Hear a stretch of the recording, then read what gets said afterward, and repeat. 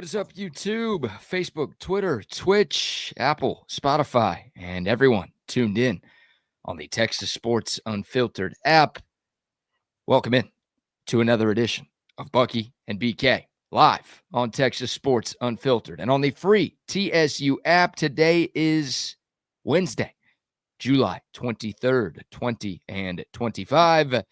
And the Buck and I are with you for the next 2 hours. On today's show, Micah Parsons responds to Jerry Jones. We've got the latest from Dallas Cowboys training camp. Plus, we are just 1 week away from the start of Texas Longhorns fall camp. We will continue our Texas camp preview series with a deep dive look at the running back position. Today, we've got Ryan Day talking Texas, Ohio State from Big Ten media days that are going on in Vegas. We'll get into that, plus Tony Petitti's college football playoff plan.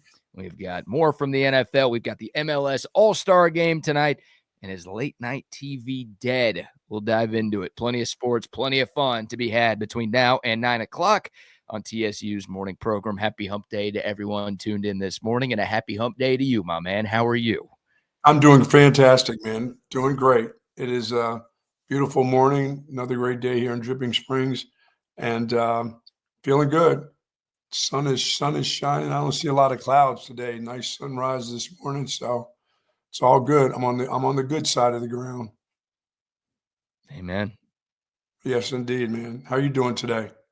I'm doing good, man. Condolences to the family and friends of the legendary Ozzy Osborne, who lost his life yesterday at the age of 76. And yeah, that one hit me yesterday. I mean, that guy, it's kind of amazing that guy lived as long as he did, considering what he put his body through over 7.5 decades. But legendary musician, a guy who was so impactful in the industry and on so many other great bands and artists over the years. And when you said on the right side of the ground, fortunate to be on the right side of the ground. And for Ozzy Osborne, he's coming home, to use his own words. Oh yeah, that was crazy. But I'm good, man. I'm good. He lived it to the fullest, I would say, to what he would think is the fullest. Yeah, like if I tried to live that style of life, I'd be dead at 31. So no, it's pretty. I couldn't do it. I tried part of it. I mean, his addiction. I mean, he overcame it, fought it on numerous occasions, still battled through it, and still was a success. It's hard to do. That guy actually had a concert 17 days before he passed away. Like literally 2.5 weeks ago, the guy did a live show, and he announced beforehand that it was going to be his last live performance. Like his health was deteriorating, and he kind of knew it. He was planning on recording more music moving forward, but pretty insane. Like less than 3 weeks ago, people got to see this guy perform one final time in concerts, and that was all she wrote. But an icon in the music industry. Losing his life yesterday. Were you a Black Sabbath fan? Were you an Azie fan, or that? I like Black Sabbath. I was big. I was pretty into Black Sabbath. You know, back around the time I was into Deep Purple, Black Sabbath. Those are the bands that I listened to. I was a guy of the '70s, so I listened to all of that stuff. I never knew I was so much into until that I listened to my XM channel. I listened to that '70s music. You're talking about dominating disco with the Tramps and bands like that. I used to listen everything that comes on there. I'm like, I listen to that. I mean, I went to parties to that madness. Sure. With the Bee Gees and it's almost like you forget about the disco era. Well, you wouldn't realize that, but the disco era in the '70s, that was my time. That was crazy stuff. And Black Sabbath and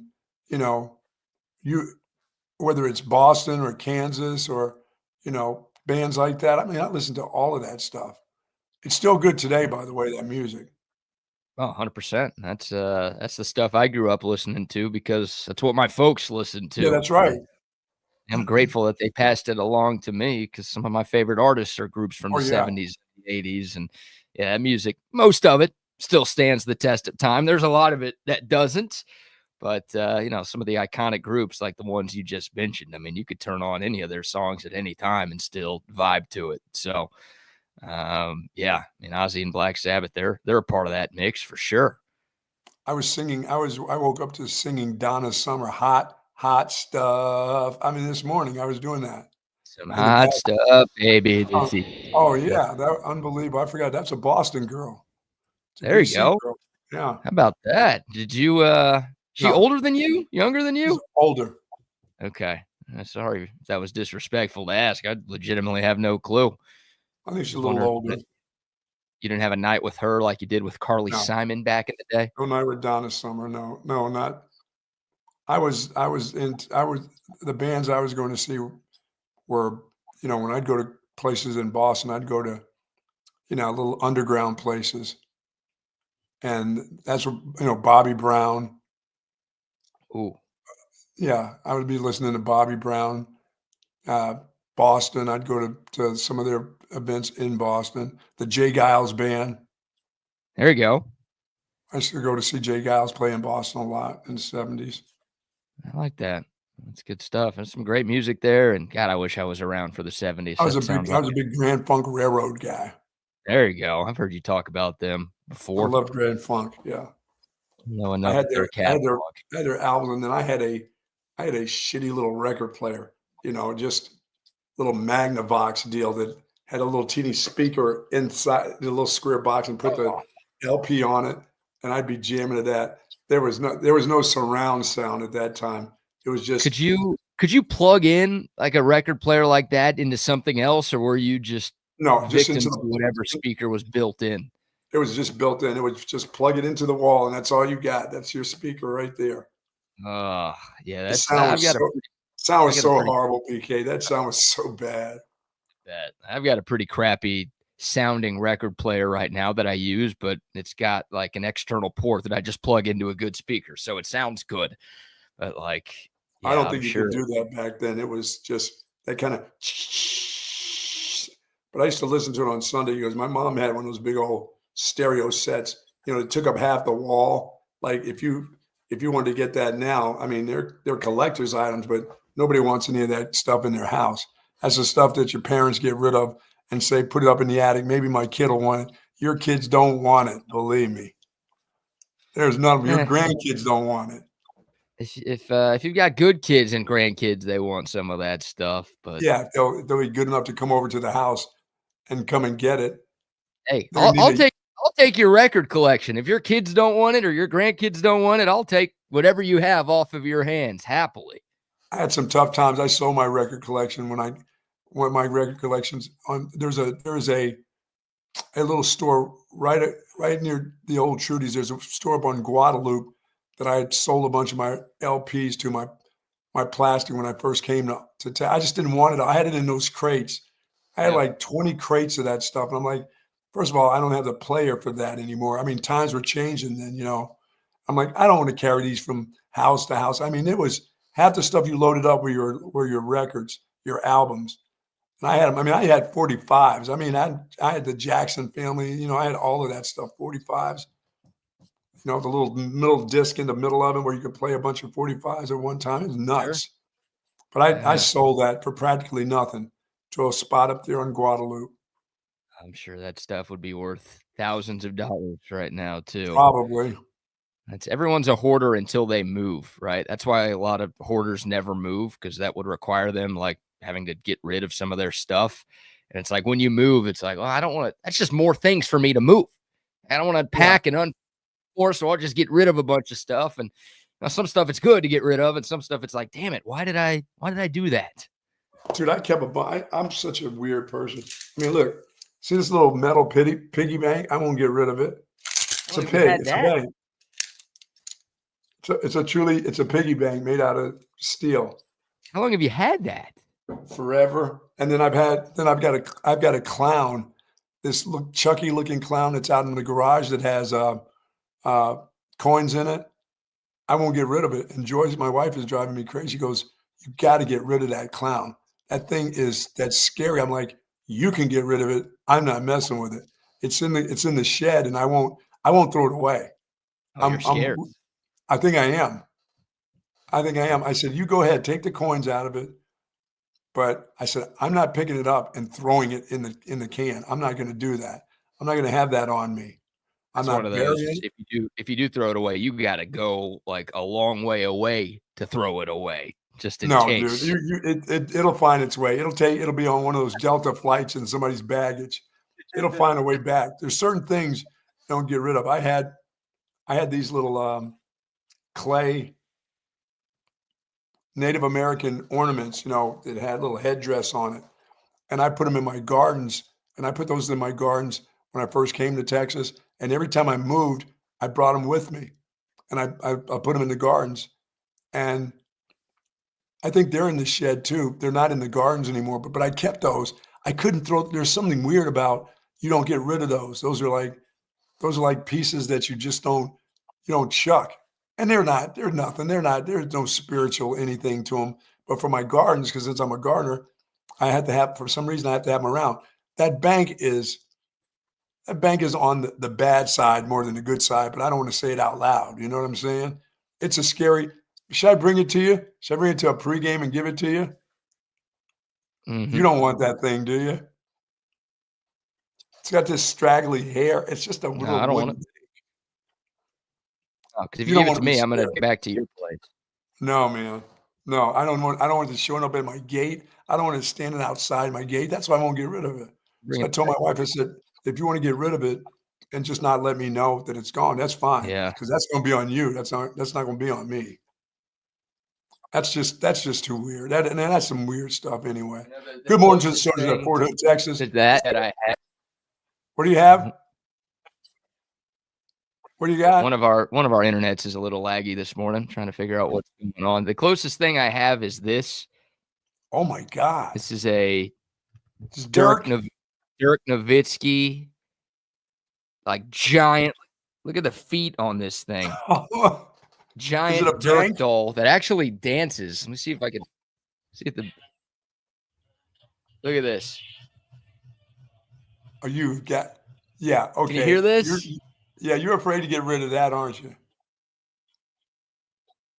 How'd you like that? So it's some sort of David Hasselhoff song that's playing.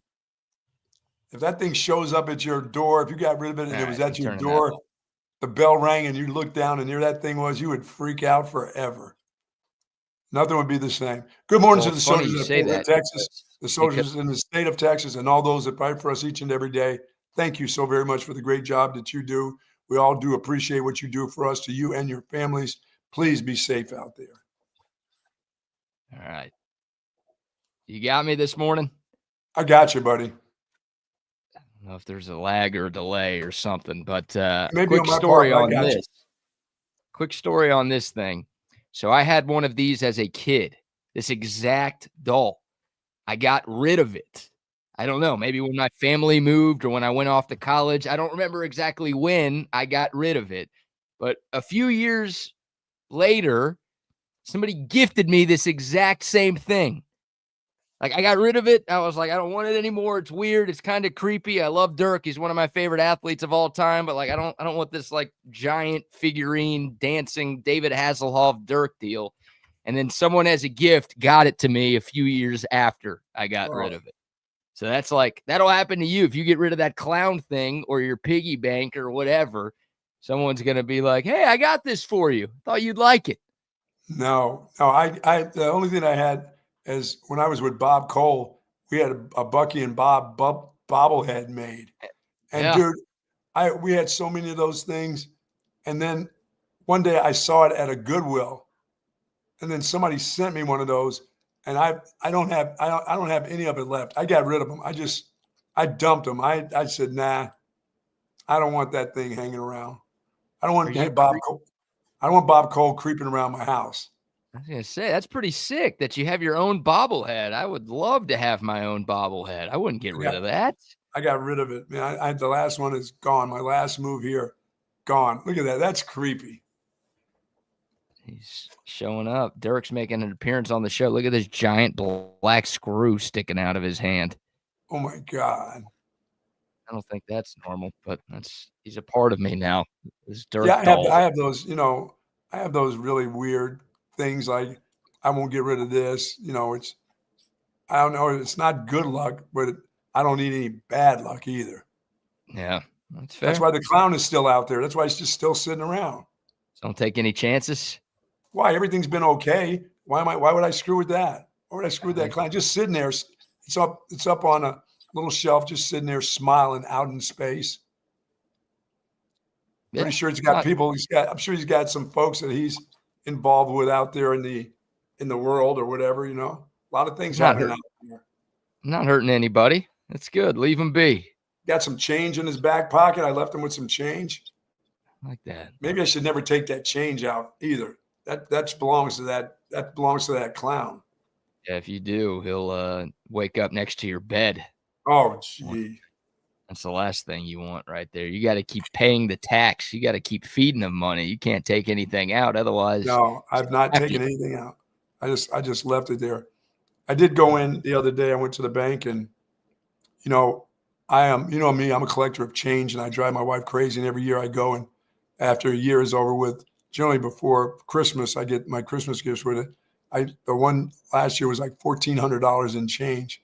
Well, I also put dollar bills and $5 bills. Like when I go play golf, I take all my dollar bills and I put them in this can. So I went the other day. I had $1,000 in dollar bills and $5 bills I cashed in yesterday, or not there yesterday, you go. 4 days ago.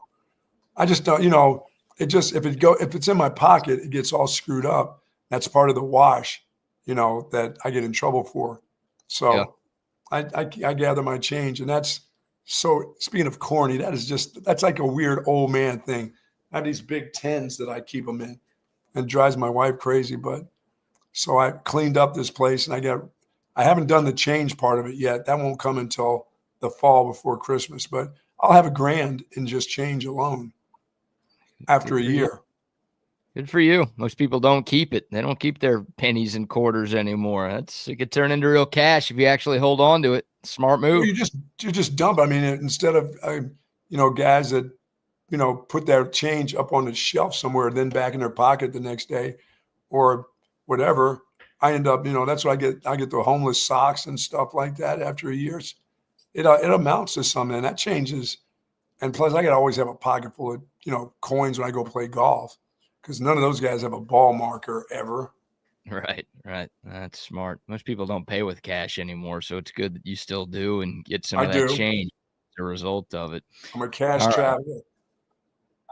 We'll dive into the sports this morning. We've got a lot to get into on a Wednesday show. We'll start with some Texas Longhorn football as we continue our fall camp preview, now just 7 days away from the start of Texas training camp. Of course, the season opener is now 38 days away. So close, we can almost taste it. Yesterday, we talked about the quarterbacks. Be sure to check out yesterday's episode if you missed it. Today, we're talking about the Bucks position, the running backs, previewing the biggest storylines going into fall camp, discussing what the room could and should look like when we get to the regular season 38 days from now. Buck, I'm really excited about this room. I think there's talent. I think there's depth. I think there's experience. And I think it all starts at the top with Quintravion Wisner, the lone returning 1,000-yard rusher in the Southeastern Conference. We'll start with him, what you like from him in 2024 and kind of what you expect from Trey Wisner here in 2025. Well, I would expect, I think he ended up with about 5 touchdowns last year. I think he'll score more. I think he'll score more long distance type of touchdowns. And I'm not talking about 80-yarders, but, 20, 25-yard touchdown runs, scoring zone where he actually scores, where we don't have to ground it out from the 8 or the 5 or the 2 or the 1, where he makes some guys miss or drags them into the end zone. He had 5 touchdowns last year, I believe, over 1,000 yards of rushing. It's one of the most talented rooms in the country. It's not the most talented room. That is at Penn State. The most talented running back room is at Penn State right now. But this is one of the top 3 or 4 in the country. It's probably the top easily in the SEC. I don't see anybody else with a group like this because they've all played. And they don't have big numbers. I mean, Baxter played as a freshman. Gibson played as a freshman. So you have guys that have experience in being in football games, which is a good thing. But Wisner's a guy. I would expect him going into this 3rd year for him that he would be a more physical back, which he was last year. I thought he was way physical enough. He's not a big bodied guy, but boy, he really packs a punch when he hits it up in there. He runs well between the tackles. He's got good enough speed. It'd be interesting to see if his speed is picked up just a little bit more with another year under his belt, strength training, speed training. Let's see if he's a little bit faster this year. I think he had 45, 44 catches last year. So I would expect if he's still around the same or better, that bodes well for this offense. Him catching the ball and becoming a dynamic guy out of the backfield would be really, really special. I just don't know if he has that kind of athletic movement with his body. You know what I mean? I don't know if he's a freak like that in the air, turning his body and twisting around and making catches like that. I know when the ball is in his hand between the tackles, he sure gets skinny in a hurry to get through the line. So, and then we all just waiting to see what happens with CJ Baxter. I mean, we can say what, we can talk about what we saw as him as a freshman, but coming off a knee surgery, that's yet to be determined. That's just a matter of him getting back into getting hit, feeling comfortable. Will he wear a knee brace? Will he have a sleeve on? And Gibson, what's going to be his role? Is he going to be a guy that's in there for series, or is he just a specialist? I don't know if you can having three guys is tough. I've been there before, but having two is okay. Having three, you're just trying to make people happy after a while. So if you can't find your specialist in your first two guys, having one guy just be some short yardage specialist, you already have a big back. You already have a thumper in your starting back. You don't need a third just to make him happy. It's good to have them because of the way that things worked out last year. Guys got hurt before the season even started. So you always need at least four backs. So they've got three, and then they've got some younger guys. So I think they're fine. You answered like my next four questions all in one response. I wanted to keep it to Trey Wisner. Do you think Trey Wisner is this team's leading rusher once again in 2025, or do you expect somebody? Okay. And Steve Sarkisian, every year as a head coach, has had at least one running back go for 1,000 yards. That's not just during his time at Texas. That's throughout the entirety of his head coaching career. So that's good news for Trey Wisner, who's coming off a 1,000-yard season.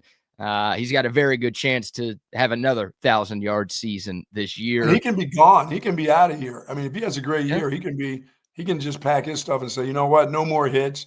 Maybe I'm a second round, third round pick. I'm out of here.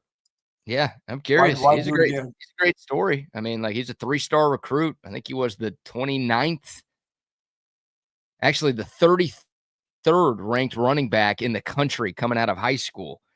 And he was barely a top 500 player nationally. It's another reason why you shouldn't sleep on the 3-stars. Those guys can end up being, diamonds in the rough and hidden gems in a recruiting class.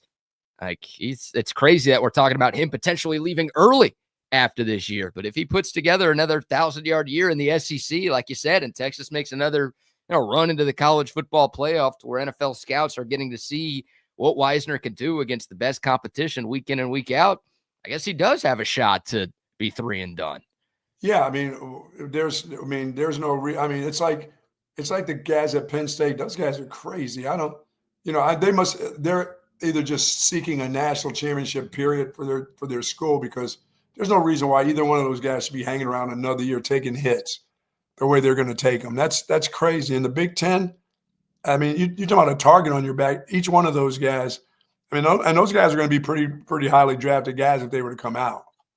Right. Yeah. Well, those guys are making a lot of money. That's the difference now in this decision. Well, that keeps you around. That's for sure.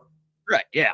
Yeah. I think if NIL didn't exist, there's a 0% chance that 2 Penn State running backs would be back for another year. But, those guys, they got a chance to make millions of dollars and compete for a national championship. And it's still a bit of a surprising decision at that position, because running backs don't have the longest shelf lives in the world. But NIL has changed the game when it comes to guys making their decisions on whether or not to go pro. More guys are going to stick around the more money. Yeah, they take chances now. They'll take chances. They got some money in the bank, so they will take chances. But this is a position that's really chancy, because they give you the ball and everybody comes after you and everybody's twisting you around and you twist around and you're trying for that extra 2 yards and you plant your foot the wrong way and somebody's laying on it the wrong way.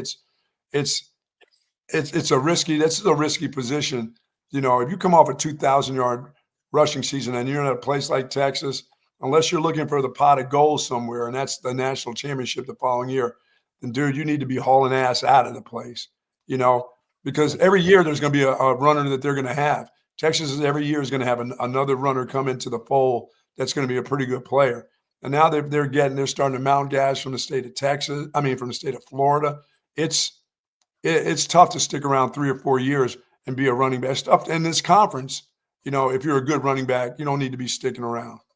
Yeah, that's the beauty of this running back room in 2025. There's so much depth. Like I think Texas has 4 guys who could be number 1 running backs at a lot of different places across the country. And I'm not just talking about like G5 schools. I think like at Power 5 schools. And I'm fascinated. Like I think Trey Wisner is clearly this team's number 1 running back, but who's going to be the number 2 guy?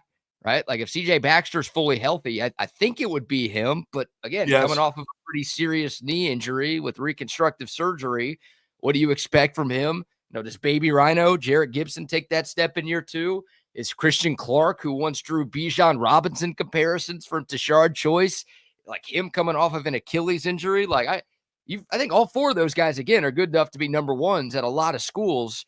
But like, which of those guys is able to play at Texas, and which guy is kind of that number 2 in this? Yeah, you just can't have the number 2 here can't just be some guy that just comes in. I mean, it's got to be somebody that can move the chains, can make guys miss, can power over guys, can catch the ball out of the backfield. So you got to do a lot of stuff. You just can't be a guy they turn around and hand it off to and you fall forward for a yard. You got to be able to be really productive at this position. I'm hoping as a group they're better than they were last year, because I'm hoping the offensive line is a better running offensive line than they were.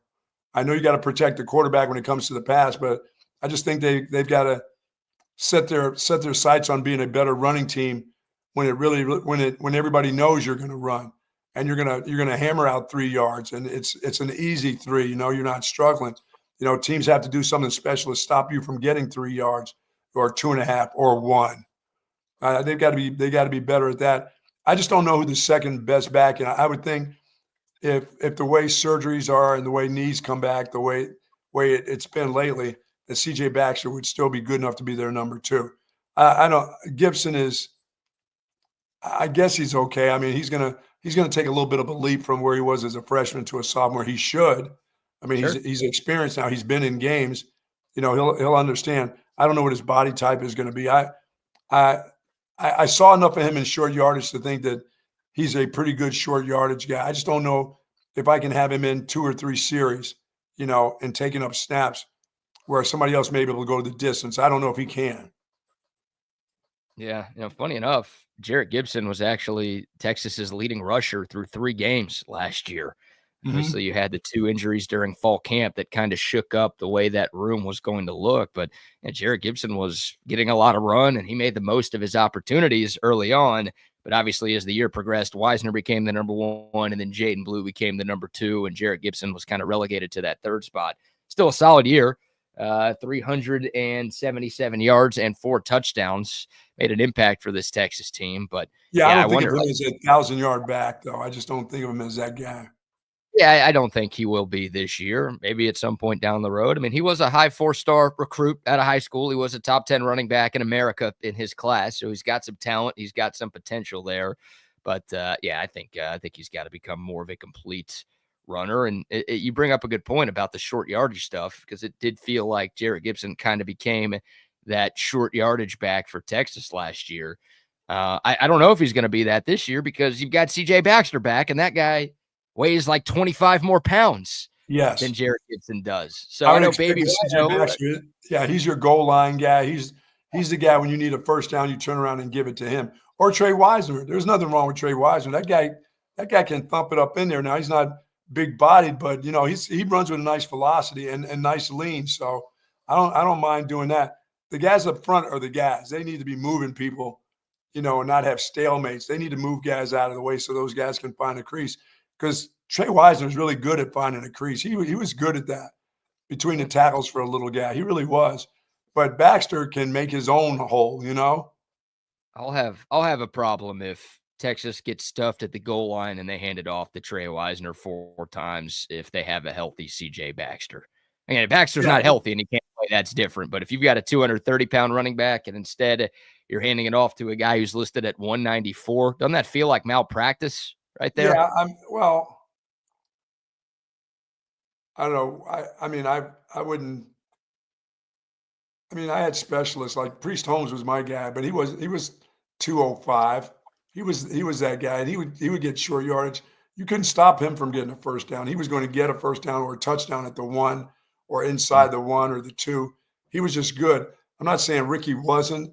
I just had to have I had to have somebody happy in the running back room. So Priest was the guy, and he just specialized in doing stuff like going over the top of people.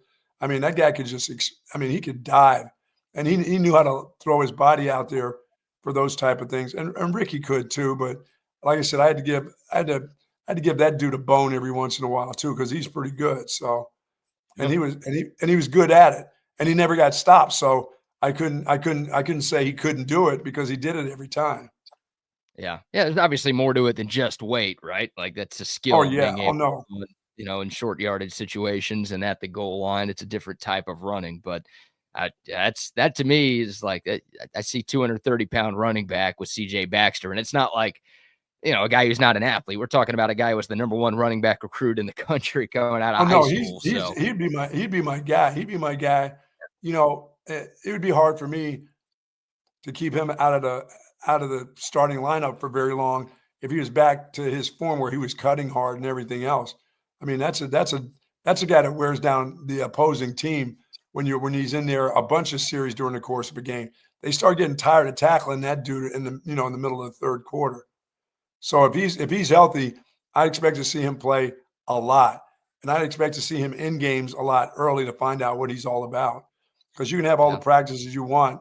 I mean, the running back coach will know when the time is when he's making the same cuts that you saw him make as a freshman or you saw him on film make. You'll know when his knee is healthy.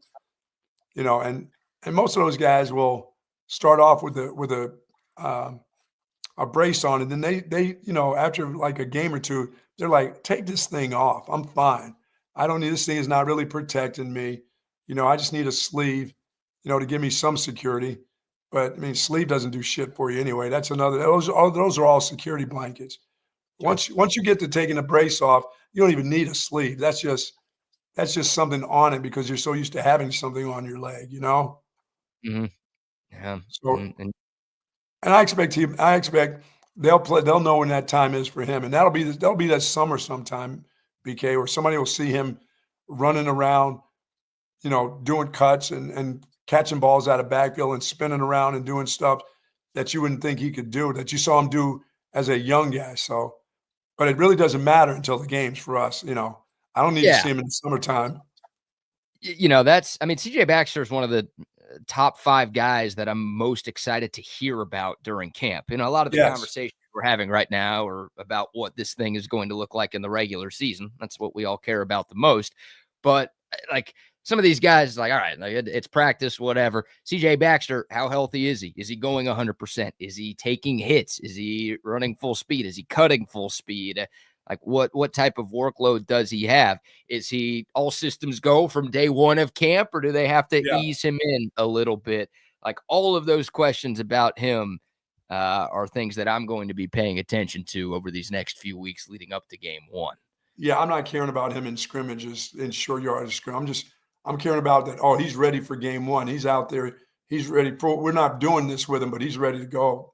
Because yeah, I'd like to see him against Ohio State. Got to take some hits. I mean, he got hurt on a non-contact injury last year, Sure. but he has to take some hits before game 1, right? Yeah, and it's not that you get hit on your knee. It's the planting more so. Guys don't get popped on the knee that often that way, that screw you up like that. It's that cut that you make and somebody then twists you around and you get going the wrong way more so than an actual hit on the knee Yeah. when you tear up those knees. And yeah, I mean they're gonna have to put him in some kind of scrimmage, Yeah, I've but seen a then lot of you'll long know. fans say And I like don't know rap. enough about Christian Clark and guys like that. We don't know. We haven't seen them enough. We hear what the coaches say about them, and the coaches have been pretty right on about guys when they tell us certain guys are looking like this. They've been pretty much right on the money when they've said this guy's pretty special. they've come into the season and they have been, whether it's a wide receiver or a running back or a defensive back or a defensive lineman, they haven't made many mistakes or miscalculated about a guy being good enough, you know? Trey Wisner was kind of that guy last year, right? Yes, he was. They talked about him a lot. And I'm like, who the hell are they talking about? Yeah, this 3-star running back who had like 12 carries his first year. We're talking about him, and then all of a sudden, they were right. He goes for 1,000 yards, and he's Texas' best running back. So, yeah, they have been talking highly of Christian Clark, and obviously we'll hear from Sark a lot throughout fall camp. So we'll get updates on Clark. But and if he's 80% of Bijan Robinson, again, Tashard Choice compared Christian Clark to Bijan Robinson, and it's like if Christian Clark is 80% of that, that's a big time player. And you wonder, okay, does he still have that coming off of a torn Achilles, or did all of that Bijan stuff go away when he did tear his Achilles? I don't know, but I got pretty excited when I heard that. Early. And it's another thing. It's like 7 months. It was a full Achilles tear, and then 7 months later, he's on the field as, I don't know if he was a full participant during spring ball, but it sounds like he was pretty damn close to one. So, like, that's, even for a kid who's 18, 19 years old, that's not normal. So maybe he is that, like, ridiculous athletic specimen that Bijan was. And, like, right now, I feel like Christian Clark's the 4th running back on this team. But if he's that, then he may be the second. Right. Oh, no, so he may be the second when it all starts out. If C.J. Baxter is off by a step and this kid has got all these things that they talk about, then he'll be number 2. Yeah, maybe. In Texas, they were 69th in the country. Very nice. Running the football last year in terms of yards per game. They had 158.9 yards a game in 2024. It's kind of middle of the pack in college football. Like that. And it's hard to be great. It's hard to be great at that in the SEC, BK. That's if you're middle. I mean, if you're the number one, if they think you're the number one team in the SEC, your run game has to be in the top 3, I would think, right? In the country? No, in the conference, at least top 3. Yeah, I'd like to see that. I'm looking right now. Tennessee had the best run game in the SEC last year, 220 yards per game. They were 11th in the nation. Okay. And then the second highest SEC team, you got to scroll a little bit. A&M at 30th. So Texas was middle of the pack in the SEC. Obviously you're going up against a lot of good defenses. And then, of course, that includes the playoff games as well. So those numbers include Clemson, Arizona State, and Ohio State, which are all pretty solid defenses. But I would like for Texas to be a little higher than that this year. And I think they've got the horses in the stable to do that, don't you? Well, I think they got the ball carriers to do it. Is this offensive line? What is this offensive line going to be? Are they going to be pass protectors? Or are they going to be run blockers? They got to get better at the run. I do. I have a lot of faith in them as pass protectors. I just do. I think they're pretty stable. I think the head coach and his play calling can help you out a lot when it comes to pass protection. You're not protected in the run game. You're just either good at it or you're not. It's just a mindset that you have to have with you, and that has to go with you every game. That can't be in this particular game. Oh no, we're not going to run it real well. We know that, so we're going to throw it a little bit more. No, that's bullshit. You had to be able to run it in all of your games. So we'll see if they can do that. Yeah, here's the we've talked about it a lot, and I think it's worth talking about again, especially considering who the game 1 opponent is. There are a lot of impressive rushing numbers from Texas's season last year. I mean, they went for 250 against Kentucky. They went for 240 against A&M. They went for 292 in that first round playoff win against Clemson, 210 against Florida, 239 against ULM, 198 against Mississippi State. That's the good, but the 3 that stick out like a sore thumb, 27 carries for 29 yards against Georgia in the regular season, 28 carries for 31 yards against Georgia in the SEC championship, 29 carries for 58 yards against Ohio State in the playoff loss. No, see, that's not, you can't get to a championship that way. Yeah. So like that, again, all the numbers aren't bad. Texas just mauled the lesser and, middle opponents on their schedule.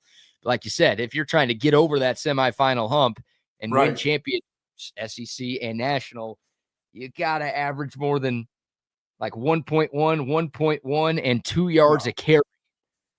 No, that's not going to do it. Hell, that's not going to do it, or it doesn't do it on any given Saturday against those teams, much less in a national championship or semifinal game. You can't. That's not enough. That's where you have to put. That's where you have to put landmarks, as I told you, when we play teams like A&M or OU, that we would set a goal as a total. We wouldn't, talk about individuals. I don't care what your average has been all year long. In this particular instance, we need you guys as a total. When you get in there, I need you to rush for 140, 160 against this particular team, not 28 yards, not 29 yards. Are you shitting me? That's nobody's goal right there. Yeah, and they got that against OU and A&M, but OU was a 6-7 team, and A&M was an 8-5 team last year. You're supposed to run against them like that. Right. Yeah, the best performance considering opponent was Clemson. 48 carries, 292 yards, and when Clemson was coming back, making that an interesting game in the fourth quarter, Texas would just hand it off to somebody and they'd go 70 yards for a touchdown. It was like, and during the course of the year, leading up to the Kentucky game, Kentucky had a pretty good defense until we actually saw them live and in person, and we're going, that's no good. Their offense is going to give you you're going to get the ball back too many times for their defense to be any good, and you're going to get it in good field position, and that defense is going to wear down because they're offensively they never had the ball enough because they sucked. Defense was solid, all things considered, but we are talking about a Kentucky team that went 4-8 last year. Yeah. So that's like, to me, you're Texas. You've got the talent and the athletes that you do. You should be running roughshod on teams like Kentucky every time you play them. Kentucky and OU, you should be roughshod in both of those two. It'd be nice. I'd love another 34-3 in Dallas this October, wouldn't you? Oh, yeah, for sure. I just think that the run game has to be better when everybody knows that you need to run the ball. You need to run the clock out. You need to run the half out. You need to, in the scoring zone, you don't need to kick field goals. And somebody's got to run with the ball 8, 12, 20, 25 yards into the end zone. You don't necessarily have to grind it out, Mm-hmm. It doesn't have to be that way. A guy can split the seam and go in there from 25. I don't get mad at anybody for those runs. Explosive runs are fun. Not Absolutely. After dinner, but when you're watching football, they're very fun. Yeah, it's awesome. You can do that. You don't have to tell me that we don't have a great goal line offense. Well, okay, you don't need to be at the goal line. Score from the 20. That's fine too. Right. Yeah, that works for me.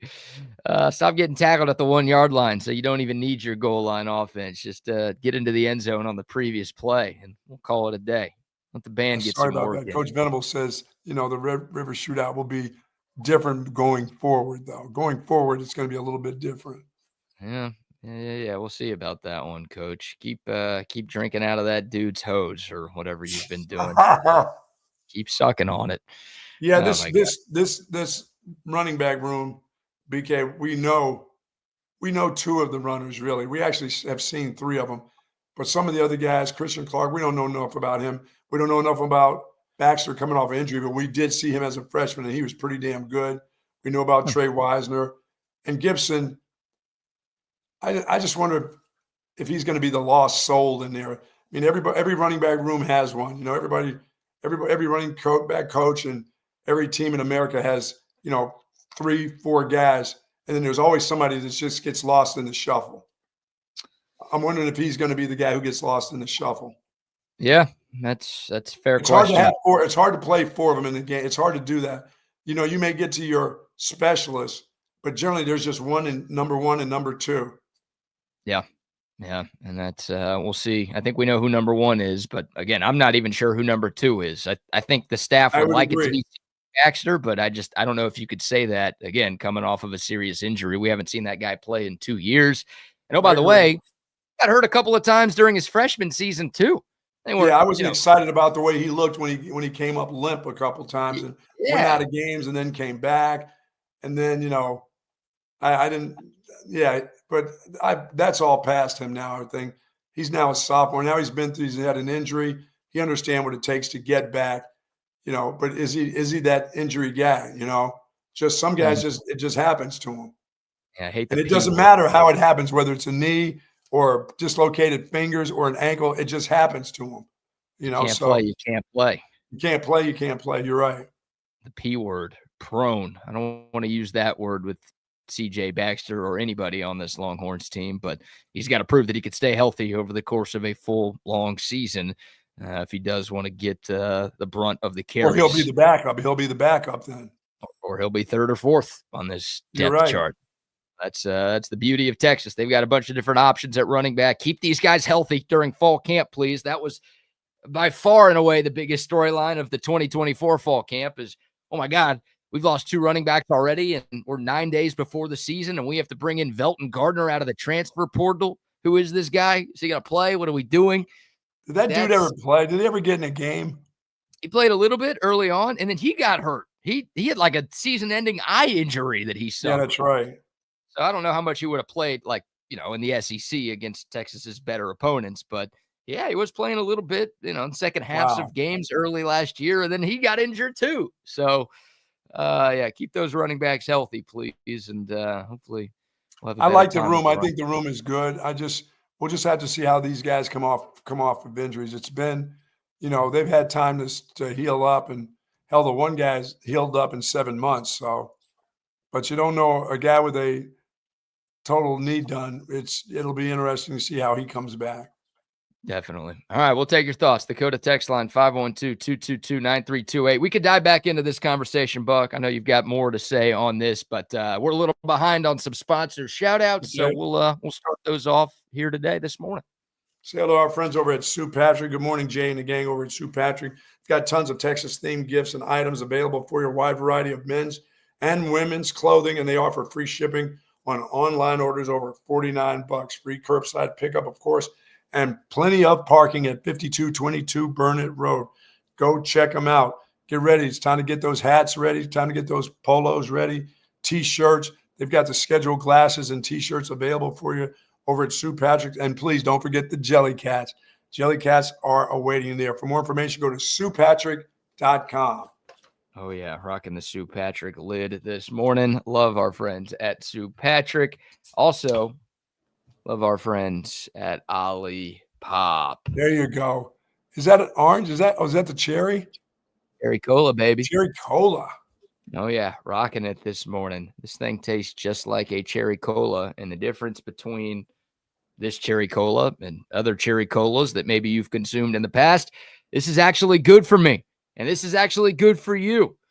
About 0 grams of fat, just 5 grams of sugar in this entire can, plus prebiotics, plant fibers, botanicals, a bunch of ingredients that support good digestive health. This is the game changer of all game changers. OLIPOP's slogan is a new kind of soda because that's exactly what it is. Again, this is soda, and it tastes like soda, but it's actually good for you. I don't know how they did it, but they found a way to do it. They've got 19 different flavors, so if cherry Coke isn't your thing, head over to H-E-B, Costco, Walmart, Target, Whole Foods, wherever you buy your groceries, and pick up a different flavor. But next time you're shopping, make sure you shop OLIPOP. Love OLIPOP. I had one yesterday before I went to play golf, and then I got to the course, BK, and obviously they didn't have one there. And guess what I drank? I drank an ice cold Pepsi. And you talking about garbage? Oh my God. Oh my God. About the third sip into that thing, it was like I was coming off the cloud. I fell through a cloud and headed to earth. It just was so, You crash on the course. Sugary, nasty. It was over ice. And I was thinking, man, back in the day before OLIPOP was around, I used to have those ice cold Coca-Colas on the course. I'd drink about 3 of those and then have that sugar crash. I had like 2 sips of this Pepsi, and I thought, oh, in this bag 9, I got to have this nice cold Pepsi. It was terrible. Oh, that is rough. Yep, OLIPOP, it's better for you, and it tastes great, and you don't get that crazy sugar crash, and you don't feel after you drink it because you're not putting in a bunch of crap into your system. So checks every box. Love OLIPOP. Also love Hurricane Hecht and the Hecht Law Firm. My guy, Ryan Hurricane Hecht. Now a friend of the show. We talked to him a couple of weeks ago. He's a friend of the show, but a fighter for the people. He's your go-to personal injury attorney right here in Central Texas. So if you are injured in a car crash, a workplace accident, if a dog bit you, any sort of injury that you sustain, reach out to Hurricane Hecht. and he will take care of you. Aggressive in court, but compassionate with clients. A guy that I've been personal friends with for more than a decade, and a guy who's been fighting for justice and big results for Central Texans for a decade. He has your back. And again, unlike those PI lawyers you see on TV, standing on cars and hosting podcasts with little girls, that's weird. Copters in their helicopters. They're choppers and Rolls Royce because that's what they're spending your money on. Now, Hurricane Hecht is actually going to be there for you, and he's the guy you're going to work with. When you call those big firms, they're going to pawn you off on some jabroni. Don't work with a jabroni. Work with Hurricane Hecht. Let him flood your wallet with cash. 512-932-8929. Or you can find them online at hechtlawfirm.com. What are you doing? My watch told me to stand. My life alert said, "Stand up, idiot." Oh, it calls you an idiot now? No, it says really nice things to you. It says you're really achieving your goals. Way to go, buddy. Oh, that's disrespectful. If it's calling you buddy, that's not a compliment. I like this. It gives me all those good things. I'm in a cart yesterday, but I walked over 5 miles yesterday. And that, playing golf and my activities during the course of the day, 5.2 miles of movement. Wow. I can't even, for all you guys out there carrying your bags on the golf course, you are nuts. Yeah, I did that. I was in a cart and I still went over 5 miles. I feel like you weren't using the cart enough. Was it cart path only? No. Huh. I was walking. You know where I hit them. Sometimes the cart can't go into those spots. Right. That's 5 miles. Look, I've never checked my steps after a round of golf. So maybe every time I'm out there, I'm also walking 5 miles. You probably are. You're probably going 3 to 5 miles. I know you are the way you hit it. You're going in spots that the cart can't go. You're going looking for the ball in spots the cart can't go near. Even if I'm using a practice ball, I don't want to use that or lose that because that's valuable. I got to find that. Can't waste another ball. Yeah, I like this for telling me, if I'm doing, between 2 and 5 miles a day and just regular activity, that's pretty good exercise. I wonder if you could set your Apple Watch to like talk trash to you. Like if there's a setting, because some piece of shit. Some people might do better with like name calling and shit talking, right? Like I think a lot of people like the constructive, positive, like influence. I would like that. I would like one that tells me you hooked it in the woods again. We're in the woods again, you dick. What are you doing? I would love for my watch to tell me that. You just hooked another one. You suck. Or it's like, if it just played this drop when it's telling you to go work out. He's fat. Oh, yeah. That's all I need. Hey, nice putt there, jabroni.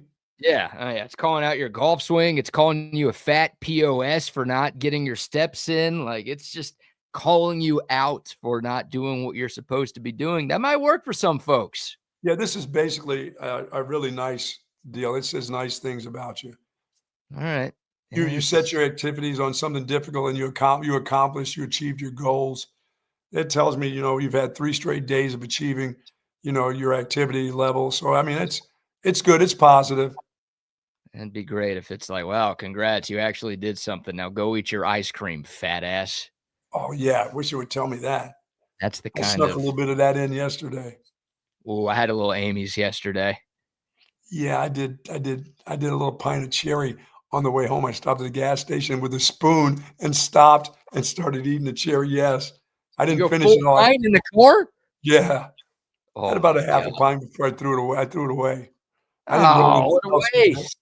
I didn't take it all. No, man. It's fine. I guess you can't put it in a freezer at home because then you're getting in trouble. No. I got rid of it right at the gas station. I pulled in a little parking space and just got after it. Good move. Well done. You've earned that. Your watch is telling you that you've earned that. Good job. You know what? I'll tell you when it's really a problem. When I have my own regular spoon and not a plastic spoon already in the car waiting for me, that's when you've reached a level of that's a problem. If you've got your spoon already that's already washed, it sits in the car in the glove compartment waiting for you, and you don't want to eat it. You weigh 155 pounds. None of your eating habits are a problem. You're doing fine. You're doing too good. You need more ice cream. That's your biggest issue. No, it's not good for it. I can't mess with the arteries, man. Can't clog them up.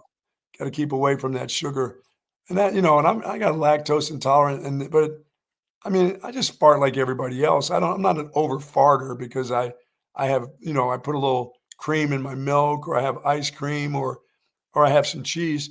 I don't totally explode. My stomach's not like that anymore. It can take it. You put the cream of some young guy in your milk? No, I used to when I'd eat any of that dairy stuff, it would be like my nights when I went to bed would be just horrifying for anybody that was near me. But that's gone away now. My stomach is used to some of the stuff I put in it. I was going to say, if you were truly lactose intolerant, you would not be able to eat a whole half pint of ice cream in a gas station parking lot without running in there 3 times to relieve yourself. You'd be cooked. I'm related to a few of those. That's only late at night my stomach will do that if I do that. Like before bed, if I try to jam in some ice cream, like if my wife's not around and I try to eat like a pint, watching TV, and then I go to bed and I lay down, that's over with then. You have to do that. Middle of the day, my stomach doesn't go nuts with milk and stuff like that. I'm on the move. Yeah, I was going to say, you're moving around versus just getting stationary. Oh, yeah, man. Oh, yeah. Taking care of the old body. I haven't, I haven't had a fall since this. Good. Plus, I've been going to do stuff once a week and lifting my legs, and I go walk the track and over-exaggerate my walk. I'm like an idiot walking around the track doing these kind of high steps. People are looking at me going around like, did he just have an accident? Did he just have a stroke? Is he just trying to rehab from a stroke the way he's walking? Nope, just trying to get through life without falling on my face. Aren't we all? Yeah, that's for sure. All right. That's for sure, brother. 38 days away from Texas, Ohio State. We've got some sound from the Buckeyes head coach, Ryan Day, who was at Big Ten Media Days yesterday. That event continues. It's a 3-day event going on in Vegas, but Ohio State was one of the teams represented on day one. So Ryan Day met in front of a group of assembled press to field some questions and talk about his team's offseason and the upcoming 2025 season. And, of course, he got asked a question about Texas. So we've got 2 cuts from Ryan Day. The first one is, how do you get your guys prepared for your week 1 matchup against Texas? And then we'll let Ryan Day update you on the Ohio State quarterback competition. Apparently, that hasn't been resolved yet. So that's a storyline for Texas and for everybody to be paying attention to as we get closer and closer to kickoff. But first, here's Ryan Day talking about getting his new roster ready for the Texas Longhorns. Well, I think going back to last year, we had so many guys decide to come back. And then we brought in a few older guys in the portal. And then, so what happened was, like you said, you had a mass exodus this year. But that's part of the culture is bringing those young guys along. And they were able to not only be a part of the run, but they played. They didn't carry the water. And so now they have to do that. And so one of the biggest challenges this offseason was our team has to grow up. And the faster we grow up, the faster we're going to be able to, reach our maximum capacity. And so, the goal is for that to be in the first game. And then, we come up for air and figure out where we're at. But, guys are going to be a little experienced going into the season, but that's college football. You're constantly going to have turnover like this. And so this isn't the first time we've gone through it before, but having a game like this certainly has everybody's attention in the summer. Yeah. I mean, yeah, you're Ohio State. Yeah. You're going to have turnover, but you're always going to have good players in the wings ready to go. So you're not fooling anybody. You're not like, oh, our cupboard is bare. They understand that he has players that played, young guys that played in games all year last year, because there was teams that they beat the crap out of, and those guys got an opportunity to play, whereas veteran guys got a chance to rest. So he's got plenty. That guy's got plenty of players. Now the quarterback position, that's probably going to be a battle up to the very end with them. I don't think they have a true number one. They're looking, and it's like for Texas, they have their number one guy. For this guy, it's going to be, who do I trust? In these Big Ten games, who am I going to throw in against a team like Texas, which the game means an awful lot. So that's the one part that I think obviously their staff is more worried about, who's going to be our starting quarterback. We have other players. Yeah, we lost a couple running backs, but we got others. We We got guys from the transfer portal. We got plenty of defense. Their deal is, dude, they just lost two coordinators. You know? Yeah. Not only did they lose more players to the NFL draft than Texas and than any other team in the country, but you're right. They also lost both of their coordinators from last year. So they still have the head coach. He's the most important guy, but Chip Kelly regarded as one of the best OCs in the sport. Right. Jim Knowles regarded as one of the best DCs in the sport. Both of those guys are gone. So you've got new faces there. And yeah, it's like, it's a little scary. We've talked about it a lot. You'd like to play, a team like this, maybe when you have more of your own stuff figured out. But because Ohio State is replacing so much from last year's team, you want to get them as early in the season as you possibly can. So maybe that's an advantage for Texas. I think it is. I think I agree, BK. There's certain seasons where, that first game you talk about, let's get somebody good the first game. And no, I like to go ahead and bury somebody in the first game. In this particular game, there's a lot of question marks for this group here. Even though I say they have a lot of players, that one position in itself, I'd like to get them in game one and find out what their quarterback is all about. Yeah. This is when you want to catch them right now. I don't think they're going to be as bad as 2024 Michigan, but I don't think there's as much talent, and there's definitely not as much experience on this year's Ohio State team compared to last year. So a chance for Texas to go steal one. And you're right, on that quarterback competition, feels like it's two guys battling for the starting spot. It's the redshirt freshman, Julian Sayin, and junior Lincoln Kienholz, who are duking it out. Last year, Sayin threw 12 passes in the entire season, all in mop-up duty. He was 5 for 12 for 84 yards and a touchdown. Kienholz did not record a stat last year. He did throw 22 passes in his freshman season in 2023. Yeah, you've got two guys with basically zero real game experience. Here's Ryan Day providing a little bit of an update on the quarterback competition in Columbus. The same, because it's hard to make any progress unless you're actually on the field playing football. But I think both guys have gotten stronger. We're interested to see once we get done with our summer program with Mick next week, who are gold and who's iron Buckeyes.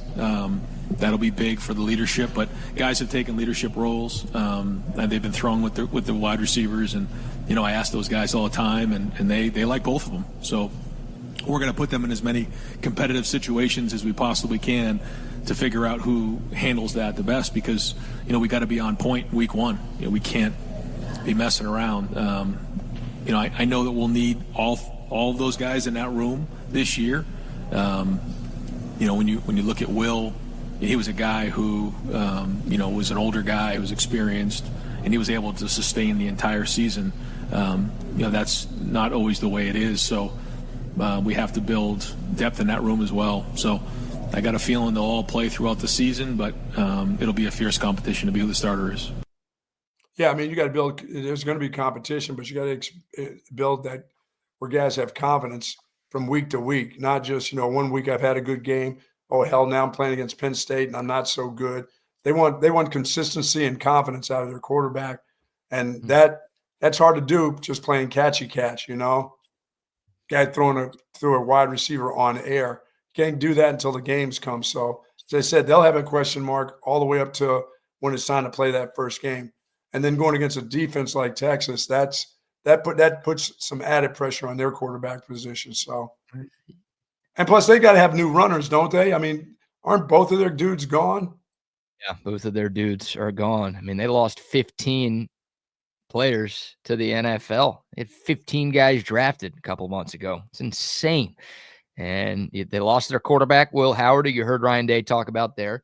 Yeah, Quinshon Judkins and Travion Henderson are both gone from their running back room. Yeah, Jack Spratt, that ain't no fat, is gone too, right? Sawyer, little Jack Sawyer sat in the corner or whatever his name is.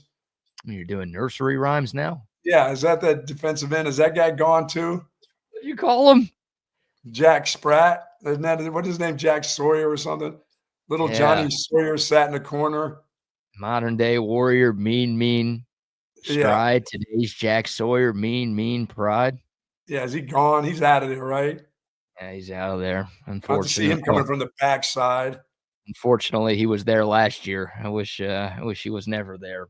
But yeah, I mean, they they lose a lot. Like Cody Simon, Lathan Ransom, JTT, Jack Sawyer, Denzel Burke, Ty Hamilton, Tyleek Williams. I mean, all these dudes were dudes on their defense when Texas last played the Buckeyes in January. So it's a lot to replace. And I think, again, the biggest separator, because Texas had a bunch of guys drafted too, and they're replacing a lot. The biggest difference is what you talked about is the quarterback. Like, yes, we're not 100% sure what Arch Manning is, but he started a couple of games and he played a lot last year, and he's going into year 3 and he's Arch Manning. For Ohio State, it's your two guys have thrown a total of 34 passes in a combined 3 years of college football. So, and once again, Trey Wisner will be back and turn around and hand it off to a guy who's a 1,000-yard rusher. Right. Yeah, you're right. Texas has that going for them too, where Ohio State's got good running backs. They always do. Right. They went and got the transfer C.J. Donaldson from West Virginia, who's got some college experience. And then I think James Peoples, if you don't know that name now, like it sounds like he's next up for Ohio State. And he's just the next great Buckeyes running back that the country's going to have to deal with for the next couple of seasons. But yeah, I mean, it's all of those things, but I have a lot more faith in Arch Manning than I do in Ohio State's quarterback situation right now. And they'll have a big offensive line again, so they've got some dudes. Oh yeah, they're going to be a really good team. I think Julian Sayan's going to be the guy. Sayan was the #1 quarterback recruit in America in 2023, 5-star. He actually started his career at Alabama. He literally was in Tuscaloosa for 9 days, Buck. Maybe I got to do some digging on what happened and why this happened the way that it did. But Julian Sayan signed with the Crimson Tide. We're going to remove the beard dye for a second. And I want to get into a beard dye conversation with you with Ryan Day. But I'm tired of looking at him. He's starting to creep me out a little bit. Julian Sayan signed with Alabama in December of 2023, National Signing Day. He enrolled at Bama on January 10th, 2024. He hit the portal on January 19th, 2024. Like, he didn't spend a year in Tuscaloosa. He literally was there for a cup of coffee and then left. I don't know if it was a school thing, NIL money didn't come through, or he just felt like he had an easier chance to play sooner in Columbus. I don't know what it was, but that's the Julian Sayan story right there. But he was a really highly touted quarterback coming out of high school. And Lincoln Kienholz, he does have the experience advantage going into his 3rd year, all with Ohio State. 4-star, the 15th ranked quarterback in 2023. So, I don't know. I don't know what to make of it. But I think Sayan is going to be the guy, I guess, is the point that I'm trying to get to. But I don't think it's like, well, if Sayan has a bad first half, they're definitely going to stick with him. I think it could be Texas sees 2 quarterbacks in that game if whoever wins the job just isn't good enough. Yeah, the thing for the Horns is what kind of pressure they can put on. They want to get it to their wide receiver, but can they hold this pass rush out of Texas? And if that guy gets sacked or the ball gets stripped from behind or he throws couple picks, that's where things really will change. I mean, we'll be leaning on this defense in game 1 for sure. With a brand new quarterback on the other side, that's where you lean on your defense to make things happen for you, to set your young quarterback up in good position. So I'm excited about that. And this is one of definitely kick it to them first if you win. Here, let them get out there on the field and see what they can do offensively. Yeah, I agree with that take right there. And the Buckeyes are replacing 3 starters on the offensive line and 4 key contributors on the offensive line because they dealt with a couple of injuries and they had to throw in some guys in the middle of the season.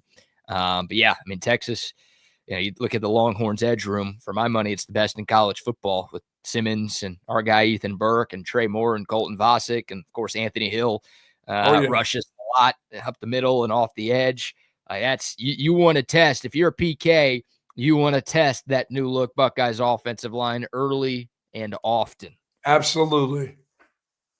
Yeah, and if I'm sorry to bring this up because we're having a good time. If I am Ohio State, I guess it's a new offensive coordinator, but I'm calling a screen on the very first play of the game. Oh, shit.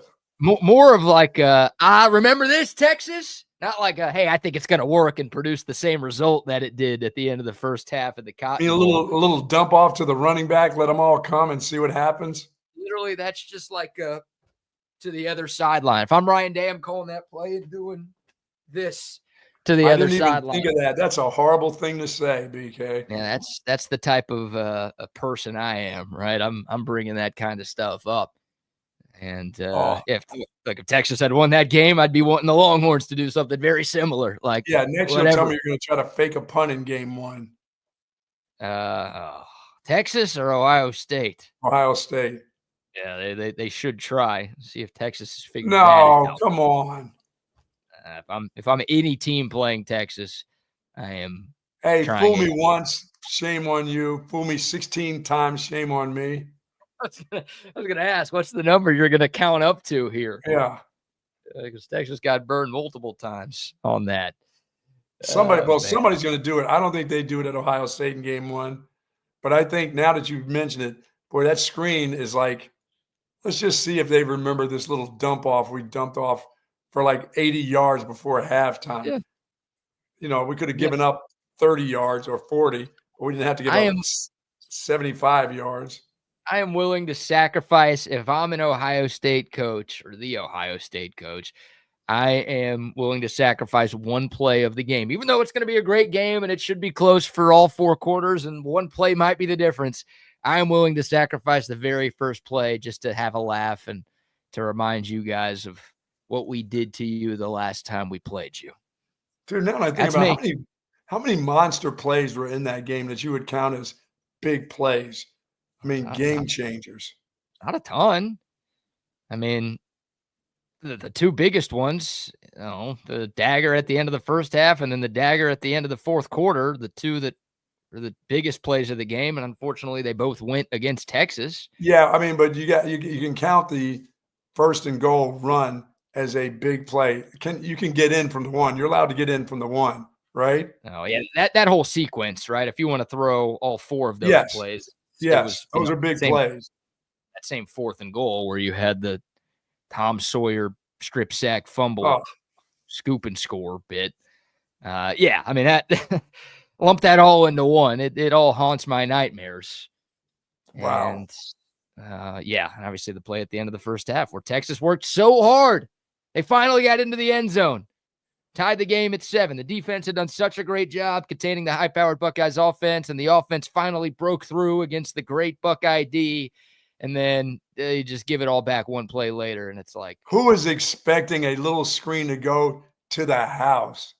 Well, they were. To the house? Well, I think a lot of defensive coordinators would be expecting a screen to be called in that situation.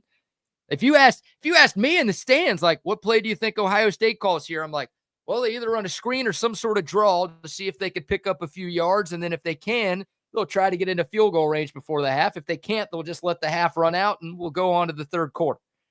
And so that's like the obvious PK has a football mind 100 times better than mine. And I was able to think of that at the time. And for some reason, he wasn't thinking of that at the time. Total brain farts. One of the best in the business. Everybody has them. All of the great coaches, the great players, they screw up. That was just a really unfortunate time for a really unfortunate screw up. And can somebody make a play? Can somebody make a play that they have to kick a field goal, please?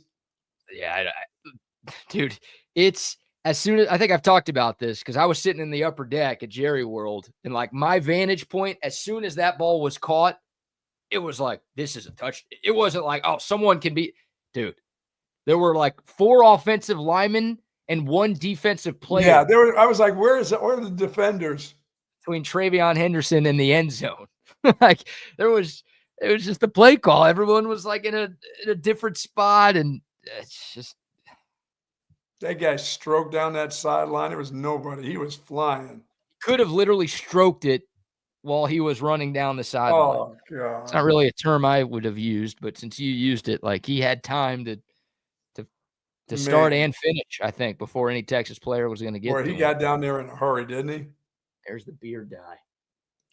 Yeah, you can stop with the dye. That's all dyed, and that's just for men.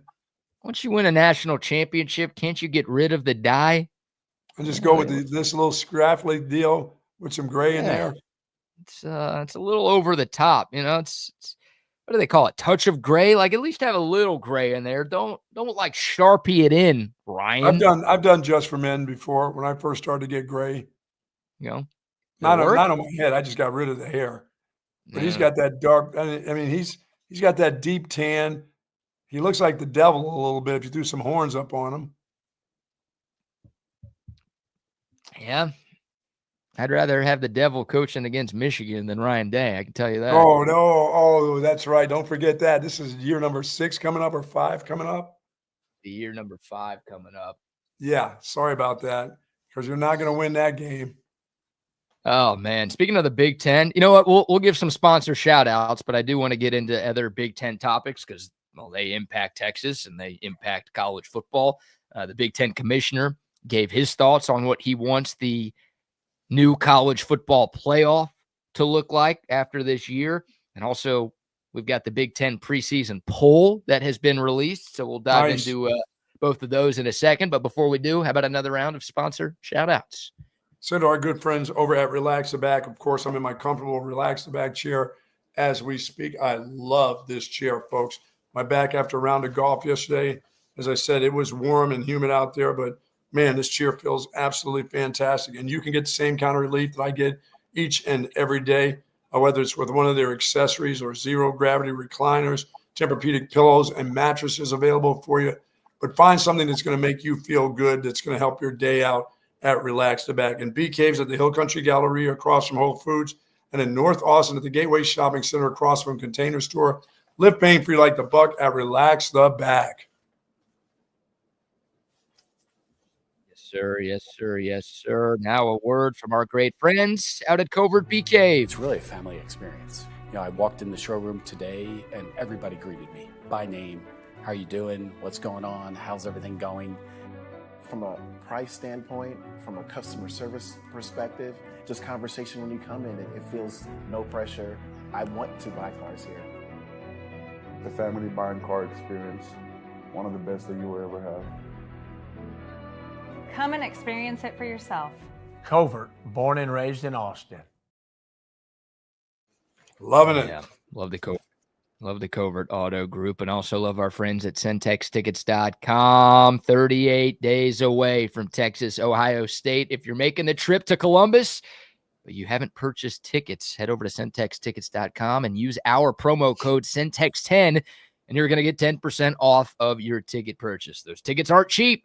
They can be 10% cheaper if you head over to CentexTickets.com. And, hey, if you're not going to Columbus, but you just want to go to any Longhorn game this year, they got you. Every game. Online, home and away at CentexTickets.com. Cowboys tickets, Texans tickets, Aggie tickets, Roadrunner tickets, whatever team that you support, you can find tickets. Bobcat online. tickets. Texas State Bobcat tickets. Oh, they're going to the Pac-12. Oh, yeah. That doesn't start this season, but they will be in the Pac-12. So, final year of the Fun Belt for the Texas Staters. You can be down there at Bobcat Stadium in San Marcos, whoever you root for, whoever you support. If you want to be in the building, head over to CentexTickets.com. See all our friends over at 34 Wine and Spirits, 4601 Southwest Parkway for all your wine needs, all your liquor needs, all your spirit needs at 34 Wine and Spirits, where you'll find Altstadt Beer, BK. And it seems like it's going to be an Altstadt week, really, with the humidity and the heat out here. I think we're hitting triple digits later this week, no? Don't buy into it, no. Okay. We'll get close. We won't get there. That's all right. We don't need to see it, do we? No. You are the official weatherer of TSU, so I am running it by you. But I did hear on the local news or something yesterday that Thursday and Friday, so I guess tomorrow and Friday, could be triple-digit days here. 97, 98. We're not getting to a triple digit, no. They're just talking. They're just trying to scare you. People don't get scared. With the humidity, it's going to feel like 115. It feels like. Well, I'll just say this: whatever they say, it feels like, that's what it is. I love when it feels like 104. Okay, then it's 104. Yeah, you know what I have to say to that? Feels like some bullshit. That's what That's what I think of the feels like temperature. You're right. Whatever it feels like is what it is. That's exactly what it is. If it feels like 106, it's 106. Oh, man. But you're right. Good Altstadt weekend. It's going to be hot. Maybe it's not 100, but it will be close to it over these next few days. So maybe you're going outside, hitting the lake, hitting the pool, grilling out with friends and family, or maybe you're just staying inside and enjoying the air conditioning. Whatever you're doing, Altstadt Beer makes your good times in the summertime even better. They've got a bunch of different brews, something for every beer drinker out there. The lager, the Kolsch, the light beer, perfect for the summer. The Peach Radler, another one that's perfect for the summer. They've got you covered. They know you're drinking. They're whipping out new brews all of the time. They're all brewed locally in Fredericksburg. They all taste great, and they're all brewed without additives, preservatives, or unnecessary sugars. So you can feel good about what you're putting into your system, but more importantly, you're going to enjoy what you're putting into your system. That's the greatness of Altstadt Beer. No impurities, no regrets. Sweet. All right, Buck. The Big Ten preseason poll has been released. Again, Big Ten Media Day started yesterday in Vegas, 3-day event at Mandalay Bay. Bay, I've been there. I like that place. Is okay. Okay, it's pretty low on my list of Vegas casino power rankings. It's not. It wouldn't be in my top 5. No. My God, I don't know if it's in my top 10, to be honest with you. Oh, the Lexor's in my top 10. I think the El Cortez on Fremont, that old school cigarette stains everywhere. Oh, the whole place just reeks of lung darts and desperation. That's high up on my list. Of course, Circa's number 1, but I don't know. Mandalay Bay, look, it's cool. It's in Vegas. I would have much rather have been in Vegas last week than Atlanta. I can tell you that. Let's get this done. Sure. What is that? What is the commissioner waiting for? I don't know. I'm sure you would have been with us if it was in Vegas instead of Atlanta last week. The Big Ten does not do a traditional preseason poll because they're soft like the Big 12. Thankfully, every year, the folks at Cleveland.com, they reach out to a bunch of media members from around the conference, and they conduct their own preseason poll every year. So they don't get as many votes as like the SEC does and any conference that actually has an in-person thing. But Cleveland.com sends out a ballot to a bunch of reputable journalists and media members who cover the teams across the Big Ten, and they have spoken on how they view 2025. Maybe not a surprise, but something we're not used to seeing. The team projected to win the Big Ten Conference this year, the Penn State Nittany Lions, Buck. Not used to that, but yes, they've got a lot. They got a lot of returning players, veteran staff that's there. So veteran quarterback, 2 running backs coming back, should be able to score a lot of points. They should be able to score at will in the Big Ten on some of those teams. They're going to score a lot of points. So, and they're going to have good enough defense. They always do. So, I agree. It was a pretty close vote, Buck. Like, there were 25 people who voted on this. So, again, much smaller than – there were more than 200 who voted on the SEC one. Sure. 11 people picked Penn State to win. 10 people picked Ohio State to win the conference. So, that's how close it was, even though Penn State has a lot more returning. I think a lot of people kind of know how Penn State has fared against Ohio State and against their biggest opponents in the James Franklin era. So I think a lot of folks are still like, I'm going to side with the more experienced team and the team that usually shows up in the big spots. Yeah, they're gonna stick with that one. They're gonna take Ohio State. You're right. And by the way, that game is in Columbus this year, November 1st. Penn State at Ohio State. Of course, there's a Big Ten championship game, so they could play twice. We saw that with Ohio State and Oregon last year. But, that matchup will be at the Shoe this season. The good news for Penn State, they don't have to play Michigan, and they do get Oregon at home this year in conference play. And is that an early game, that Oregon game? Yeah, it is. I just had the date, September 27th. Okay. So it's their conference opener. It's game 4 of the year for Penn State. They've got 2 weeks to prepare for it, and it is a home game. Meanwhile, Oregon will play the Civil War game the week before. So they've got a rivalry game against Oregon State 7 days before that trip to Happy Valley. So that's a rest advantage and obviously a home field advantage for the Nittany Lions in that one. But yeah, I don't know. I think I'd pick Ohio State, just literally based on them proving to me that they can win important games. Who, Penn State? Yeah. Well, Ohio State has. Penn State hasn't. That's why I think I would pick. I wouldn't pick. I'm not picking Ohio State to beat Penn State this year. No, Penn State. Okay. This is the year they just have too much. I haven't think won they finally have too much. Excuse me, Buck. They haven't won the Big Ten since 2016, which was They're not James going to Franklin. blow them. They're not blowing them out, but I think they'll win that game at home. Okay. Especially after Ohio State loses to Texas, they'll be out of things early. You're out of things. You're not out of things if you lose one game. If they lose 3 during the course of that, well, you know the other one they're going to lose. All right. Yeah, I mean if they lose those 3, they're done. They lose those 3, yeah, they might miss the playoff. Yes. They won't be out of it by the time the Penn State game happens because the Michigan game is the last game of the year. Yeah. Are they going to barely sneak in? No, that'll still matter, won't it? What? That Michigan game, that last game will matter to them too. Yeah. Yeah, of course. I mean, if they have 2 losses going into that game, then they better win it. Again, we don't really know. We don't really know what the playoff is going to look like because we only have 1 year of data of this 12-team field. So last year, no 3-loss team got in, right? So everyone's assuming if you lose 3 games, you're done. That might not be the case this year. And if you're a team like Ohio State or Texas or Bama or Georgia, a blue blood that's a big name that brings TV or Notre Dame or Notre Dame, yeah, you've got a better shot to sneak in as a 3-loss team than Illinois or Vanderbilt or whatever. You're right. Insert Power 4 team. By the way, the rest of the top 10 in the Big Ten poll, Penn State picked 1.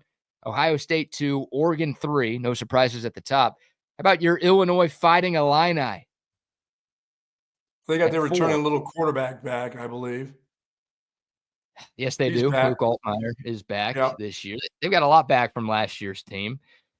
Michigan is 5th. They did get a first-place vote from somebody to win the conference this year.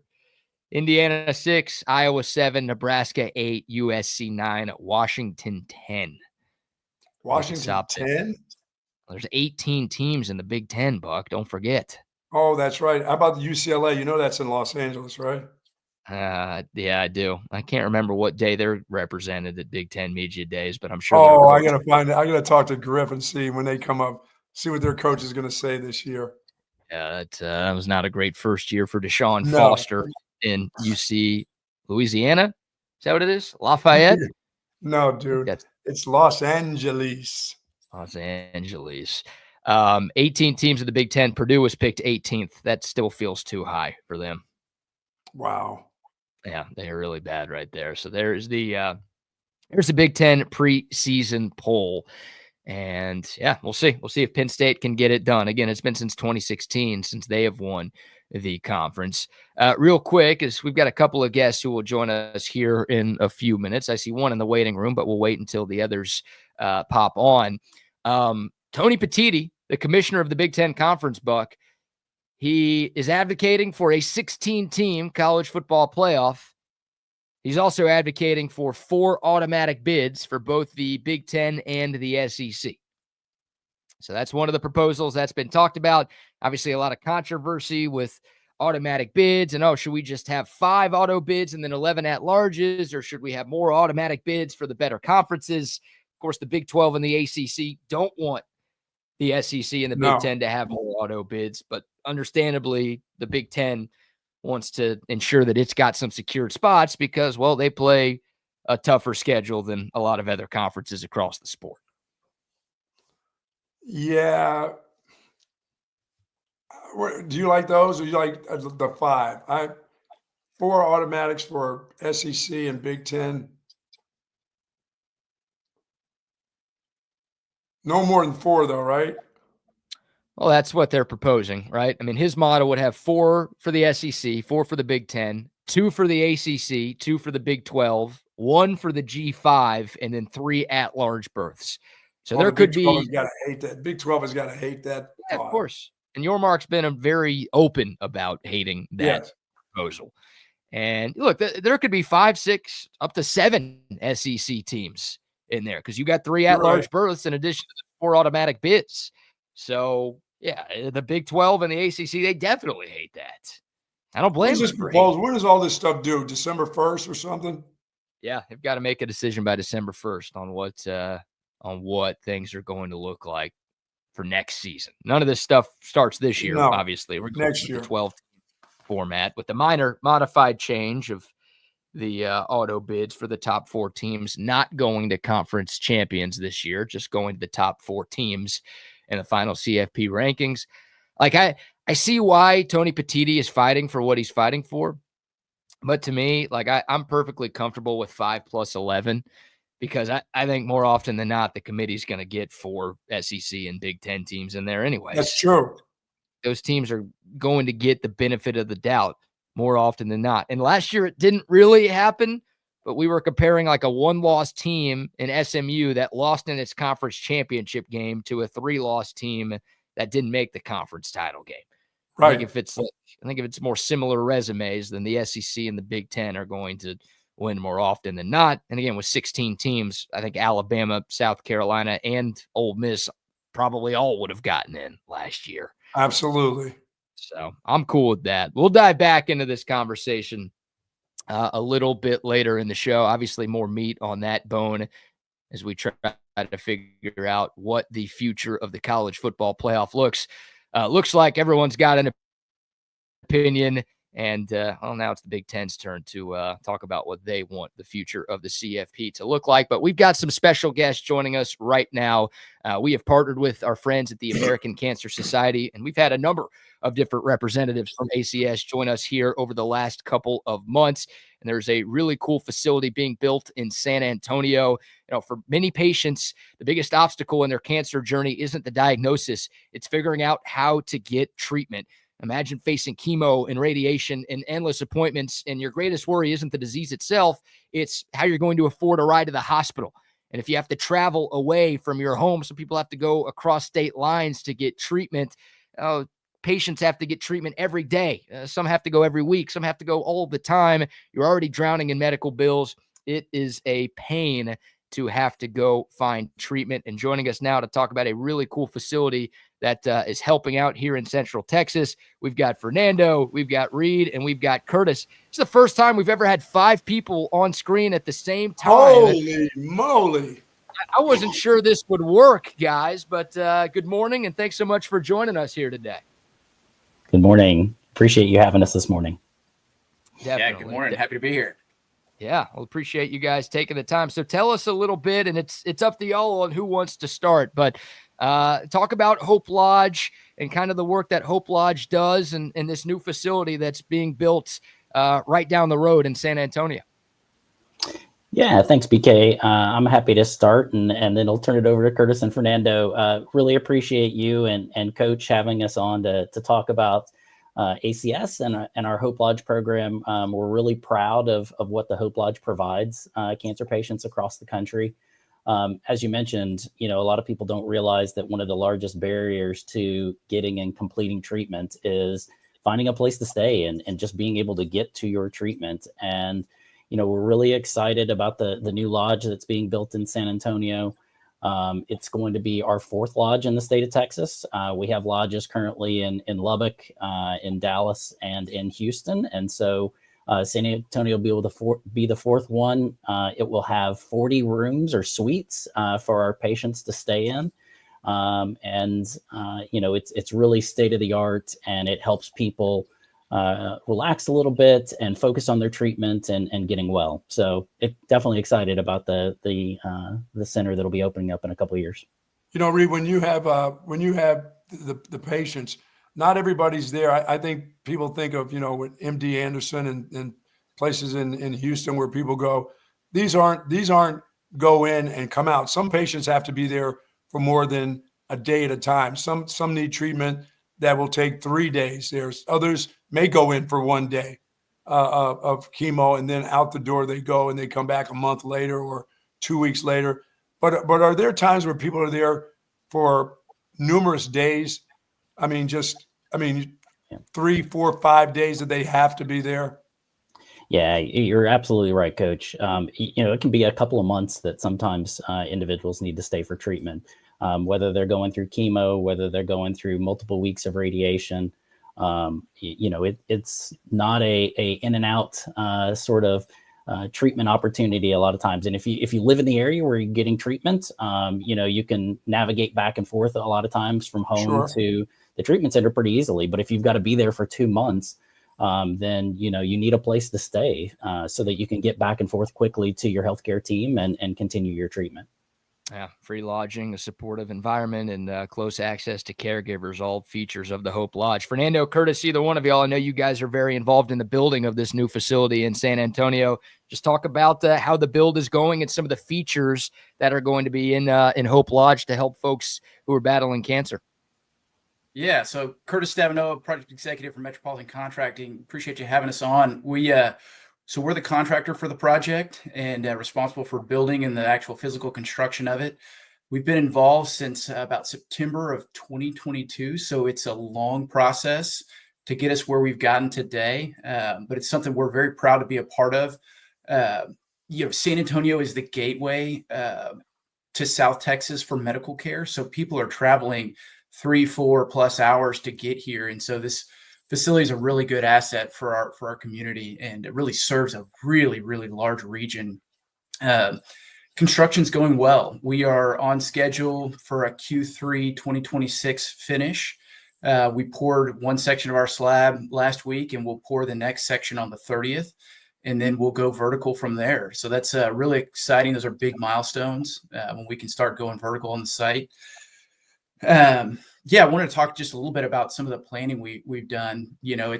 Budget is super important to American Cancer Society. And one thing to understand is this isn't just a hotel.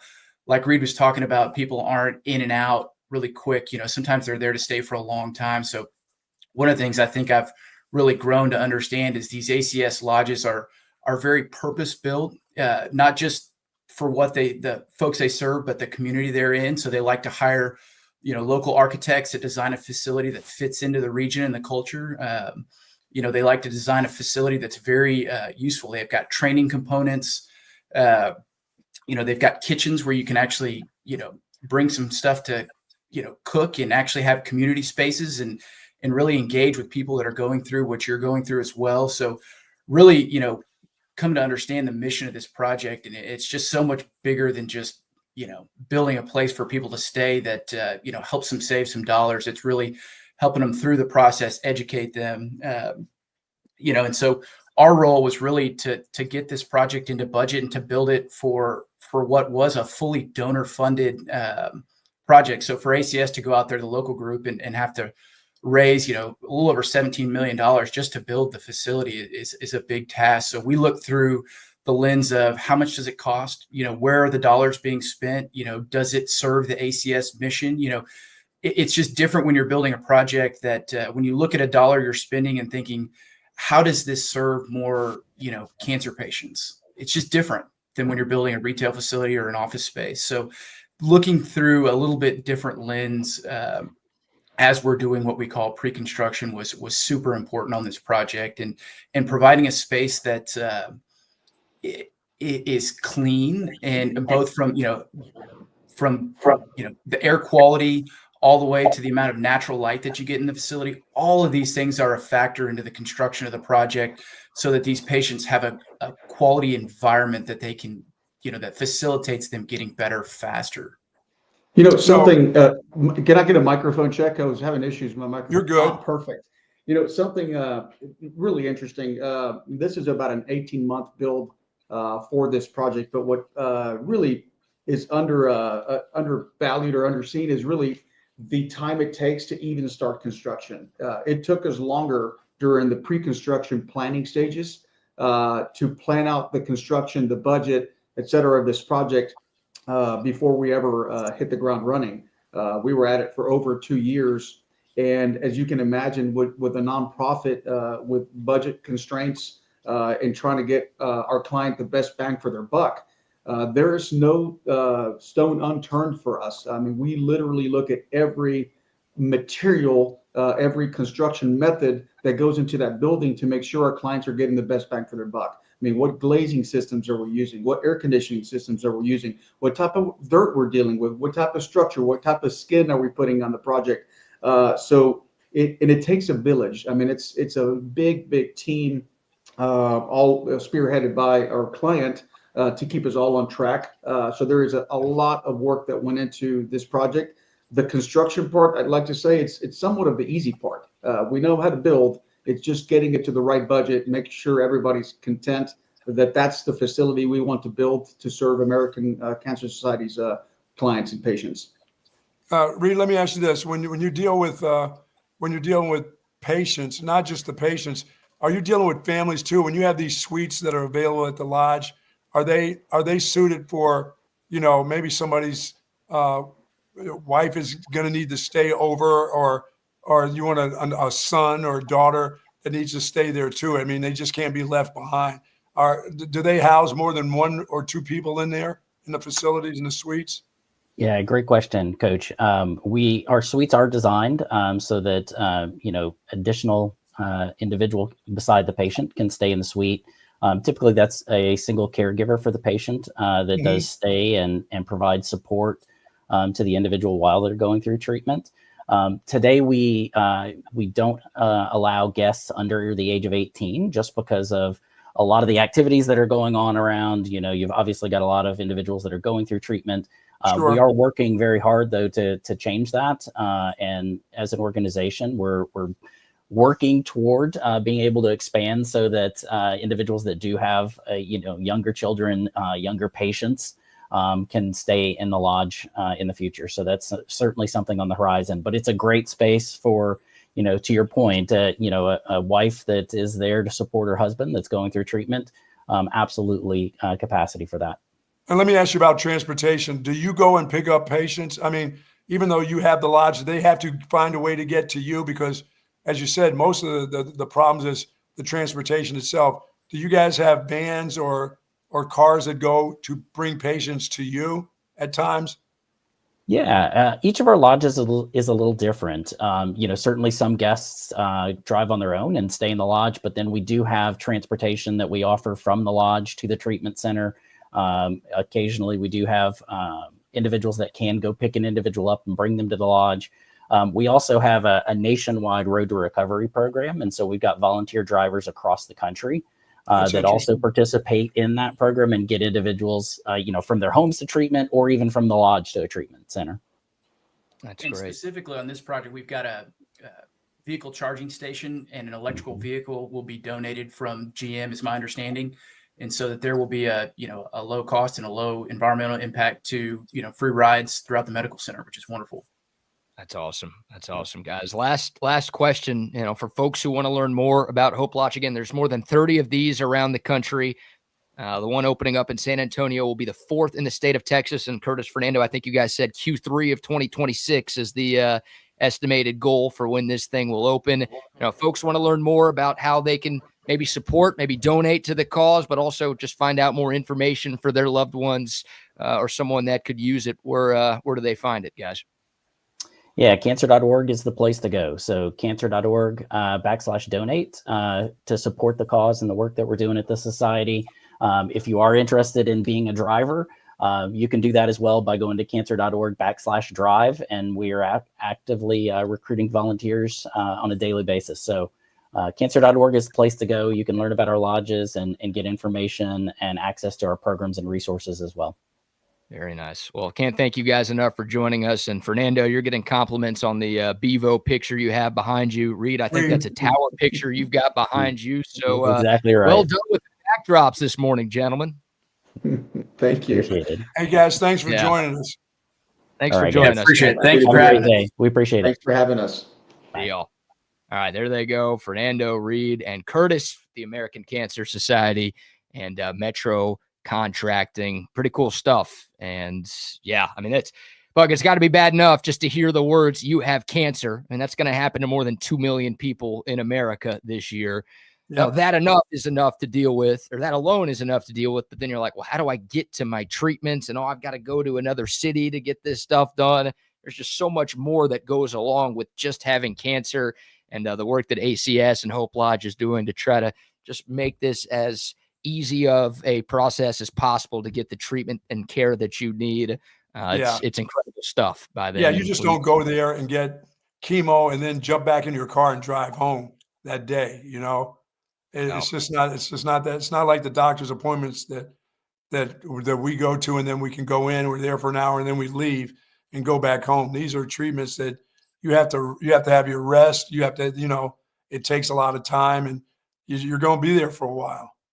Yeah, definitely. And it's a great job that the Hope Lodge does. Again, free lodging, a supportive environment, proximity to treatment centers, and caregiver accommodations, a variety of amenities. I mean, these are state-of-the-art facilities that are being opened up to help cancer patients get the treatment and care that they need.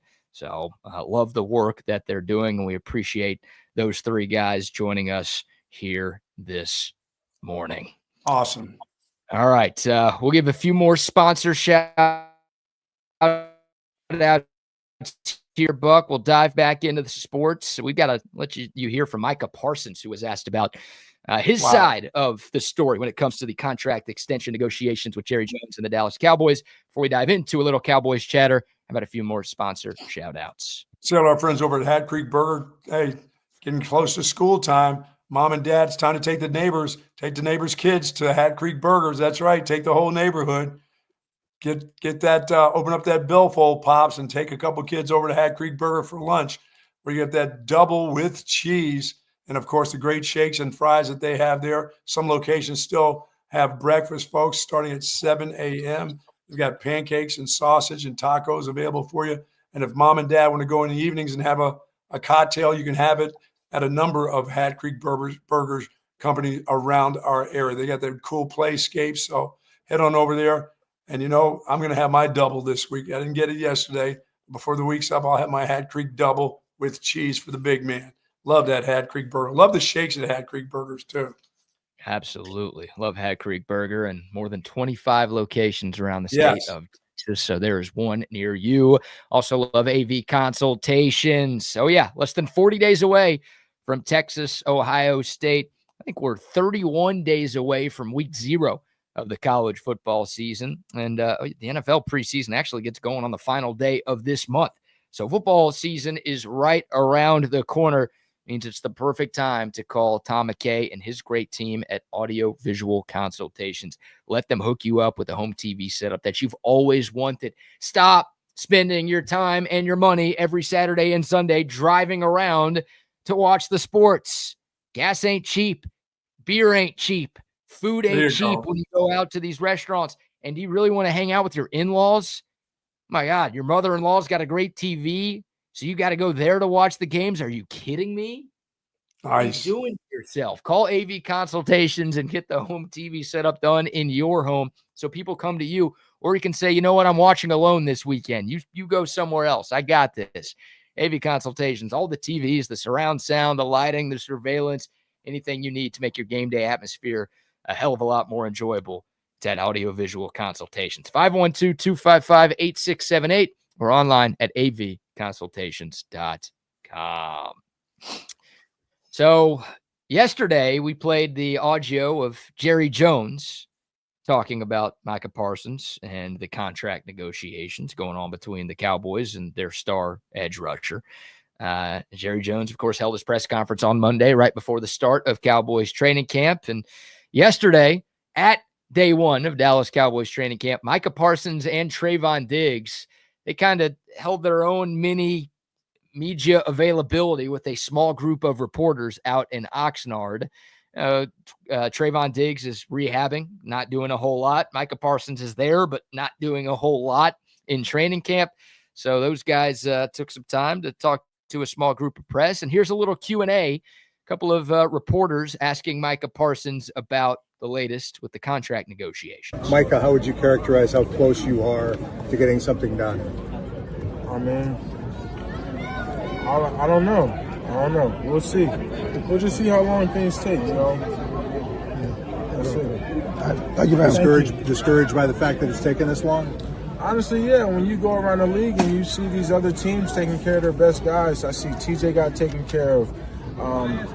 Max got taken care of. Miles got taken care of. And he got 2 years left on his deal. So it's hard to, you see a lot of people around the league getting taken care of. You just, wish you had something like, that same type of energy. It's hard to not take it personally. I wouldn't say it's hard not to take it personally when you know how there's a chain of events of something consistently happening over the course of years when you kind of see it before through other players and things. So you don't take it personally when you're like, all right, it's not like I'm getting treated differently than anyone else, So I don't take it personally. I just don't understand. Hey, I'm not taking it personally. I just don't understand it.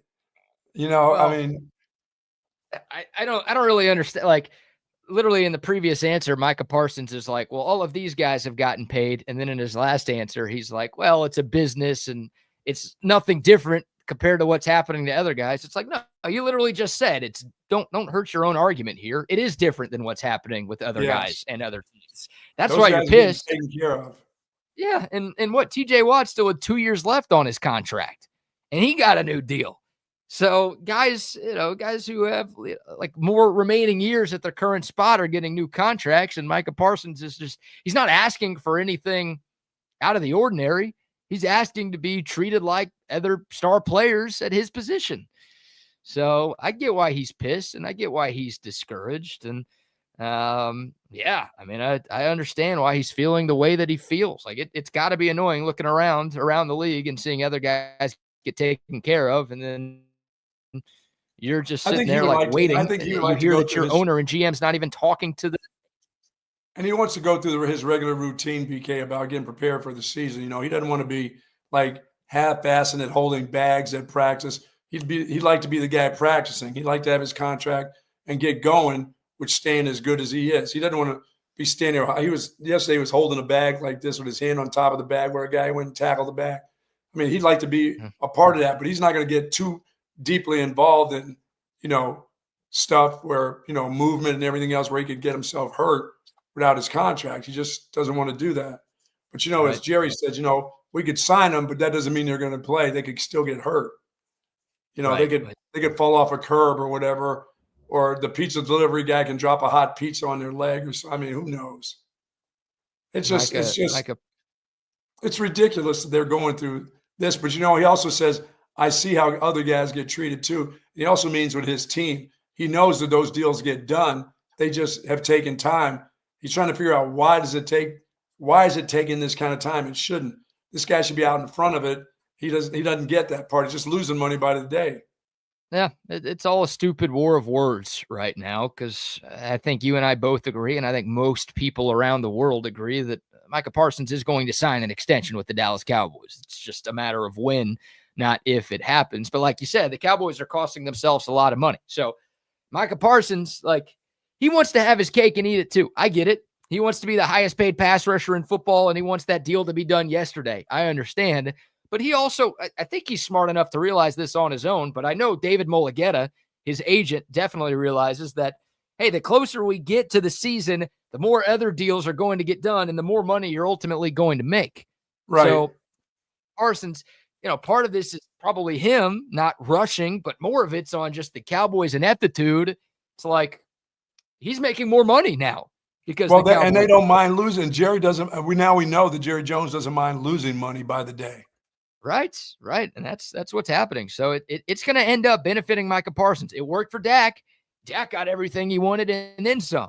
It worked for CD. CD got everything he wanted and then some. It's going to work for Micah Parsons. The Cowboys aren't going to let him play out the final year of his rookie contract and risk losing him in free agency. They don't do that. And they're not going to do that with Micah.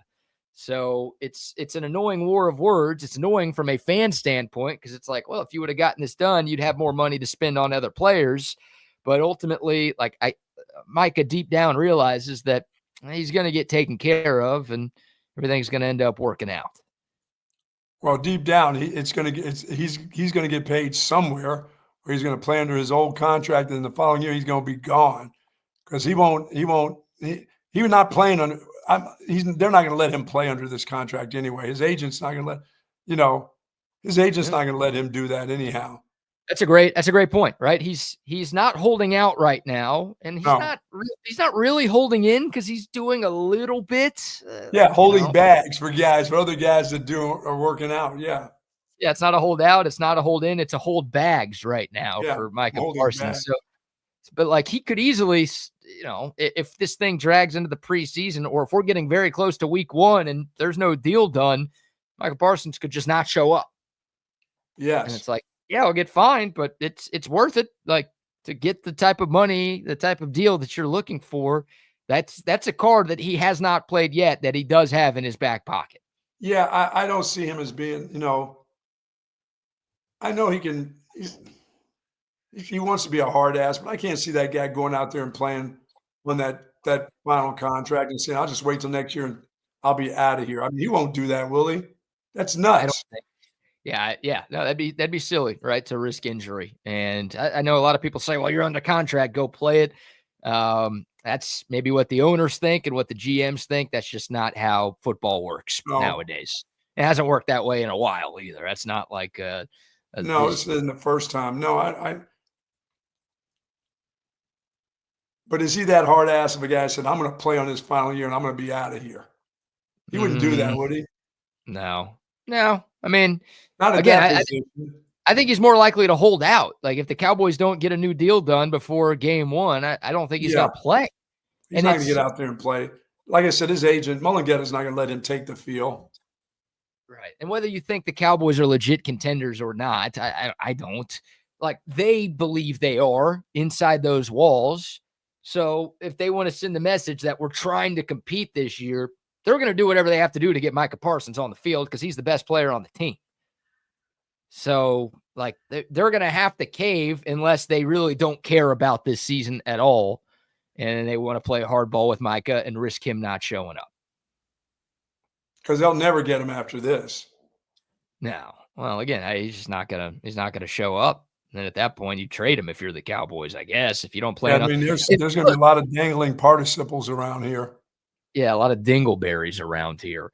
If you like don't plan on signing Micah, you should have traded him 2 years ago and gotten 2 first-round picks for him. So that's what I think the Cowboys front office, as inept as they are, I think they realize like they had a chance if they wanted to move off of Micah to trade him and get a lot back in return, but they want to sign him and they're going to sign him. They're just doing what they always do. Yeah, see, Trayvon Diggs is coming off an injury. I mean, he's doing a lot of – yeah. Diggs got fined. I guess he didn't get fined, but he had like something in his contract that said if he did not rehab at the team facility enough, the Cowboys could take away $500K from his contract. Oh, okay. And the Cowboys decided to do that because Trayvon Diggs was like working out and rehabbing in South Florida, I guess with his own doctors. And yeah, Jerry Jones was pretty open. We didn't play any sound yesterday, but he was like, you give a guy that type of money, we expect him to be around and we expect him to be a little bit more of a leader. And he didn't hold back any punches, and Trayvon Diggs didn't hold back when he talked about Jerry Jones. And it's just the circus. It's already underway, Buck. Day 1 of training camp was yesterday, and the circus is in full swing. Yeah, just get this guy taken care of. Don't mess around. Get your superstar taken care of and have him being happy during the season and just playing and doing his little goofy podcast. Let him just go nuts. Too late. But give him his money before somebody else gives it to him, because somebody else will give it to him. Sure. Yeah, there'd be a lot of teams. I'm sure some teams are calling the Cowboys right now to see if Micah Parsons is available. Well, his agent knows of 5 teams now that like to do this. They'd like to have him not play this year. Go sit it out. We'll see you next year. There are 31 teams outside of Dallas that would like to have Micah Parsons on their team. You don't let guys like that go. No. Again, because you try all your life to find guys like that. Yep. Buck, the MLS All-Star game is tonight here in Austin. You going to go? No. You going to watch? Yes, I'll watch. Am I going to see this? Is this going to be on? Is this an ESPN nationally broadcast game? Do you have Apple TV? No, I have YouTube. Sorry. Then you're not going to watch. then I'm not watching then. Someone can confirm this, one of our great soccer listeners. The MLS All-Star game tonight, it's the MLS All-Stars against the Liga MX All-Stars. It's at 8 o'clock at Q2 Stadium here in the ATX. It's on Apple TV only. It's not on ESPN. It's not on Fox Sports 1. It's not on any cable television network. You have to stream this. And I know MLS has its deal with Apple TV to telecast most of their games during the season, but we can't get the All-Star game on real TV? What are we doing? Or they got to pay Messi through Apple or something? I don't know if Messi's going to show. Like, Messi's an all-star, and he's not injured. And apparently, if he doesn't play in this game tonight, he's going to get suspended for one game. I don't think he gives a shit. No, not really. He cares. They're like, hey, can you show up at least so we can have you for our next game? But yeah, just put on a uni and stand on the sideline. Supposed to be here. He's supposed to be playing tonight, and so far he's no-showed to every event that has been a part of the All-Star week. Wow. I don't even know if he's in town right now. He's never played in Austin. He's never played in an MLS All-Star game because he was injured last year. And we're all hoping, like, hey, this is the time we'll get to see him in Texas, and the time we'll get to see him in an All-Star game, and we might not even get that. So bad bits all around MLS. Yeah, that's a bad bit. That should be on the national network for the MLS, not Apple TV. Yeah, I don't quite understand what's going on. Maybe these two guys do. We've got Double R and we've got Wags. Gentlemen, I don't ever understand what's going on.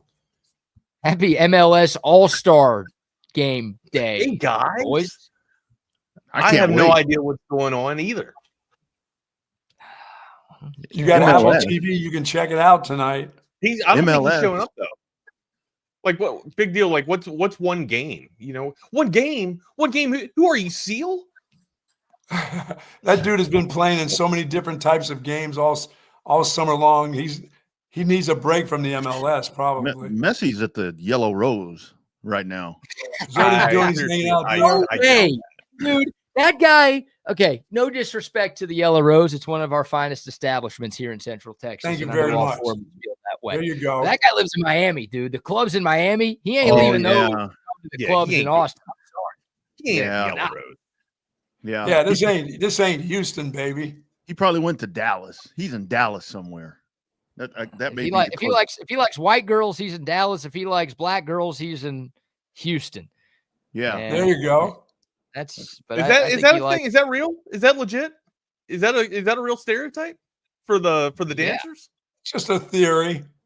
I don't know. I guess it's a stereotype. It's also speaking from personal experience. So. There you go. There you go. Sure.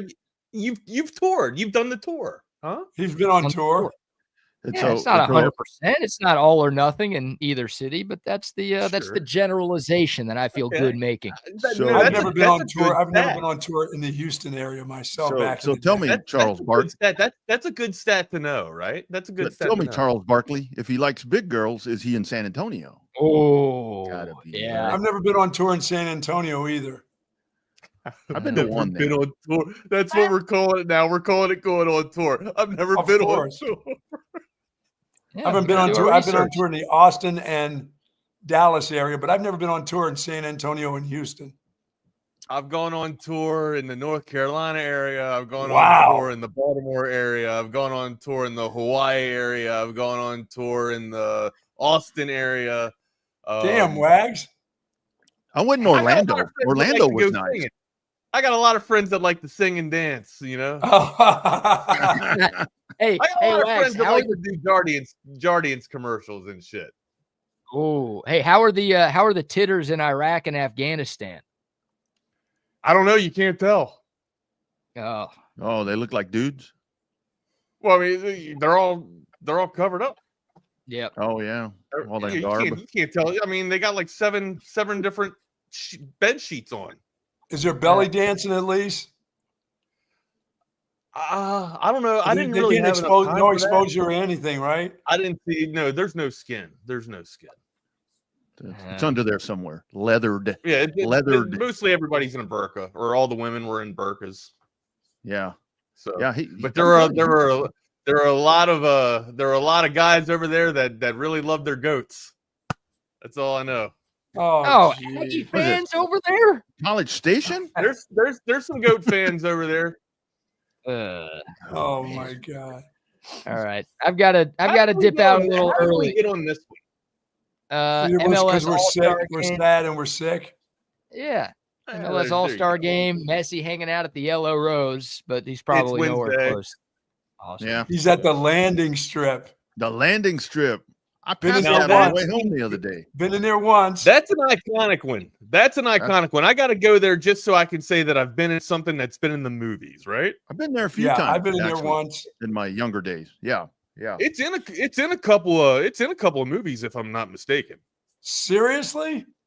Yeah, it's in Noe, big hook 'em to Thank you, Noe for Noe. sure. That's a super chat It's right in there. It's in Varsity Blues, Okay. right? They take Lance out to the landing strip on Varsity Blues to get him out of there, and it's where Miss Davis, the teacher, was dancing to earn her Ford Mustang. Nice. Yeah. Well, you Nice. know. It's all All right, fancy boys. over there now. Listen, you guys have a good Wednesday. Be careful out there. BK, you got work to do. I know you do. Yeah, I got a You two 10 got work o'clock. to do. And you know what? I got to go watch Court TV. There it is. Later, y'all Judge tomorrow. Judy. There it is. There he Was he- goes. Is he going to watch There Fox they News go. or Here we CNN? are. What's up, amigo? Hi, buddy. You know, over there, the landing strip. So it just 183 has changed over there in that southern part of Austin over there. Not like now, like going to the airport. It's like it's the best way to go to the airport. I mean, because it's nice and wide. It used to be a clusterfuck over there, like Ed Bluestein and all that going over the old bridge. But man, now it's like one of the best thoroughfares that you're going to find in Austin. And the landing strip is Is that still right? there. Yeah, yeah. If you take the 183, take the 183 if you're doing that. Don't mess with Yeah, the usually I don't tollway. go anywhere. Usually I just like to stay in the confines of Casa de Wagner here. But Well, that's what's that's up, man? always a good What is going on, everybody? We see you guys. Can you guys do a live show at the Yellow Rose? Hell yeah, we can. I Are you think kidding? that's a couple of phone calls away, right? This gear travels very easily. This gear travels very easily. Yeah, it's a Very couple easy. of phone calls away. I think that's something that could be made done. We just gotta, get the right minds together, get the right. Would They're- you guys they're not open show this up? early. Would you guys show up to a live show at the one? It would. I don't know if it would be this early. I think they do Yeah. great breakfast though. think Those they open places at do 11.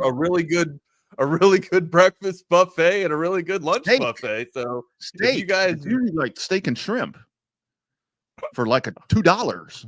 I'm okay. So it is. I mean, it's usually that's where they get you. It's like, come on in for $2 steak and That's shrimp. where at they lunch. get you. They get you for the $2 shrimp and Baja And then steaks. then the beer is whatever, like Jerry Jones' place. I don't think it's that bad. It's been a long time since I've been to one of those.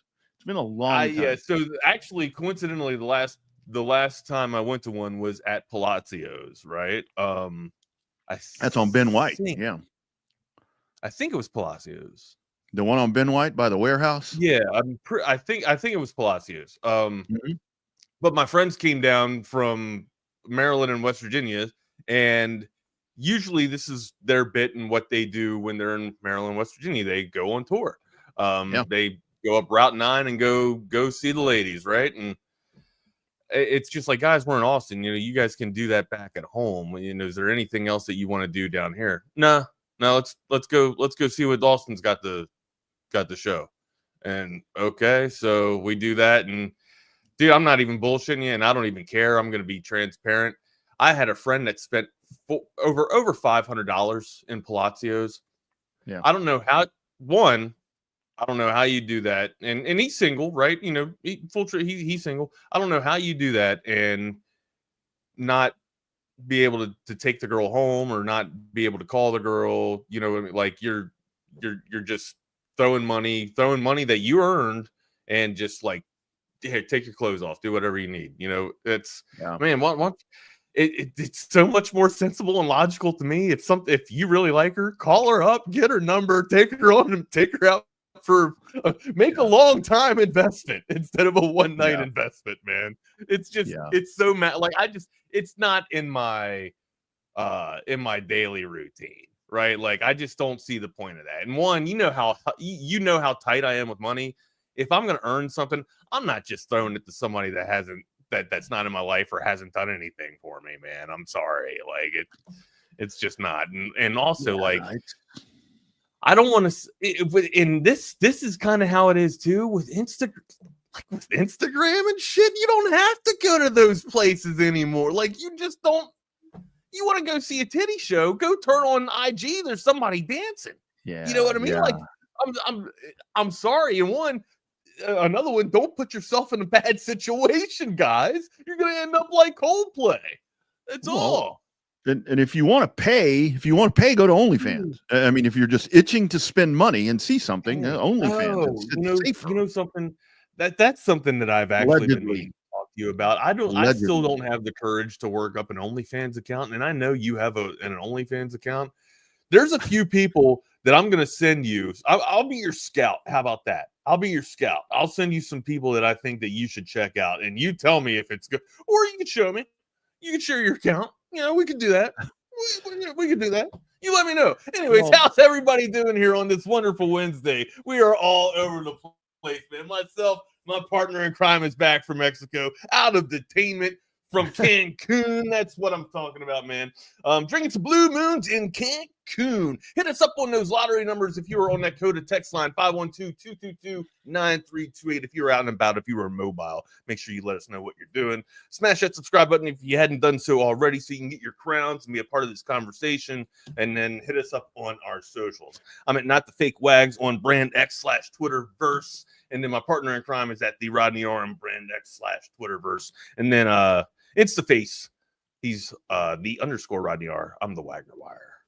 And you guys know the drill, man. Make sure you guys thank Noe for keeping us going here. And shout out to Noe. Hookums for Noe in the in the chat here for big $50 contribution. We appreciate that, man. Thank you guys so much, man. What's up, brother? Where do you want to go first?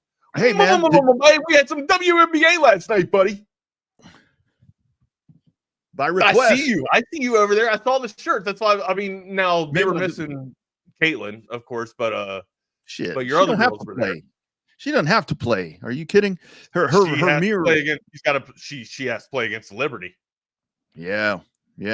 I just keep seeing these Angel Reese highlights of misses. Does she ever make a basket? No, she's actually been playing somewhat decent of late, right? I mean, I say decent. That's very. that could be very. I don't know. That could be a bad description. Okay, she's been playing okay. Is she still, one of the all-stars that ESPN's making her out to be? Absolutely not. But she is. Hey, look, she's getting more than just her rebounds. I will say that. Well, that's what I'm going to say. Rebounds. She's a phenomenal rebounder, right? But she misses a lot of shots. She misses a lot of shots. Yeah, her for sure. But she's getting more than guys. You got to give it. She's getting more than just her rebounds though. Now that's the one. Her rebounding stats need to have a big ass asterisk because they're all hers. I mean, every time I look around, it's like Angel Reese asterisk, right? And the Angel Reese asterisk because it's like, man, she never makes a shot, and Speaking of asterisks, I've seen some athletes of the week that I've been meaning to send to you. We got to get back to that for football. We got. I mean, we can just touch upon and give it like a quarterly athlete of the week or athlete of the quarter if you want. I don't know. We can get up, but I mean we've been kind of neglecting baseball. For a good portion of the season. Last year we were pretty heavy on baseball, and a lot of that is because my birds were pretty hot, and your Astros are always sizzling, but. When you're in the bottom of the basement, it's tough to talk about your favorite team. But I mean, there's some good base. I mean, the Orioles lost again last night, 6-3. But hey, speaking of your favorite getting out of the team, rut, nothing happens. But speaking of your favorite team, I don't know if you've been on X in the last 10 minutes or whatever, but Brian Daboll has said Russell Wilson is our starting quarterback. I mean, we figured that, right? For at least 4 games, and then they'll roll the rookie out if something happens. He's got to get to Jackson Dart eventually. He said those dudes are going to compete. Those dudes are going to compete, but it's definitely, I mean, it's kind of a no-brainer. I mean, you would go that direction, right? I mean, Russell Wilson's not washed up. I mean, he's just not the Russell Wilson of the Seattle Seahawks days. I mean, he's the best option you got at this point, I think, you know. Yeah, I mean, I don't disagree with you, but if you're Brian Daboll, so you gotta think about the situation that you're in, right? If you're Schoen and Daboll, right? They've been basically given a gift of one extra extension or extra time. They're on borrowed time, essentially. He's got to get to his experiment and get to his quarterback so that he can show that he knows his type of philosophy, his type of offense, right? He's trying to create what he created in Buffalo with Josh Allen. That's not a surprise. He's going with the next skill set quarterback that's closest to Josh Allen, in my opinion, which is Jackson Dart, right? A guy that has a big arm and that can use his wheels and mobilize. He loves to utilize the RPO as well, so we'll see, how much developed he can get that within a month of regular season football. It probably take the first quarter of football and let it go to Russell Wilson. Then something will happen and Russell Wilson will kind of lose his job after a tumultuous game of like 3 interceptions of some shit like that. Followed, it'll be stacked. It'll be like 2 games of not getting the offense of where we want the offense to be, right? That's type of language that will be used in the conference or whatever. Jackson Dart will take over. We'll see the Daboll experiment happen and unfold, and if it works, then Daboll saves his job. That's kind of how that's my opinion of how it's going to go. And I think with the Giants, I mean, you hit lightning in a bottle and you get a re-energized, reinvigorated Russell Wilson where that doesn't happen, and hopefully that you don't pull the plug. I mean, for Giants fans like you, I mean, hopefully if that happens, you don't pull the plug for the Jackson Dart experience to begin. You just keep riding with the hot hand, because ultimately, if that happens, which I don't think it will, ultimately, if that happens, that's just more for Jackson Dart to be a sponge and make himself better for when his number is called. But I don't think that'll happen. I mean, you got people like Neighbors. You got some weapons that Russell Wilson can work with, right? Mm-hmm. So you'd like to think that maybe, if Russell can kind of I don't want to say reinvigorate his career, right? I don't think he's going to just go up on an ascension from hell, coming out of the depths of hell and just, take the Giants to, stardom. I don't think that's happening, right? Yeah. Russell could have a game or two. He could have, maybe, a few games where he plays above his echelon of where he's been. But you do have some talent like Neighbors, and that's honestly that's really the only electrifying piece you have is Neighbors on the offense, in my opinion. Terry, maybe something might happen with Terry. We'll see. But yeah, at least Neighbors in his first year, in his rookie year, proved that he's got some get up and he's got some wheels and some fire in his cleats. So to me, Russell Wilson can make this thing work for maybe a few games, maybe a month, and then all of a sudden, if Jackson Dart is able to get in there and kind of run the offense for Daboll, that is probably choice A for Daboll, right? That's best case scenario. That he shows tip of the cap to his veteran, you know what I mean? He gets his veteran in there, and poor James is just looking to make the New York media happy and be funny. Lengthen his career. Yeah. And that's where, you may get a little bit of Jameis at some point, but this is where, like, if the Giants were in the NFC South, where it's not, I mean, this is only going to be expedited sooner because the East is so good, with the Redskins and the Eagles. I don't even think it's that. I think Dave, it's the Daboll experiment. Like, I don't know how much time or how short Daboll's leash is.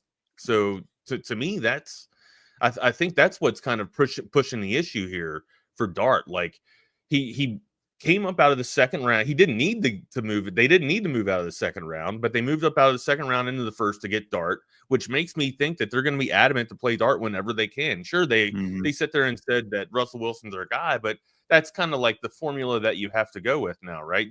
And if Jackson Dart was top 5 quarterback, right, top 5 overall pick, then sure, he'd be rolled out immediately, I would think. But because end of the first round and came up to get him out of the second round, I think maybe he gets a month under the tutelage of Russell Wilson and under real game speed, and then he's thrown to the rest of the league. In my opinion, that's Dable. I don't think it's a game thing or a talent thing. I think it's Dable being on a short leash. Like Dable just wants to see what he can do anyways.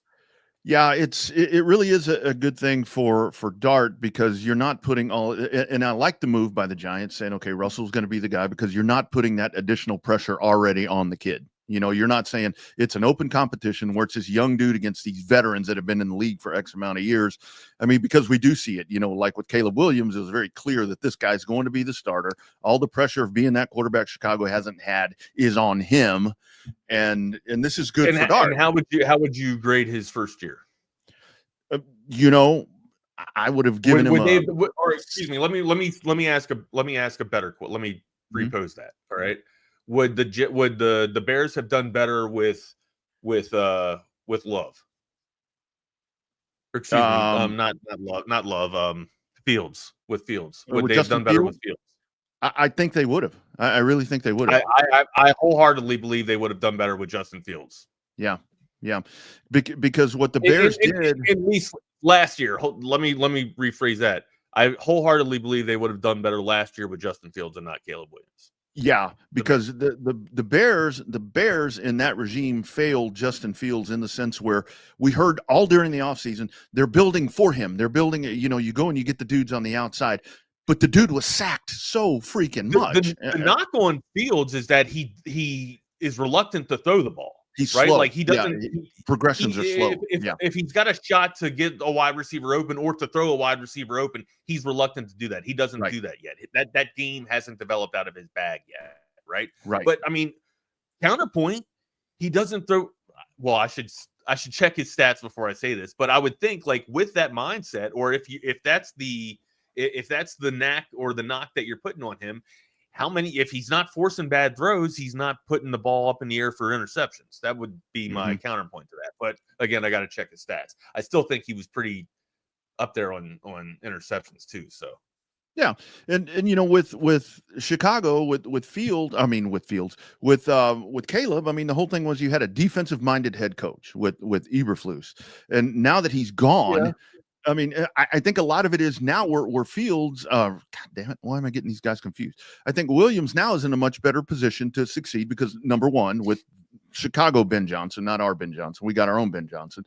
But now the defense is better, and the team is – and plus he's got a year getting his ass kicked. So I think he's much better equipped now. But, yeah, last year I think Fields, if Fields would have stayed there and been the quarterback, I don't know, and I'm talking maybe 2 more games they would have won. Maybe. I mean, I'm not saying they would. Yeah, we don't know. I mean, I'm just going based off of experience and continuity that Fields would have, or just knowing the playbook, right? So. Yeah. But I think now they have built, because last year it was an illusion where we have built for him, we've given him all the weapons. Yeah, but when he only has 2 seconds back there, you got to fix what do we always talk about, Wax? You got to fix the trenches. And now man, you got trench warfare. If you ain't taking care of that, you ain't taking care of anything, right? Like I loved it too. I loved them getting Keenan Allen, having like the best route runner in the league. I get that. Fantastic having a veteran savvy wide receiver, to kind of lead Rome Odunze too. Like there's some talented weapons. Like there could be a heavy arsenal of talent for Caleb Williams to develop and unlock. He's just got to get his stuff together too, right? Like I just don't believe that I think it was hype and not like. Oh, yeah. Or maybe it was hope and not hype. I don't know. Or maybe they're correlated. It was a lot. It hasn't come to fruition. All the buzz and all the hype on Caleb Williams has not come to fruition. Yeah. Right. Yeah. And if Daniels is able to do what he's able to do in year 1, then yeah. And I'm not going to call him a bust yet.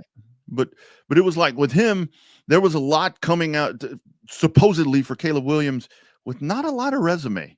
I mean, it was like we saw good stuff, but it's like he was ready to be crowned the whatever. And it's like, I need a little more on that resume, So I don't know. I mean, it may not matter and that's what's going to make the NFC North so cool, Wags, because two of the coolest stories in that division, and there are probably about 4 or 5 of them, are, what happens to Detroit without the 2 coordinators? What happens to Caleb Williams and the Bears now with Ben Johnson? So, and that's all like still within the division, where there's a lot of pieces that are moving together that used to be together. So I think that's going to be really cool to watch. NFC North's going to be badass, but yes. So there's that for the Giants, and good move just to squash it, to say Russell is the guy. Let's go to camp. I mean, I think everybody figured that this was going to be the way going forward, right? And not even an open quarterback controversy here. Like it's Russell's camp. If we'll see some great things from Jackson Dart. Sure, Jameis will make some people laugh and may make reporters laugh. Keep it chill in the quarterback room, but ultimately it's Russell's room, and it's his spot to lose. Mm-hmm. Yeah. And it will, and that's going to be the fruition, right? Like he'll lose it, just like we were talking about after week 4. After going into the second quarter of football, he'll lose it to Jackson Dart, and there we go. You think the next chapter of Giants football will be written? Kind of like the Kirk Cousins, like the Kirk Cousins effect, where it's like, okay, couple of bad games, get him out. Let's put the kid in there and give him the reins. Give him the reins. Let him go get beat up. I said he's heading to Cooperstown tomorrow. Oh man, that's nice. That is nice. That's a good trip. Cooperstown, Washington. I don't know if I'd ever go up to Washington, man, especially during the summer. In these days now, man, I don't think I'd head up there. That's a little crazy spot there, Cooperstown, Washington. You can get over there and get in the debate about changing the commander's name back. Up in Washington. Is that where that is? I get confused. No, man, I'm messing around. Cooperstown's in Ohio, dude. Oh well, no. You said Washington, and I'm still on this Commanders thing. Yo, I know where Cooperstown is, for crying out loud. Come on, man. Right. Sometimes I throw stuff out there just to see if you're paying attention to me, dude. That's all. Hey, so before more football, I was going to touch on this. Did you listen to a lot of Black Sabbath or Azie? Yeah, I mean, R.I.P. Rodney, Azie guy, right? Like, of course, the iconic and staple song that I know is Iron Man. I am Iron Man. Dun, dun, dun, dun. But was never really a big Ozzy Osborne fan. I think I had a chance to go to Ozfest one year, right? Yeah. Kind of like the slew of concerts that would go down, the festival of concerts that would go down, under Ozzy's banner and Ozzy's name. But no, like I was into Slayer and bands like that and Tool, but I mean, I've just never really got into Ozzy, man, which is crazy because I would consider myself a music savant and, I appreciate music of all genres. I just never really got into Ozzy. I hate to say it, but I thought Ozzy had already passed. Because I texted my wife and I said, "Hey, Ozzy died. I thought he already had. Is somebody trying to fool me here?" And she's like, "Oh, no, he's not dead." And I said, "So it's his wife, right? His wife passed." She goes, "No, she's still alive too." So I was like, "Oh, yeah," but I never really.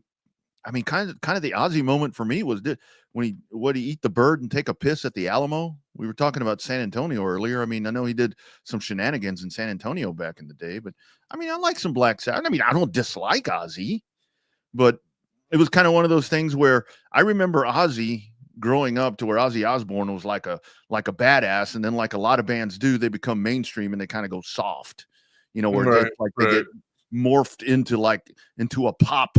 It's something though, like Red Hot Chili Peppers has kind of kept their music. They've kind of molded with the echoes and halls of time, right? The blend of music, but also have shaped their music to keep it relevant.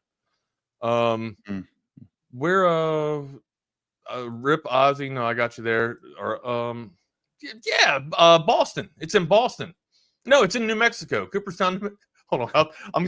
I will say everything before I say. I will say everything before I say New York or Cooperstown, Tennessee. Oh, it's Cooperstown, Pennsylvania. Cooperstown, Pennsylvania. I always mess with my Cooperstown. Cooperstown, Kentucky. Yeah. I'm not from here, so I don't know geography. I'm not from the U.S. Oh yeah, Cooperstown, New York. I'm sorry, I ruined the bit. I said Ohio first to see if Washington first to see if Rodney was paying attention. Then I said Ohio. Then I said Boston. Then I said Kentucky. Then I said New York or whatever. Yes, I know where Cooperstown is, guys. I'm sorry. Yeah, that's right. It was bad. Have I been that dumb on air to where I make like you guys do know that I haven't a degree from the University of Texas, right? Like, do I have to state that? Like, I'm sorry, man. Like, there's just some things I just don't think you guys get some of the jokes that I have sometimes. So yeah, I know I'm bad with names, but I do know. Like in 4th grade, I got every damn thing right on my geography. Yeah, it's geology. It's geology. Geological state That's map. the study of bones, isn't it? Geology is bones. Geography is maps. Is that right? No. Or geology is. I thought geology was like family heritage or bones or geology. Shit. Now I'm all over. Yeah, the place. because geography is maps. Yeah. One's the Earth. I think that's geology. No, geography. That's geography.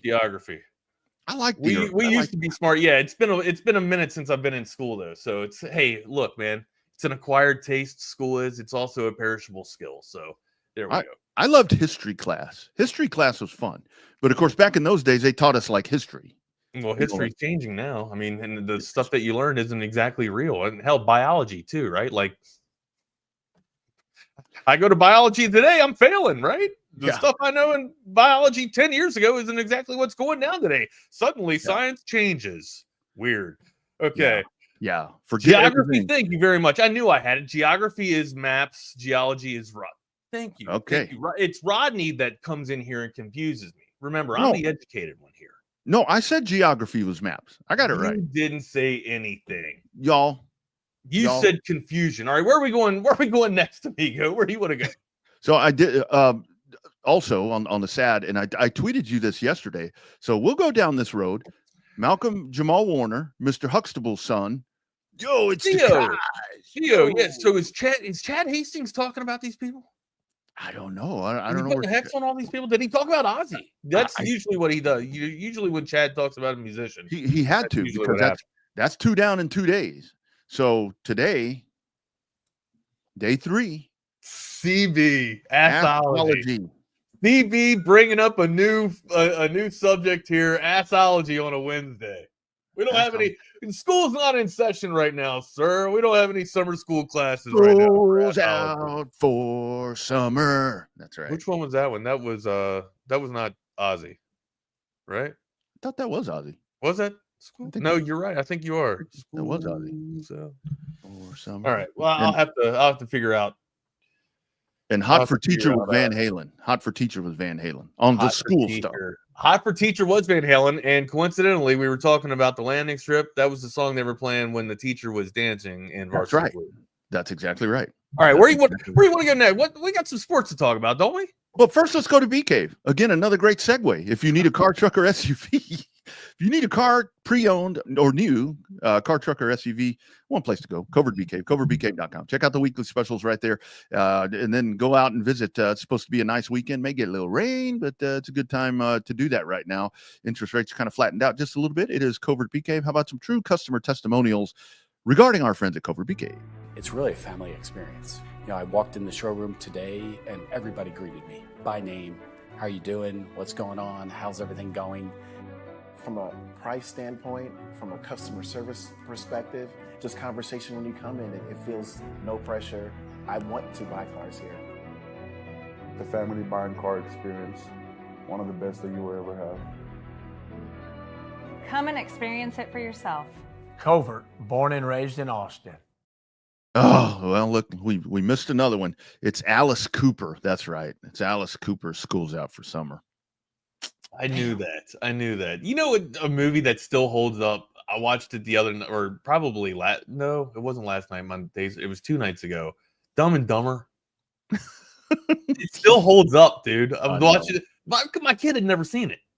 Yeah. So we turned it. I was like, "How have you not seen this?" So we turned it on, and it's just like the sun shines. Or no, that was old school. We watched old school too. But yeah, he had never seen any of these movies, so he hasn't seen Wedding Crashers either. Oh no, I still like that one. Yeah, Yeah. Oh, dude, like we had to turn them on to all these things, man. We introduced them to old school, and we introduced them to Dumb and Dumber. We got to find some other classics that some go tos that we went when that was in our kind of our movie wheelhouse there back in the day. It's so crazy because I will seriously, because like my wife and I grew up, different. I mean, her family is very proper. I mean, not that mine wasn't, but my family is very loose. So I'll like flip on the Jeffersons and All in the Family and all this different stuff. And my wife is, I mean, she knows about them, but like we sit there and listen. She sits there and listens to that and like, oh my God. I'm like, that's how we grew up, listening to that shit. Yeah. Big deal. So somebody made you feel Hurricanes. How are they anyway? They built for speed and they built for comfort. You old sailor, you. God, Jake. You're going to make me go down I could probably, if I get on the right line, I could probably just go and quote that movie. We used to watch Wedding Crashers so much and so often. Yeah. Blue, you're my boy. Yeah, absolutely. Yeah, he loves old school. Again, he's yet to see Wedding Crashers. That's coming up. That's probably next family movie night is Wedding Crashers. That's where we're at now in the Wagner household. So yeah. We've gone from watching Griswold's Family Vacation, right, and like all the other kids movies into the debauchery and I like degenerate movies. I still like, and I mean, part of it is because of Jennifer Aniston. I like We Are the Millers because that one's kind of. I don't think I've seen all of that though. Yeah. That one, while a little more tasteful, because it was a little. That's newer. Sudeikis. That is Jason Sudeikis, right? Okay. Yeah, that one's still pretty good. And you then you know who that guy is? That's Norm's nephew. You know Norm from Cheers. R.I.P. R.I.P. Norm. Yeah, R.I.P. Norm. Yeah, R.I.P. Norm. That's Norm's nephew. Are you shitting me? I didn't know that. Yeah. The great George Wentz. George Wentz's nephew. Yes. Went. And then that other movie about something 40. That the woman in there, I love her. Leslie, redheaded lady. 4-year-old virgin? No, that's with the comedian. Oh, We Are 40. Is it like We Are 40? I think is what it's called. And or I Am 40. I don't know. It's a dude, and then that gorgeous older redheaded lady. I can't think of her name. Leslie Mann. Leslie Mann is her name. I like that one. That's a good flick too. I never seen. Got to check it out. But no, we usually watch like the Adam Sandler movies. You know what I mean, like Grown Ups and stuff like that. You know what I mean, and hit 12 years old. That's coming of age. That's the type of family movies that you watch. This is 40 with Paul Rudd and Leslie Mann. Okay. That's a good show too. I like that one. I like that one. Yeah, I'll check that out. But usually, yeah, now the family movies and making the kid laugh, as he's 18, it's like, here, man, you got to check out this one. Check out these inappropriate movies. I just Happy Gilmore this Friday. Happy Gilmore 2 this Friday. Yeah, I heard that already premiered. Yeah, I heard it premiered somewhere. Happy Gilmore 2, right around the time. Check that out. I got tickets, so since we're on movies, let's stay here real quick before we go to sports. I got tickets to go see Fantastic Four. All right, and it's supposed to be releasing, Fantastic Friday, Fantastic Four, right? It comes out on Friday, but I got tickets to the midnight showing on Thursday. All right, midnight at night. Well, it's kind of like it's technically it's like 10:45, but yeah, it's a long run time, so I guess it's the midnight showing. So here's the thing, right? It's been a long time since I've gone. Probably Dune 2 is the last movie I saw in theaters, right? And I didn't enjoy myself. I usually buy 2 seats. You guys know this, right? I buy 2 seats so that I can have, some space to chill and people aren't eating in my ear and I don't have to get it, annoyed by people's, getting on their phones the entire time. I hate that shit. It's like if you can't sit through 2.5 hours without texting your friend, you got a problem. It didn't matter. It did not matter. There was a guy maybe 2 seats over, he's literally sitting there telling the entire story of Dune 2 to his fucking friend. I'm not, but I wish I was making it up so bad to where I went to and I hate feeling like this. I hate being this person so bad that I went and complained. I was like, hey, can I have my money back? I didn't get my money back because I sat through the damn movie, but it's, if I would have walked out and just not gone, again, that's the type of shit that pisses me off. So I'm sitting here looking. My point to telling this story is I'm waiting for the theater. I'm looking at the theater, and if it starts to fill up even more, I think I'm calling it. I think I'm going to ask for a refund before I go there, and I'll just wait until it comes out on Amazon and pay $24 there instead of paying to see it $24 at the IMAX, right? But see, that's just like, I have an awesome setup with audiovisual consultations, like probably one of the best setups if you're watching a movie. But there's still like there's just that certain experience and that ambiance about the movie theater, right? Like, you know, you want to have the movie theater popcorn, all the shit that's bad for you, all the all the ghee dunk and stuff that gets stuck between your teeth, and pay for the $8 soda, right? But ultimately, I don't want to be annoyed. So I think I've turned into that old curmudgeon to where don't touch me, don't be next to me. And also, one more pet peeve.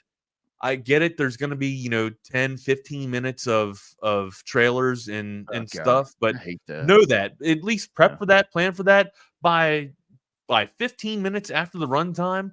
Try to be in your seat instead of getting everybody out of their, out of the way and not being able to paying attention. Because guys with ADHD like myself, it's a hard time. It's a hard time. So, and I hate to say it because I like maybe to have I just don't endure the public. Maybe that's just what it is. Well, and I like to have a cool one, with the best of them, and you can't prevent people from going to the theater hammered. I mean, obviously can't prevent that. If you've been at dinner, you've been in a party, whatever you go, maybe you're a little tipsy.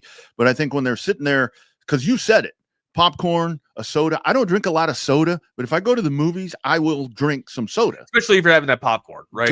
All that salt and butter, you're going to be washing it down. But when they're letting you get hammered during the movie, when they're shoveling you drinks, I mean, what's that going to do? It's going to make you talk more. It's going to make you laugh louder. And that, I'm like, shut up. And, maybe I just don't belong in a movie theater. And some of these people where it's like do it like you're saying. I mean, like trying to have the screen all dark and shit, and trying to FaceTime and show and record the movie and shit like that. Like, dude, I'm trying to. The worst thing that I'm doing in a movie theater is sneaking my bag of candy that I paid in there. Yeah, $3 less for at the gas station, right at the 7-Eleven. You know what I mean? Yeah. So I can, bring my gummy worms and bring my Sour Patch Kids in there, so I ain't got to pay $8 for it. Well, and that's the other thing, Wags. If it was, you're going to go to the show, and if it was still $4, $5, $7 for a ticket or something like that. But now it's $20. It's literally $24 just to get in. Yeah, For I'm admission. I'm like, now I'm truly getting ripped off. I mean, now I'm truly getting ripped off. And if you do it online, you can't even use your military, your military discount. You have to go there in person, pay for the ticket with a military ID, show them your. I guess you could do ID me, but IMAX doesn't have that, or Regal doesn't have that. Anyways, that's my rant. That's my rant. But yes, I should go see Happy Gilmore 2 as well. And the reason why I put myself through this and I endure this is because I don't want to deal with spoilers. And that is why ultimately, people's like, well, big deal. Why don't just stay home? Don't go. Well, I don't want people to spoil it for me, because Marvel, if you guys know, Marvel usually does a secret scene or two mid credit, mid post credit, and then completely after the credits of what you're going to see in the next movie, or what ties this movie into the next movie or into their phase. Right now, Marvel's in phase 6. Phase 5 has been kind of a dud for Marvel, but phase 6 is starting to be reinvigorated again, right? Peak Marvel will probably be peak Marvel will probably be phase 4, in my opinion, and most critics' opinion. Phase 5 was awful in my opinion, but phase 6 is starting to be saved, or at least they're starting to kind of revive it and reinvigorate it. I'm putting a big, heavy dose of hope in the Fantastic Four. I think most of us are. the Fantastic Four franchise it's iconic with Marvel, but it's also been known just to be a letdown, right? Like most of all the Fantastic Four movies have been a letdown. Hopefully it's a decent cast. Hopefully this one's going to be good, but it's also supposed to tie in to the multiverse. So again, that's kind of why I'm intrigued. No more nerd stuff off of movies. Let's get back into sports media. And I don't know if we still have. We had a dollar movie here in Round Rock. It was over there. The Movies 8. We used to have Movies 8 over there, and it was like you would walk in there and like your feet, your shoes might come off when you walked into the auditorium. It was that sticky because you'd hear the. We don't know if it's piss soda or Snickers, right? Yeah, don't know if it's piss, the C word, or what it is, but God, Rodney, okay, kind of bad stuff. Where are we going with sports here? Where are we going with sports? Back to the football. Is it just me? A quick NFL hit here is we're very early into training camp, and you've got the shenanigans of the Dallas Cowboys. Yet still, some of the Cowboys guys are saying we're Super Bowl contenders, whatever. But they're Baltimore. I mean, all these teams, the Redskins, the Eagles, whatever. Is Kansas City kind of getting slighted a little bit right now, Wags? It's like nobody. I saw these top 5 meaning so like how so? It's like I see all these best team lists and rosters best equipped to win Super Bowls and win championships and all this. I'm not seeing Kansas City in a lot of these conversations. Kansas City struggled last year, right? Yeah, they did. I don't want to say that it was mediocre play of Patrick Mahomes, but it was. We'll just say that it was downplay or play from Patrick Mahomes that was uncharacteristic, right? Usually he's the magic man. He's out there making everything happen. Chris Collinsworth loves him. They're having their own Coldplay concert, I've seen that with each other and everything. That's how much the NFL loves Patrick Mahomes in the NFL or in the Kansas City Chiefs. So to say that they're slighted, I don't know if I can get completely on board with that. Mm-hmm. But the list that we are seeing, and maybe people are kind of, we're prisoners of the moment or be captives of the moment, right? Maybe people are seeing what they saw last season with, is Mahomes kind of declining a little bit? Can he take anything and make it into a weapon? Maybe they're starting to question that, starting to question the features that are surrounding Patrick Mahomes. Like, is there a declining Travis Swift? There. I mean, there's just maybe they're starting to fizzle out and not exactly be the be the juggernaut offense that they used to be. And when Worthy is able to find his I guess consistent fluidity with Mahomes, and I think that'll put the questions to bed, right? But ultimately, I still, if you win it's the Birds, right? It's the Eagles, so you can't really. I don't want to say that they're dethroned, but I still think they're the stalwarts of the AFC, right? Until proven otherwise, right? Like everybody you keep wanting to write them off and you keep wanting to dismiss them, but they keep inserting themselves right back in there, like Houston does with the AL West. So because it really is to where it's like Baltimore keeps doing things, but yet they can't beat Kansas City. Buffalo keeps trying to climb to with the with the damn arms race here, but again, Kansas. Nobody can put Kansas City to bed yet, except for the Eagles. So and when it all comes down to it, I mean, in the AFC, the only one that's, we're the Bengals, and they haven't. The Bengals haven't been close. Here's the thing about the Bengals, though, right? Like, if the Bengals defense was just a hair better, I not even they need some moves that they were also plagued with injury too, or contracts done. They need to get some contracts. Yeah, exactly. Henderson. Yeah, they absolutely need their. They're the Dallas of the AFC. So, I feel like if their defense was a little bit on point, or if they had just maybe like one piece, I think that the Bengals would be one hell of a team, or just a very dangerous team. Remember, this is a team a couple of years removed from the Super Bowl. Okay, right. I think they have one of the most high potent offenses in the NFL. I don't know. Maybe potentially they got their money tied up in the wrong pieces too, right? Or in the wrong places too. Kind of like Dallas, the conversation we had with Dallas last year. It's like the Bengals. It's like these guys can score 45 points a game. Yeah, but they're going to lose. But they have to. 45. That's the point is they have to score 45 points. Yeah, and they're going to lose by 1 because the other team's going to score 46. Right. And I think where the whole thing with Kansas City, I think where maybe it's a little magnified to me, where they're getting overlooked, is because you do see some people saying, well, they might not win the division because Denver. Denver. I saw it in the chat. You feel strong about Denver this year? Denver. Denver's defense is going to be lights out. Denver's going to have their secondary's outrageous. Well, yeah. I'm saying that based off of their draft, right? Yeah, and I mean they have developed in a year or two. Denver's if they can keep this nucleus of defense together, Denver's going to be a problem for a lot of people. Yeah, and with the Chargers, I'm feeling a lot of love for the Chargers. And I'm kind of more leaning towards Denver. Because I feel like Denver's got the upper hand on the Chargers, though, do they not? I think so too. And I think that Denver is kind of built right now to what you're saying, to where it's going to be more long term. I mean, they got a young, healthy quarterback. They got a solid defense. Yeah, they're working on the rebuild of the line right now. Denver is almost through their reload process or their rebuild process. Yeah, in my opinion. I mean, hell, they got. It feels like they got the biggest piece solved with the quarterback. So, and that's where I think with Baltimore and Buffalo, not that this is their window closing, but I think that they better get it done if they're going to get it done to Kansas City right now, because those other two are coming, and the Texans. I mean, I think that this is a big year for Josh Allen and Lamar. I mean, we say that every year because they can't get over Patrick Mahomes, but shit, they are catching you really, really fast. And where do you think the Texans are in terms of top? Like, are the Texans the top 5 team in the AFC? Absolutely. Okay. I think they just had a little bit of a hiccup last year. And then you're thinking, got to shore up that offensive line, and I think they've done that. I think that they've done what they needed to do there, because that's where C.J. Stroud was, like with Caleb. I mean, C.J. with Stroud, we talked about the sophomore slump or whatever you want to call it. Call it a slump. I call it getting your teeth knocked out is what his slump was.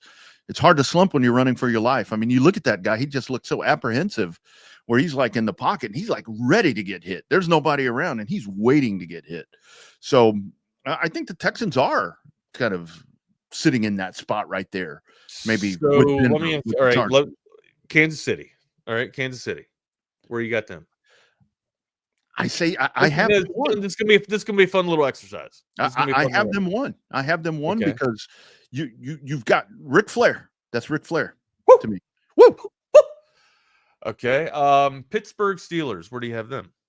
This is probably a gatekeeper for top. Like, if you're talking, 5 teams in the AFC, where do you have Pittsburgh Steelers? 8. Okay. Yeah. Okay. Not even 8. In the top 5. That's good. All right. Yeah. Cincinnati Bengals. We were just talking about them. Are they creeping on the top 5? I have Cincinnati probably 5. But Cincinnati's that team. Cincinnati's that if team. Like a while ago you said, if. So where do you have the Texans? Or do you have the Texans 4th? 4th. Okay. 4th. Yeah. I was gonna say, because the Ravens got to be your top, and the Ravens in Buffalo have to be in the conversation for top 3, right? So that'd be Chiefs, Buffalo, Ravens, Texans, Texans, and then probably Denver. Amigo, I think I'm on board with that. Yeah. Cincinnati and the Texans. I question. The Texans are there. I would say that the Texans are especially with the cloud of uncertainty that we have in Pittsburgh now with Aaron Rodgers coming. You want to say that you want to give it positive thoughts, but we just honestly don't know how it's going to go. You're bringing in a new wide receiver, DK Metcalf. I think he's, a run of them ahead of everybody, right? He's top class wide receiver, but again, they got to build their rapport together. Like, Aaron Rodgers is huge on trust. I don't think he's going to have any trust issues with DK Metcalf. I think they're going to have a pretty good relationship, but still it's Aaron Rodgers at the absolute end of his career, where he's trying to squeeze every last ounce of football he has left, right? I don't know how it's going to work out in Pittsburgh. I really don't. I hope it's a good send off for him. But I don't know with that lights out defense. I don't know if I can put Pittsburgh in the top 5. I just get like Cleveland is lights out defense. I can't put them in the top 5. Right? Oh yeah. Defense wins championships, but you still need the offense to get you there. And I can't put Miami in the top 5 because if no, they're like if Tua goes down, it's a wash. Yeah. Without Tua, they just don't have the engine. They don't have the machine. And that's why I think Rob from the top turnbuckle. Pats are coming back. Pats are coming back for the challenge. The Patriot way is back with Vrabel. I don't discount that totally. I mean, now the Patriots have done some work, my man. Those guys, you want to talk about signings and draft. Those guys they are growing their team pretty well. So you're starting to get that old feeling, right? But I don't know if they're back yet. But I agree with you. The feeling is there, right? That vibe is there. Like the Vrabel vibe is very similar to the Belichick vibe.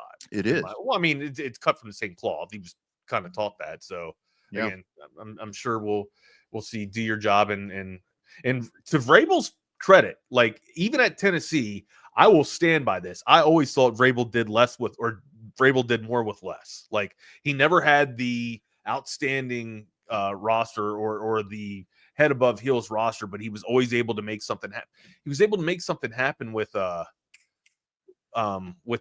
man. And now again, like that's not a backhanded slap to Tannehill. He's a decent quarterback, but I mean, is he your Superman of the league? Is he is he not even in Justin Herbert's conversation, right? Yeah. And I think Justin Herbert has just been letting you down. So yeah. And that's, that goes back to the Chargers thing. We talked about that last week. I think Vrabel's a great coach. I wanted Vrabel in New York. I was very disappointed when that happened, when Schoen was extended and Dable was extended. I thought for sure that Vrabel would end up, he feels like he's one of Mara's type of coaches that he goes with, but no, unfortunately, back to Foxborough for Vrabel. And quite frankly, for Vrabel in this situation, to borrow the SEC phrase, it just means more. I mean, for him to get this turned around, are you kidding? I mean, this is going to be we're going to see. We talk about Dan Campbell being, a player's coach and a lights out coach and foot in the ass coach and eating ankle coach. I mean, this is what Vrabel's going to do there. I would play for Dan Campbell in a heartbeat.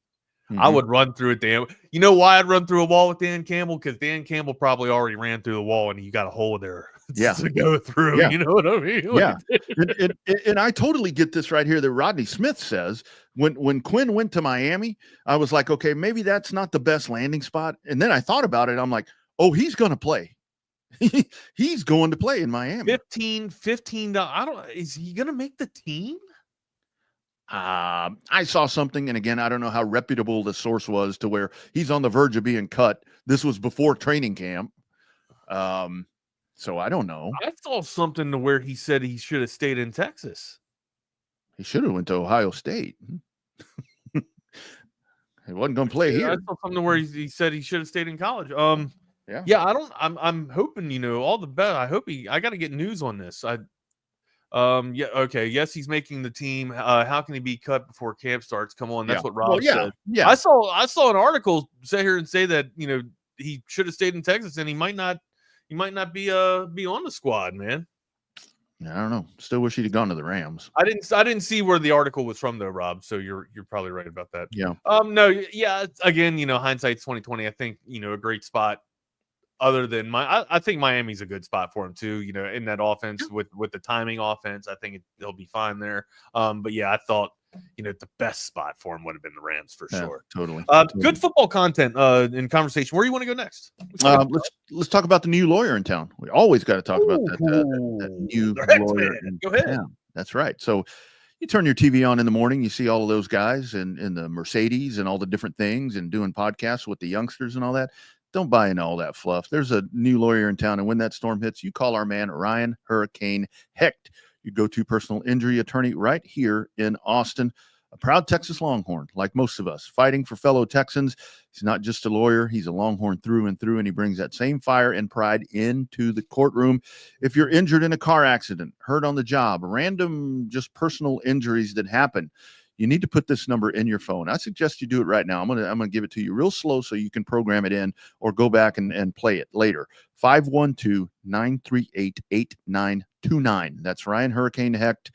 You don't pay unless you win, guys. No retainers, none of that. No if this, if that. Pretty simple and clean. If you don't win, you don't pay. The more money that Ryan Hecht makes for himself, the more money you get. That's how that all works out. It's a very fair situation.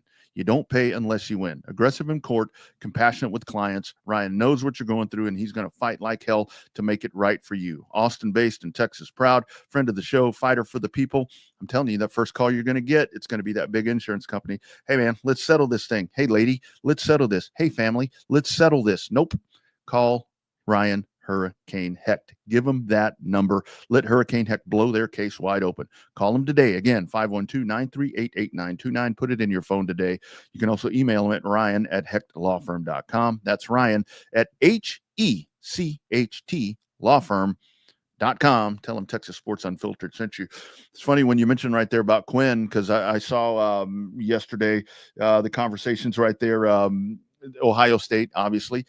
Ryan Day talking about where, with the 3 quarterbacks that they have, we didn't go to the portal. We want to develop the quarterbacks that we have right now. And obviously we'll find out how they develop them. They didn't go to the portal. They got Will Howard out of the portal. Well, for this year, year. Okay. To replace him. What the fuck is he talking? Yeah. Okay. Yeah. So they got Julian, you know what I'm saying, is kind of the I guess would be the lead. Julian Sayin is the fella's name.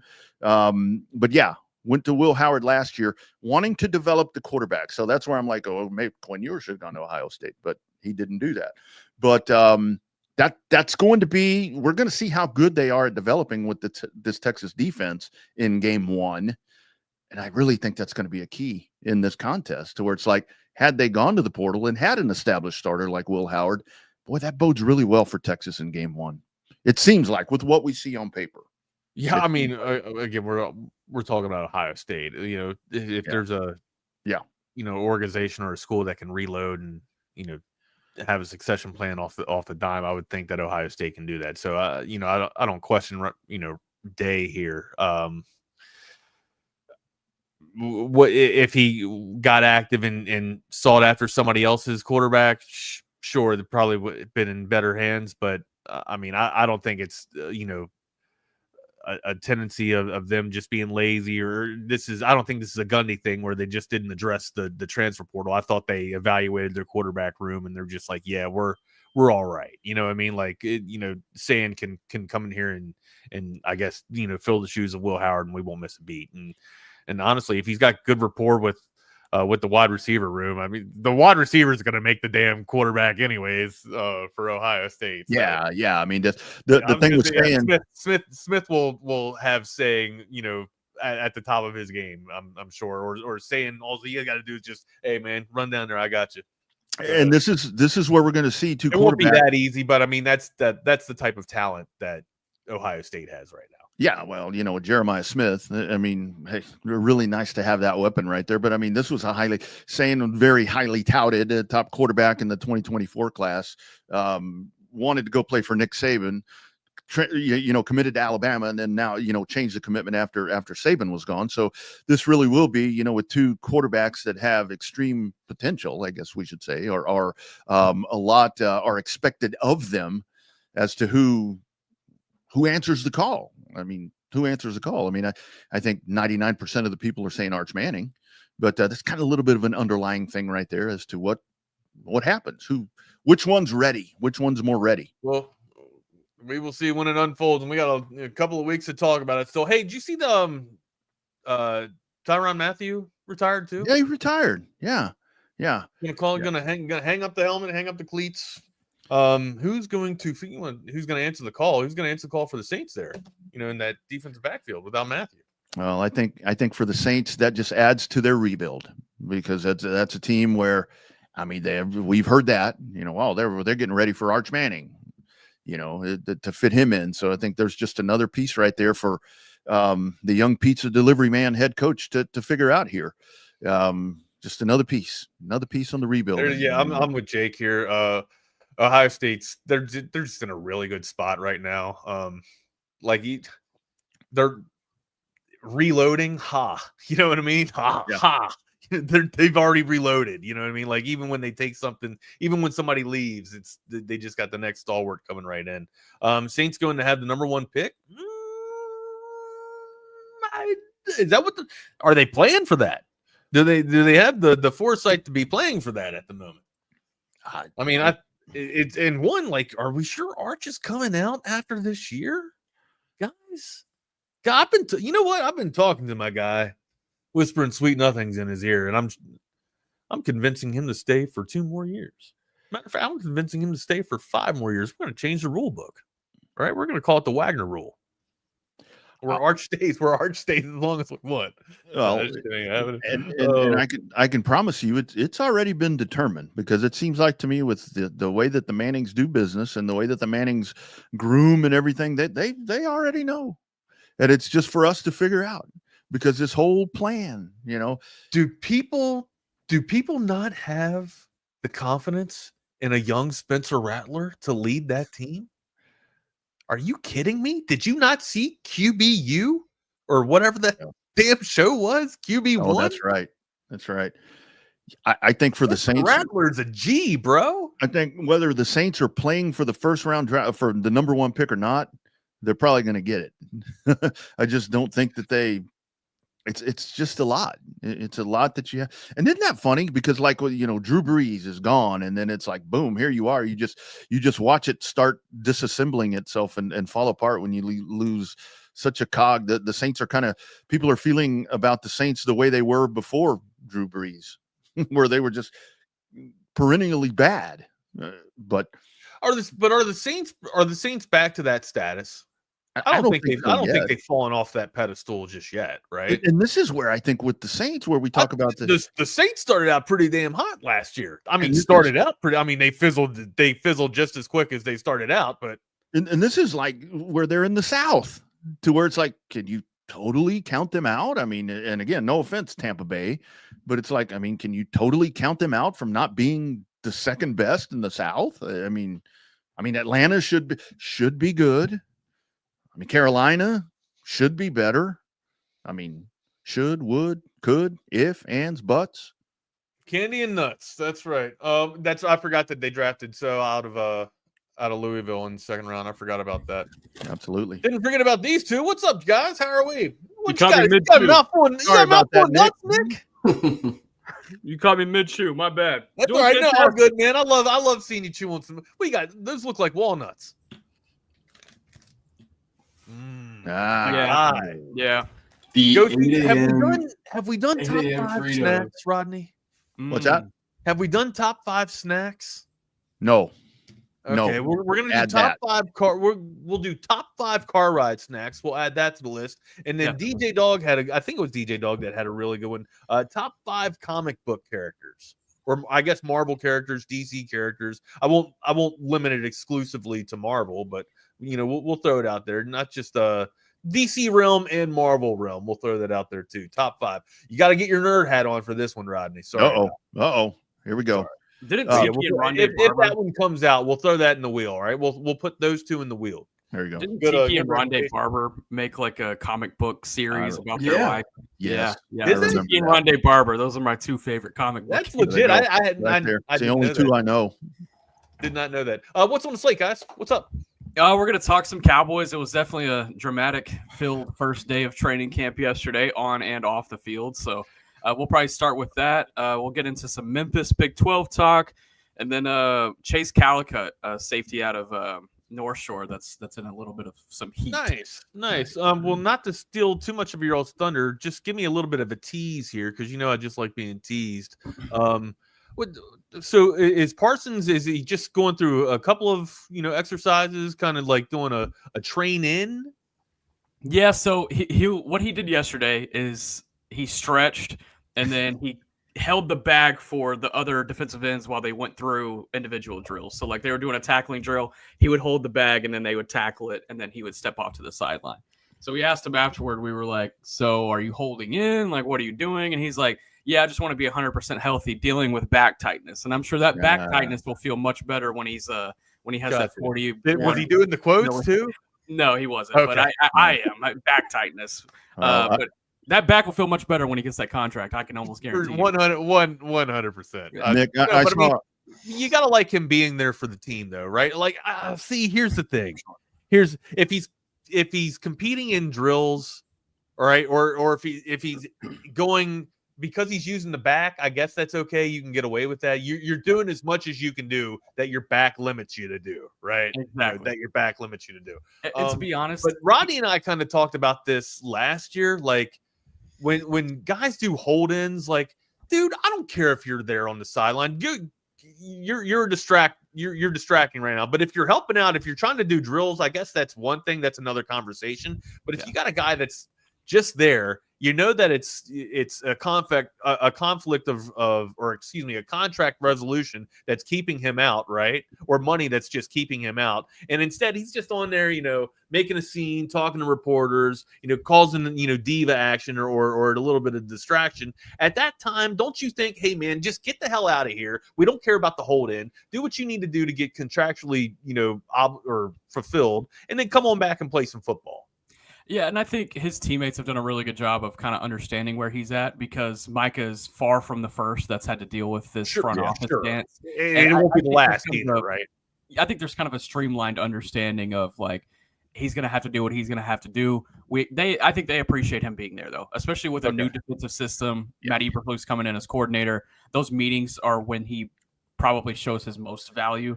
But when it comes from a practice standpoint, contract or not, he's always been a shitty practicer. So I mean, he's never given 100% in practices. So it's not much different than what he would be doing when he does. So it's still status. We're at status quo. That's that leadership. Status quo, really. Leadership. We're not far from it. Yeah, that leadership that Jerry was talking about. That's that leadership right there. Maybe so. Well, all right, boys. The drill, man, I'll be in the background. If you guys need anything, just send me a text or whatever. I'll be looking forward to hearing your all show, man. Have a great one. Be good. All right, boys. Rodney, great conversation. I'll talk to you tomorrow, brother. See you later, guys. What's going on, Will? Lone Star Playbook. Another day here, filling in for the playing hooky Jordan Scruggs as he sits on a beach somewhere in Alabama, I think. But you got us again here on Wednesday morning. Hope it's been a good week so far for everybody. We'll go ahead and start with that Cowboys talk. With yesterday being the first day of training camp here in Oxnard, California. I was front and center for it. There were dramatics on the field. There were dramatics off the field. I guess we could start with off the field. So the Micah Parsons, Trayvon Diggs show that kind of happened yesterday after practice. And to basically put it into context, when training camp practices end, the Cowboys PR, they'll pull like 3, 4, 5 guys over for interviews. And, we get in scrums and we interview these guys and, call it a day. Yesterday, it was Miles Sanders, Javonte Williams, Dante Fowler. They were all scheduled to come in and talk to us. And I'm interviewing Miles Sanders, and I turn around, and Micah Parsons and Trayvon Diggs are walking right up to another set of cameras. And I'm like, oh, shit, we got to get over there. So hustle on over there, with all due respect to Miles Sanders. And we hustle on over there, and they hold court for about 11 and a half minutes to give their view of the comments that were made by Jerry Jones on Monday. We'll start with Micah Parsons. And for the first time in these negotiations, I could really sense that there was doubt in Micah Parsons' brain or mindset that there's actually going to be a contract that gets done. What do I think of that? I still think it does happen. The team has all the control in this situation. They can sign him to a deal now. They can sign him to a deal right before the season starts. They could wait until the season's done, franchise tag him next year, and not have to pay him until 2 more off seasons. So the team has all the control here, and I don't see a situation where Micah holds out based on his comments yesterday. I could be wrong in that, but he has been maintaining that he is going to stick around He's going to stick around in Oxnard. He wants to be around his teammates. He wants to be in the building while they install this new system under Matty Eberflus. But he had some choice words for Jerry yesterday. He said, we have made a call, talking about his agent has made a call to the Cowboys, hoping to get an offer. He said it takes another grown man to be able to call back and another grown man to be able to call back and get a deal done. So I felt that, or Micah said that. That's what Micah said. Micah said that. So a little bit of shots being fired for sure. And he said, you look at other teams like Max Crosby with the Raiders, you see them take care of them. And all I got to say is it must be nice. And it's there was definitely some frustration in Micah's tone yesterday. And somebody straight up asked him, "Are you frustrated?" And he said, no, I'm good. I'm great. I'm living my dream. But you could definitely see that the frustration is starting to settle in with Micah Parsons. Now, on the other side of the coin is Trayvon Diggs. And I just thought it was hilarious that both of them were the ones holding court with the media instead of separately. I mean, it was just they were there together, kind of tag teaming it. And with Trayvon Diggs, again, as a reminder, he was docked $500,000 of his pay in 2025 for not showing up to at least 84% of off-season activities. It was a clause in his contract, the 9-figure contract that he signed right here in Oxnard 2 summers ago in August of 2023. And by him not showing up to at least 84% of the offseason activities, he was docked that $500,000 in pay. I asked him, I said, were you surprised that you got the dock in pay? And he said he was. He said he was surprised that they enforced it. And he said that hurt my feelings a little bit. And, he said he plans on making that money back in incentives, but there was definitely some frustration. And Trayvon's tone as well, it made sense why they went to the cameras together, because I think they're both in a similar place as far as, having frustrations with the front office. But I asked Trayvon as well. I said, are you happy here? Are you still happy here? And, do you feel like you can get back to your former self? And he said, I'm very happy here. I'm looking forward to, getting back on the field. I have brothers here. I have teammates here.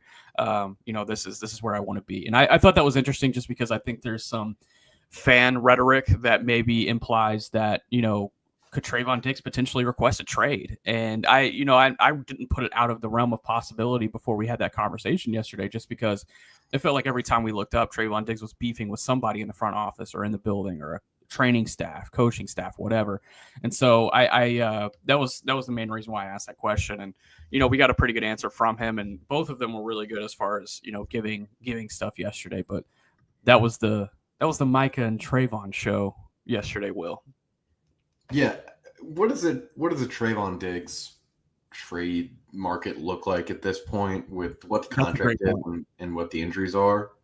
Yeah, that's a great point too. I mean, and that was kind of part of the fan rhetoric that maybe isn't as realistic, but you can maybe get, I don't know. You can maybe get a late day 3 pick, but even then you're asking a team to pick up a lot of salary. So like you would have to pick up quite a bit of the salary already, and then hope you have a team that's willing to tango with you. And either way, it's not great. But I think when you look at his contract, there's a way to get out of it next offseason if they choose to do so, and they will only take about $2.25 million in dead cap in 2026 and 2027. They would save somewhere around $15 million on the cap for both seasons. So if you're looking for a potential out on a Trayvon Diggs deal, that's probably where it would be. Does he have, a similar, do you think, market to what, I know Jalen Ramsey's 2 or 3 years older and very much deeper in his career than Trayvon Diggs is, but would it be something like that where it's a swap of maybe a 4th and a 5th, and then, Dallas takes most of the contract like Miami did? Like what is, you kind of already said it would be, like you said, a late day 3 pick, but is that something, you think the Cowboys would be willing to do is offload a bunch of salary and to only get a pick just to get rid of the guy? Yeah, I think that could be a possibility. Again, he's going to have a whole season to play. Well, at least most of a season to play. It depends on when he comes back from this injury. And I don't think a decision's been made on Diggs. It just feels like the leash is getting really short with what he is with what he can do around that building right now. He's got to be a good boy. I'll say that. Yeah. But I think if he does have a good season, they are so thin at corner that they'll probably at least keep him for, another year. And it kind of be a year by year basis. But, as it sits right now, the comments on Monday from the front office were not gleaming at all. In fact, they were challenging him quite a bit. And one of the challenges was, we need Trayvon Diggs to be here because we need him to be a leader for these guys. And Trayvon yesterday, he said, look, I'm not a vocal guy. I'm not a vocal leader. How I lead is what I do on the field, and I haven't been on the field. So he said, I'm not going to change for anybody. I'm going to do me. I'm going to do it my own way. And, I thought that was an interesting stand because he was basically like, well, sorry, I'm hurt. I can't lead right now, which I don't know. I felt probably I sided with the front office on those comments, and then I would probably side with Diggs on the comments of seeing that, he's just been consistently beefing with these guys since he signed that contract. Some of it's been fair, some of it's been unfair thing, but regardless, it's been kind of a shit show. Yeah, it seems like it. It seems like it completely. We'll look at some notes from day one of camp, just from on the field perspective, because they did take the field yesterday, believe it or not. The quarterbacks looked pretty bad. I'll start with that. Dak Prescott, Joe Milton did not have good days, pretty erratic. I mean, kind of to be expected when you factor in that they haven't been throwing on air for the last, 6 weeks now.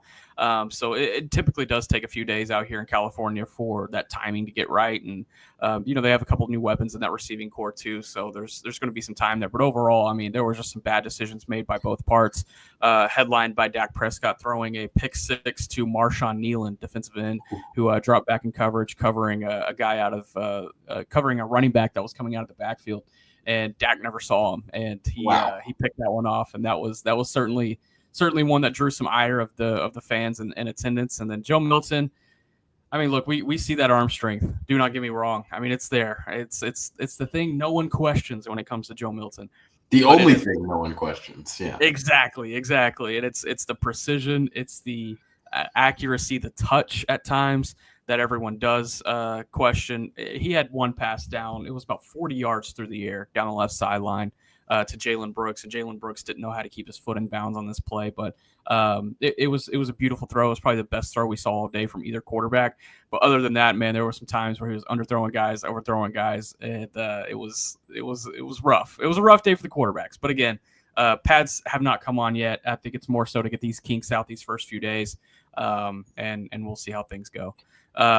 Nick, remind me, who's on the B squad at quarterback for the Cowboys? So last year they carried 3 on the roster. I would expect them to carry 3 on the roster again. I don't think they'll carry 1 on the practice squad, but the QB3 as of right now is Will Grier.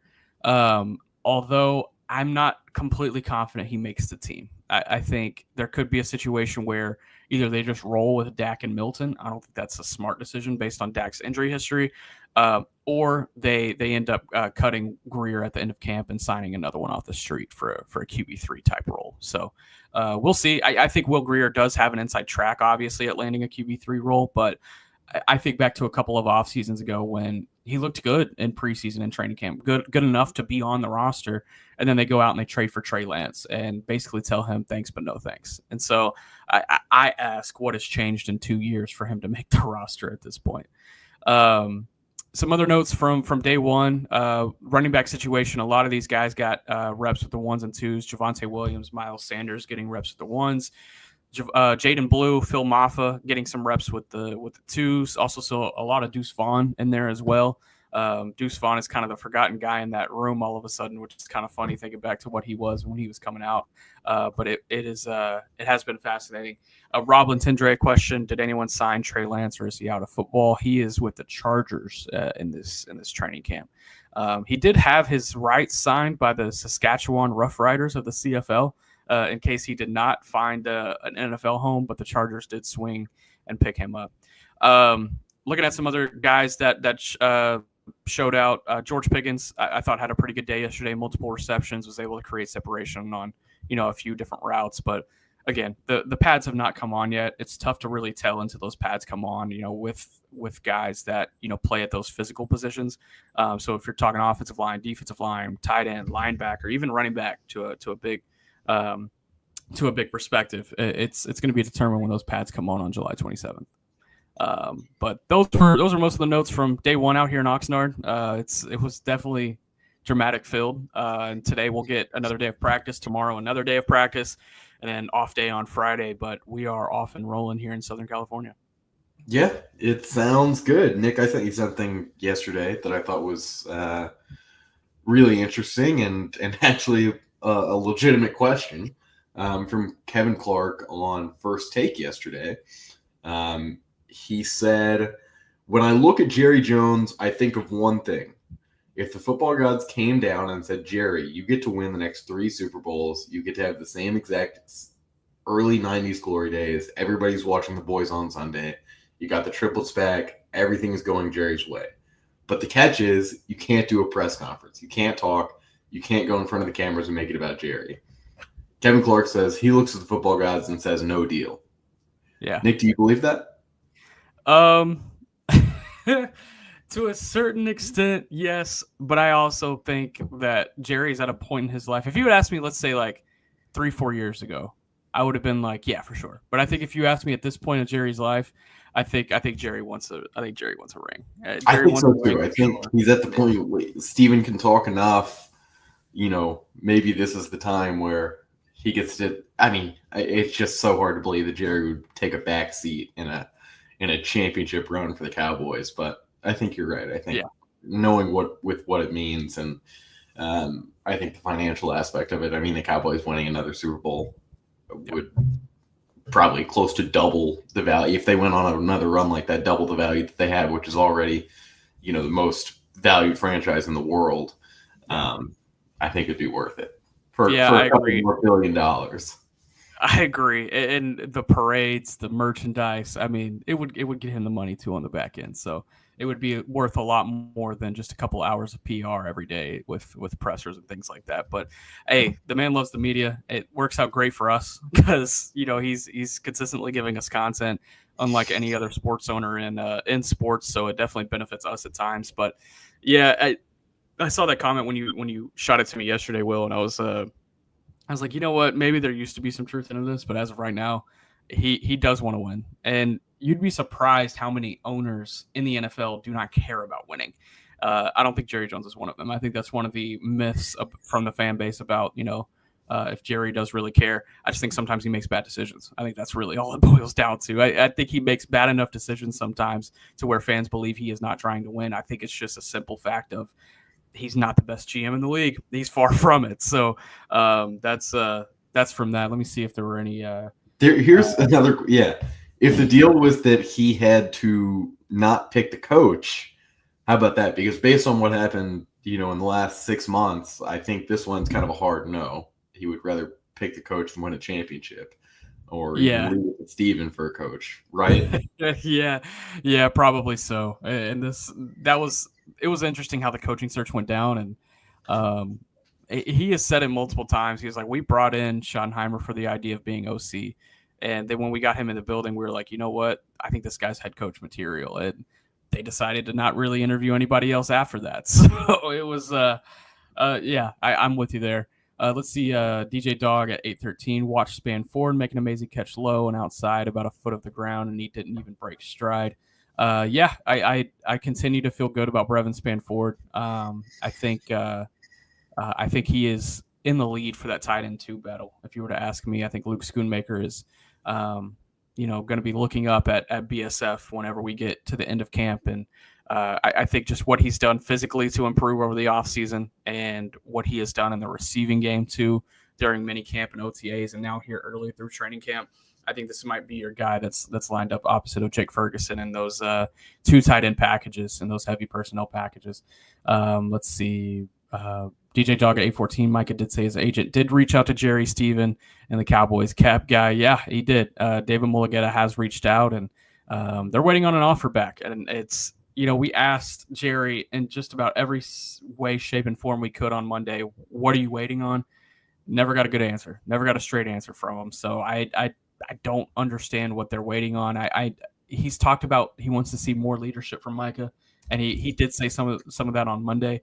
But like, what else can you see between now and when the season starts? Is it him being as active as he can in practices and training camp? I mean, I don't know what more you want, and I think everyone knows what the conclusion is going to be. I don't think the Cowboys are questioning, hey, should we pay this guy? Should we not pay this guy? I don't think that's the question. I think the question is, when, and I think when is the dumbest question you can ask in this sense, just because it's only going to cost you more as time goes on. If you've already made the decision to sign him, get it done. It makes no sense. You talk to people around the league, and I try to ask for, just a little bit of clarity, like what could be a reason why they could wait? What am I not seeing? I can't get a good answer for that either. The teams around the league, media personnel around the league, executives around the league, they feel like it's the same way we do as far as, why it's taking this long. So it's fascinating, and, we'll see when it eventually does come down. But it could just be another Jerryism of always keeping the Cowboys in the news during this cycle of training camp. It's 3 years in a row now. 2 years ago, it was Zach Martin. Last year, it was Dak and CD. This time around, it's Micah. Who knows? Next year, it's going to be Tyler Smith or anybody else who's going to be heading into the final year of their deal. So we'll see as that goes on. Going away from Cowboys talk, I saw this yesterday and I don't know if this came out yesterday, but I saw it yesterday from Ross Dellinger, who's done a really good job over at Yahoo Sports and covering kind of the business of college football and where things are heading. And he's done a good job on some realignment stuff. Memphis is offering $200 million to enter the Big 12. This is some SMU type of cash that they're trying to throw around here. So context, whenever the Big 12 added Cincinnati, Utah, Arizona State, Arizona, that group, UCF as well. They looked at Memphis, and Memphis was a team that they had considered at that time. They decided to not add Memphis at that time, citing some financial concerns, just from not necessarily concerns, but I think those other teams were in a better situation financially than Memphis. But I think as the NIL era has grown, Memphis has really started to find some booster money. And especially you see that in the basketball realm of things for sure. You've seen it a little bit with football, like especially in being able to hold on to Seth Hennigan throughout his career. And that was a talented quarterback that they appreciated. But I think with this offer, kind of fascinating. Memphis as a Big 12 team. What do you think, Will? I'm not sure it really fits. I think it would have 10 years ago, like when Memphis had Paxton Lynch and things were kind of going there. And they've had some years since then where they've had big name quarterbacks or guys that have ended up being first round picks. I think Memphis is kind of set perfectly not being in the Big 12. I understand why. I mean, from a financial aspect, it is your best situation in a make money now type deal. But Memphis can kind of carve out their own path as the premier Group of 5 program based on the way they conduct themselves over the next few years. They have, the FedEx people on their side, and that's probably, a better level of donation and investment into a program than any other Group of 5 program has. Tulane always has some interest and will always have donors, but since Willie Fritz has left, there hasn't been a ton of excitement there. Memphis can kind of be that squad. If you want that fifth playoff spot, you're gonna have a chance at it every year. You're in the American. Like I said, Tulane has taken a step down. There aren't too many teams that can really make a playoff run out of that conference. And then once the new big Pac-12 is set, I think that's going to take out some teams. I think Boise State will drop a game to Oregon State or Wazoo every year. And Wazoo and Oregon State will drop a couple of odd non-conference games. This Memphis is where you want to be set. If you want to win, if you want to make a playoff run, stay in the American. Wait a couple of years. I promise once the SEC decides to invade the ACC, you'll be the first team that the ACC calls because that is the most perfect situation for them. The Big 12, travel schedule for them isn't perfect. The ACC is like they are in the heart of ACC country, maybe a little bit further west than most of the teams, but that's where you want to be. It's a better conference than the Big 12. Just hold out. I promise they'll call at some point. Yeah, if I was thinking of like AAC contenders, like if I was, one of these commissioners of a Power 4 conference, I'm more so like the ACC or Big 12 here. I'm looking at Memphis and I'm looking at Tulane. Those are probably the first two I'm looking at from the G4 ranks as of right now, to be like, hey, hop on over. Because I think they both have the money. They both have the talent. They both have multiple sports that play well, that perform well, especially in postseason type environments. I think about, Tulane baseball. Like Tulane baseball in the Big 12 would be badass. Yeah. Like that would be awesome. And it would help Tulane's program at the end of the day too. But overall, I think the Memphis conversation is a fascinating one. I kind of disagree with you though. I think they would be a good Big 12 team. I think Really? I think they would have a good Big 12 footprint. And I think it was Jake Bayless mentioned about how they have no footprint in Tennessee. Well, this would be the opportunity for them to do so. And I think with if Memphis were to cook that up, I think it could benefit them. I really do. And you think about Cincinnati being right there. I think that was probably a weird team that to throw in the Big 12 at the time. UCF, I feel like was probably a weird team to throw in at the time. And I feel like both have worked out in their own way, shape, or form. As far as Big 12 programs, I think Memphis could be part of that. But I'm just I also think the Big 12 is going to be looking for.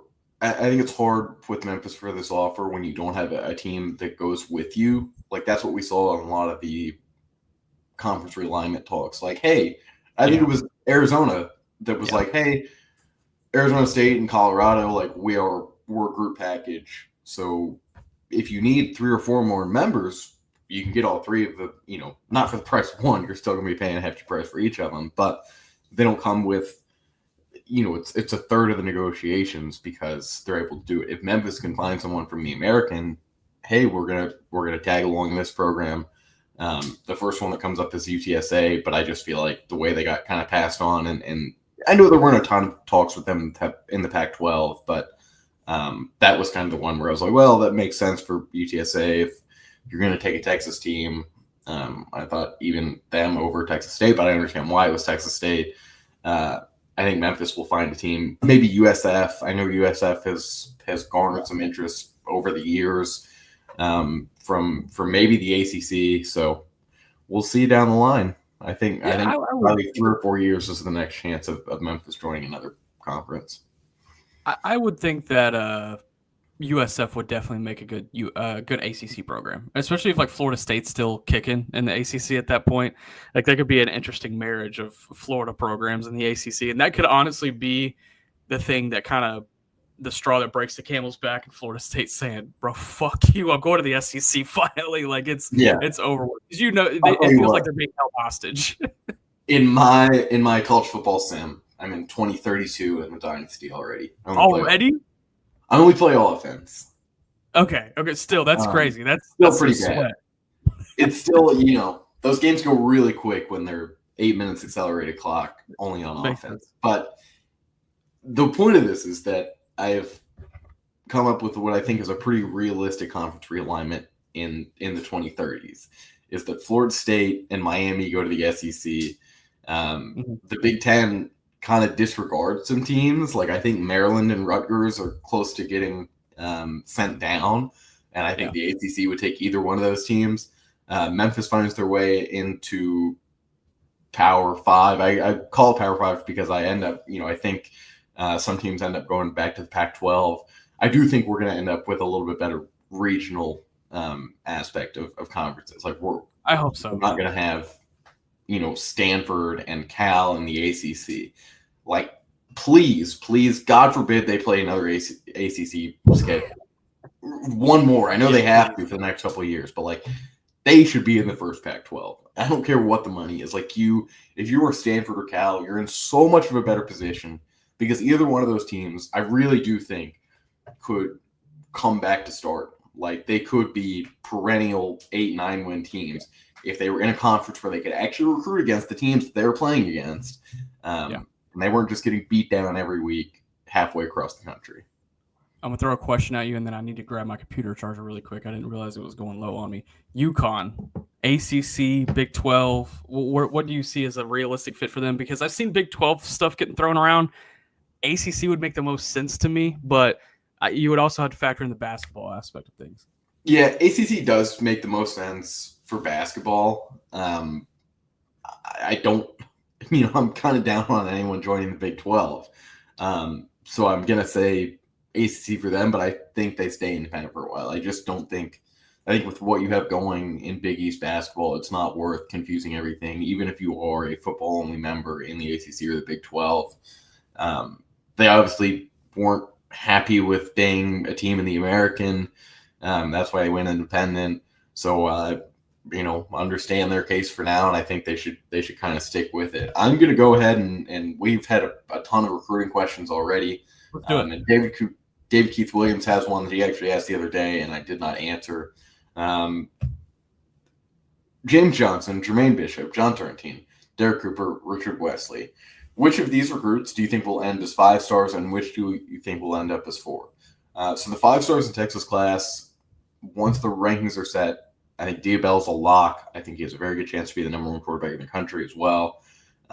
James Johnson was one that I personally would rate a 5-star. Given this defensive line class, it's not very good. It's definitely not top heavy. I mean, there's at one point in the class, I think there were no 5-star defensive linemen, as in none of the top 32 prospects in the country were 5-star prospects. But I do think he is someone at either Texas or Georgia that will have a chance to play, and someone that projects very easily early in the NFL draft, maybe 4 years from now. And that may be why, let's bump him down to the 40s or 50s, because he may take an extra year. I'm going to say he ends up as 5, though. Maybe not per 24/7 Sports, but by another site. Jermaine Bishop will almost certainly not end up as a composite 5-star based on how low some of the sites are on him, and don't really understand where he slots in. Texas understands he slots in early as cornerback, and then down the line at receiver, and then special teams all throughout. And I do think that he's a 5-star cornerback. I also think he's a 5-star receiver. I don't understand why he's ranked in the late 200s by one of the sites, and I think that will be corrected to an extent. But like I said, I don't think he'll be a composite 5-star. I do think he will by 2 different sites, though. Derek Cooper, I'm going to say, will end up as 5. You've probably, if you pay attention to recruiting, you've probably noted that the number of 5-star running backs only goes down by the year. Like, there haven't even been that many outliers in the last 5 years or so. It's gone from, probably 3, maybe 4 in a cycle to 1 at the most. And I do think Savion Hyder, however you say his name, has kind of been considered the number 1 running back in the country for a few months now, but doesn't have, the buzz and the excitement that Derek Cooper does, and kind of the profile. That it's not like that'll play a factor into the rankings process, but I do think it's something to note, and I do think that if there's going to be a 5-star running back, Derek Cooper makes a great case for it. He also makes a great case for a 5-star athlete, but at some point I think our scouts and scouts across the country will realize that he has a very low chance of ever playing linebacker at the collegiate level. John Turntine, I think, ends up as 4. It's just unclear at this point where he best projects to. He probably, I think it is kind of clear that he best projects to guard, but can he play tackle? That's the question, because if he's going to play, he's going to have to play at a super high level. So it's not, can he work at offensive tackles? Can he be a, future first-round pick in the NFL at offensive tackle? At this point, I think the answer is no to that, and I think it's the reason that he'll end up in the high 30s, low 40s as an interior line prospect. Richard Wesley, I am going to say, ends up as a 5-star prospect. There's only 2 years of film on him, as he did reclassify from the class of 2027, and the only reclassified prospect to still be a 5-star is Mark Bowman. And Mark Bowman was old for his grade, and is just an absolute physical freak. and looks like he could play in the NFL right now. Richard Wellesley also kind of looks like that, but has probably 2 or 3 more years of getting even bigger. He's young, and he's someone that I think scouts across the country feel has a extremely high ceiling, and someone that's already shown off a ton more than most expected him to in 2 years. So I'll say he ends up as 5. I think that's it. Tyler Atkinson, I think, is pretty set at 5 stars. I think he's pretty set as the number 2 linebacker in the country. Good stuff there. What was your take on Turntine again? Turntine, I think he ends up as a 4, just because we're not really sure if it goes down, if he ends up playing interior line, in junior year. That's a different question. I don't think that's going to happen though, because he has not been adamant in playing tackle. It hasn't been a deal breaker. Obviously, he committed to Texas not knowing what the future is, or at least that's how we feel at this point. Is that he doesn't know kind of what the plan is, and it's just. He's probably the highest rated swing take in Texas football history. But that's all it is at this point. It's just a swing. Yeah. And when I've seen Turntine, I love the physical profile. I love the physicality, but I agree with you. Like, this is going to be an interior guy at the next level. It's hard to kind of see in his specific case, if he's a dominant interior guy or if he is as serviceable in the interior as he is as a tackle. And, I like him as a tackle. I think he's a great player as a tackle. I think he's a top 100 player in the country as a tackle. That's a great place to be. I think as an interior guy, it could be a lot better. It could be, 5-star type ceiling. But again, we haven't really seen that. Have y'all seen that in a camp environment like UA or anything similar?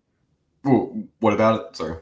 That he's lining up as an interior guy. He's lined up. I mean, I think the last time I've seen him was probably Under Armour in Dallas in February, and I'm not even sure if he was there. But I the only time I've seen him in person, he played almost primarily tackle. He may have slotted in a guard once or twice. But how those things go. They don't get a ton of reps, even if you're the big name guys. So you try to get in at your spot, and that's about it. Yeah, I mean, Dave Keith Williams, you're nailing it on the head. He's dominated through high school. He has some of the best tape out of any offensive lineman in the country. But the proof is not in the pudding at guard yet. Like, we haven't seen it in a game fashion, so there's no way to really evaluate it on a 5-star level. You can't just say, hey, this guy was a great tackle, we're going to make him a 5-star guard. It doesn't happen. Yeah.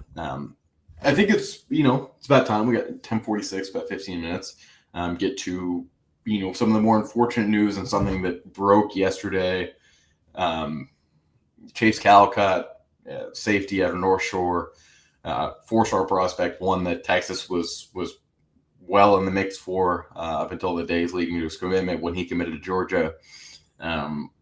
Earlier this month in Houston, targeted an individual in a shooting. Really just awful story. Him and a friend tailgated someone, found a way to get to their car. The story that we originally heard is a little bit different than what was reported by Fox 26 Houston yesterday. But shot at a man several times. And then I had heard that they had kind of doubled back and tried to get him again. Chase Calcutt, there hadn't been news about this in about 2 weeks. And at this point, it was kind of unsure if it was going to come out at all. Chase Calcutt was not the one that shot the gun. He was the driver in that car. The shooter has since been killed at a house party over the weekend. And just really, we can make the jokes about Georgia and how their players get into trouble. But this is one, Chase Calcutt, just talking to him and knowing him, and you say it every time, you just wouldn't expect it. He gets, kind of the knock of being from North Shore. But this is someone that seemed to have had, everything right between the ears. So, very likely not going to be playing college football and may very well be serving some time. So incredibly unfortunate situation. Yeah, it's fascinating. At least I've not confirmed this, but at least from what I've heard is that he has retained Quanell X as his representation. Yes. And look, man, He's won some cases he shouldn't have won before. But I think with Chase's specific case, the fact that he was not the trigger man, it'll give him some leniency in this situation. But the fact that he was the driver, it shows intent. It shows, a little bit of recklessness at the end of the day. There were driving charges associated with it. So I wonder how much he could even possibly get left off, get off the hook for this. But I think overall, at the very least, we're looking at a situation where, Georgia probably does drop the scholarship. Everyone kind of sits back and lets this legal situation plays out. And if he comes out on the other end, he has to go the JUCO route. So I think that's at the very least. But I mean, if you've been watching this show long enough to when I started coming on with Jordan, Chase Callicut's one of my favorite players in this class. I love the kid. I love the talent. I think he's destined to be really damn good as a player at the college and NFL level.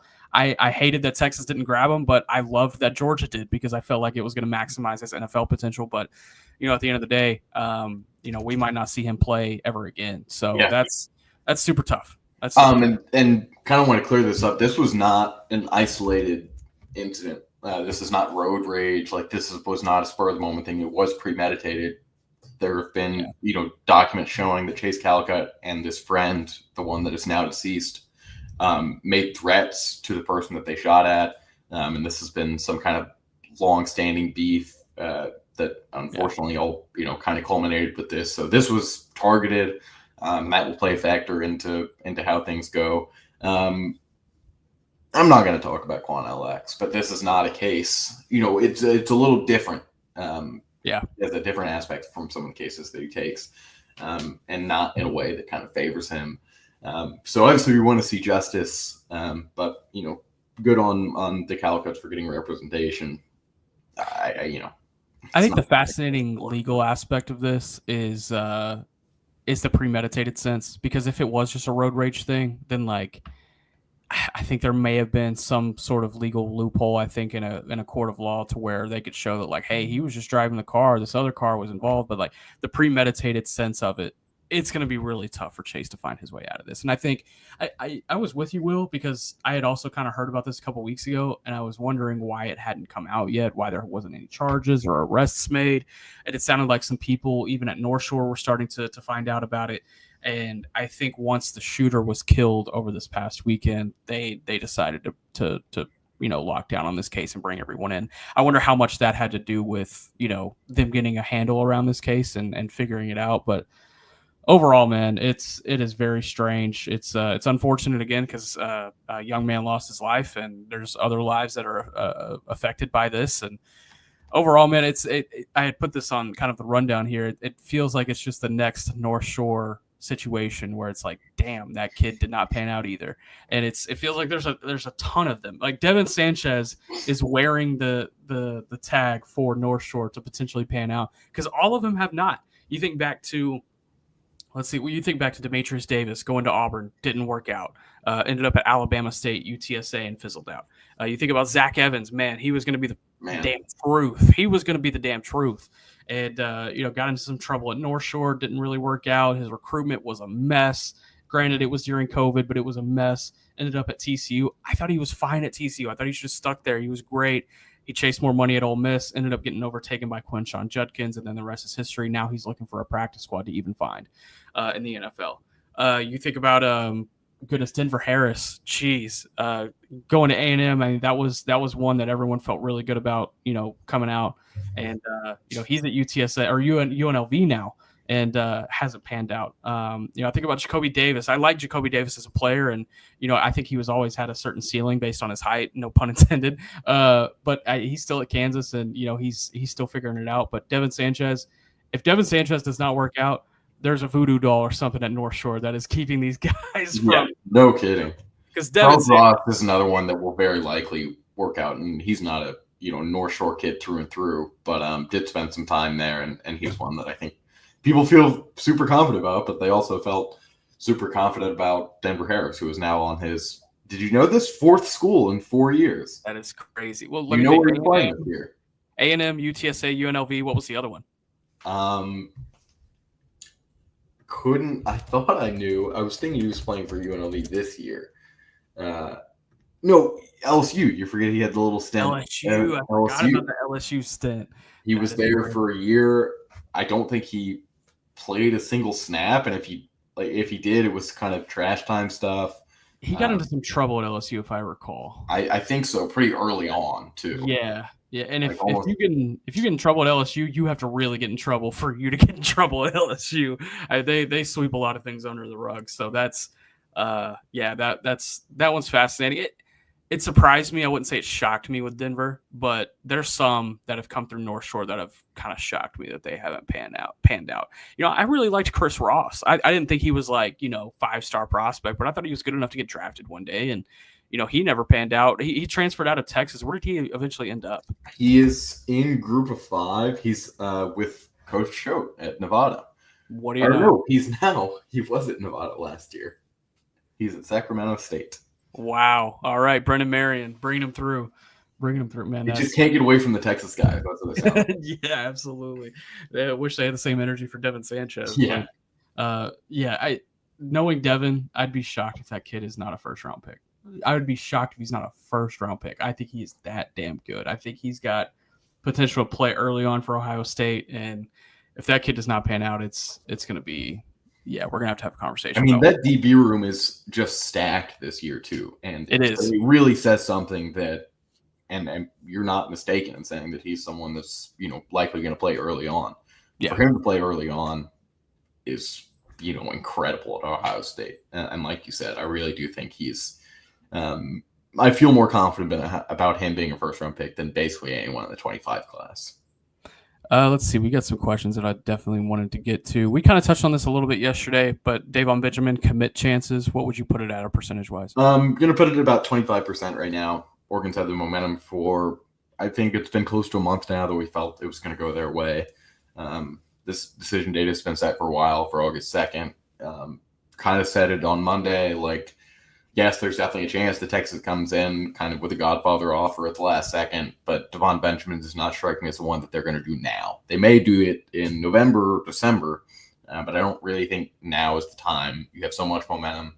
You can kind of take your pick of the litter if you want to do some senior evals on blue chip guys, and I think that's what they're going to do at some point, is they're going to swoop in for a committed blue chip, maybe even a 5-star prospect, because once you get down to that level, sometimes the money is pretty similar in terms of the 200th prospect and the 40th, and you've been able to save some money, not, missing on some other guys at tight end. And I think even at running back to an extent, when you were thinking about taking KJ Edwards as well, I'm not saying Derek Cooper costs less than KJ Edwards, because that's not true at all. Yeah. But I do think you found some way to save some money that has given you some flexibility.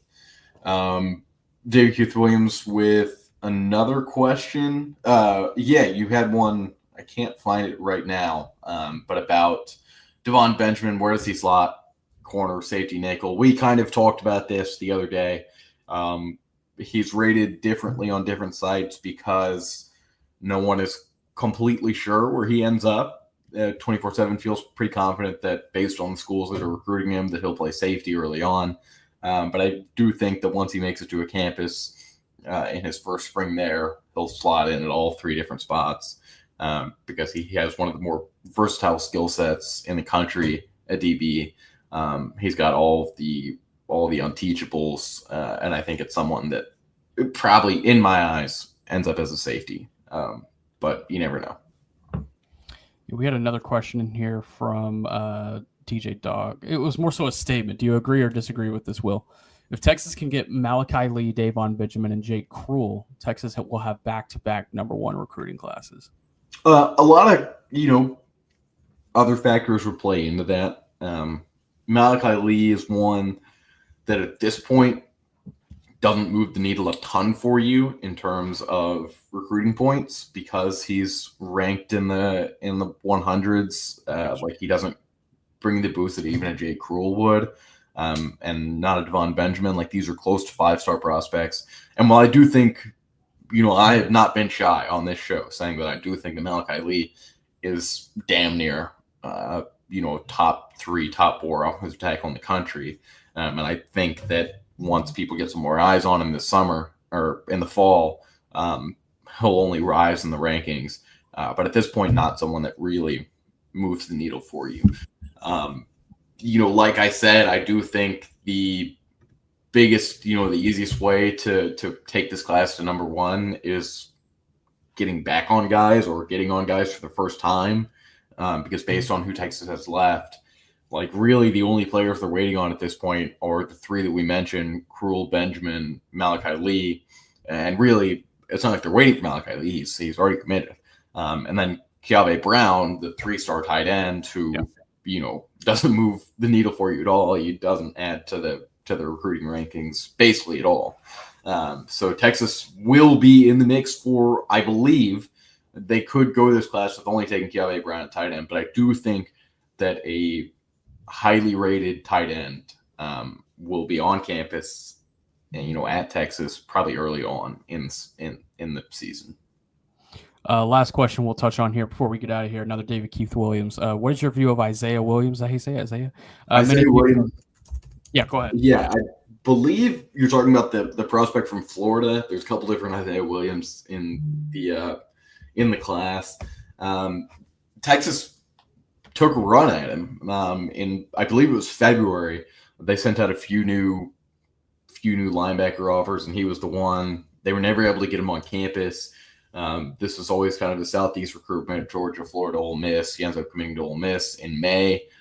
Before like you take a Trent Henderson, for example, there was a ton of momentum from Florida. He opted to kind of lengthen the recruitment process as much as possible, which gave Texas a chance to get him on campus twice in June. They didn't have that same opportunity with Isaiah Williams. I don't know a ton about him, but 6'1.5", 215. I know the comp, because I've seen clips of them side to side before, is Smell Munden at Georgia. And I really like that. He's second level defender. He's got great speed. He tests incredibly well. So someone that Texas probably would have taken if they had missed on all of the linebackers, like was kind of the assumption at one point a few weeks ago, but not really a need for him at this point. This is one last thing that I had on the rundown that we did not get to. I just wanted to touch on ESPN nearing a deal to acquire NFL Network and Red Zone. I've been hearing about this, I feel like, for like 2 years, but it's finally starting to happen.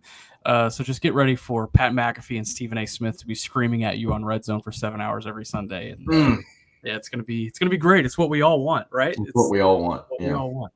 Will, I appreciate it. Wags behind the scenes, I appreciate it. Everybody that checked in: David Keith Williams, Chris Bennett, DJ Dog, Rodney Smith, Jake Bayless, all you guys. Really appreciate you guys checking in and sticking with us this morning. We'll be back tomorrow, me and Will. Is it me and you tomorrow? I think I may have someone else on. So okay, all right. I'll see you on Friday then. And we'll get rocking and rolling to end the week. But I appreciate everybody for checking in. This is for the Lone Star Playbook. And before we get out of here, a very loaded lineup. This is actually really exciting. Up next on the Texas Sports Unfiltered app, the debut episode of the Stampede podcast with Vince Young, Mac Brown, and Bob Ballou. This is going to be very fascinating. I'm going to be listening to that one for sure. So be sure to check that out. We appreciate you guys checking out the Lone Star Playbook this morning. Have a great day. We'll see you guys around.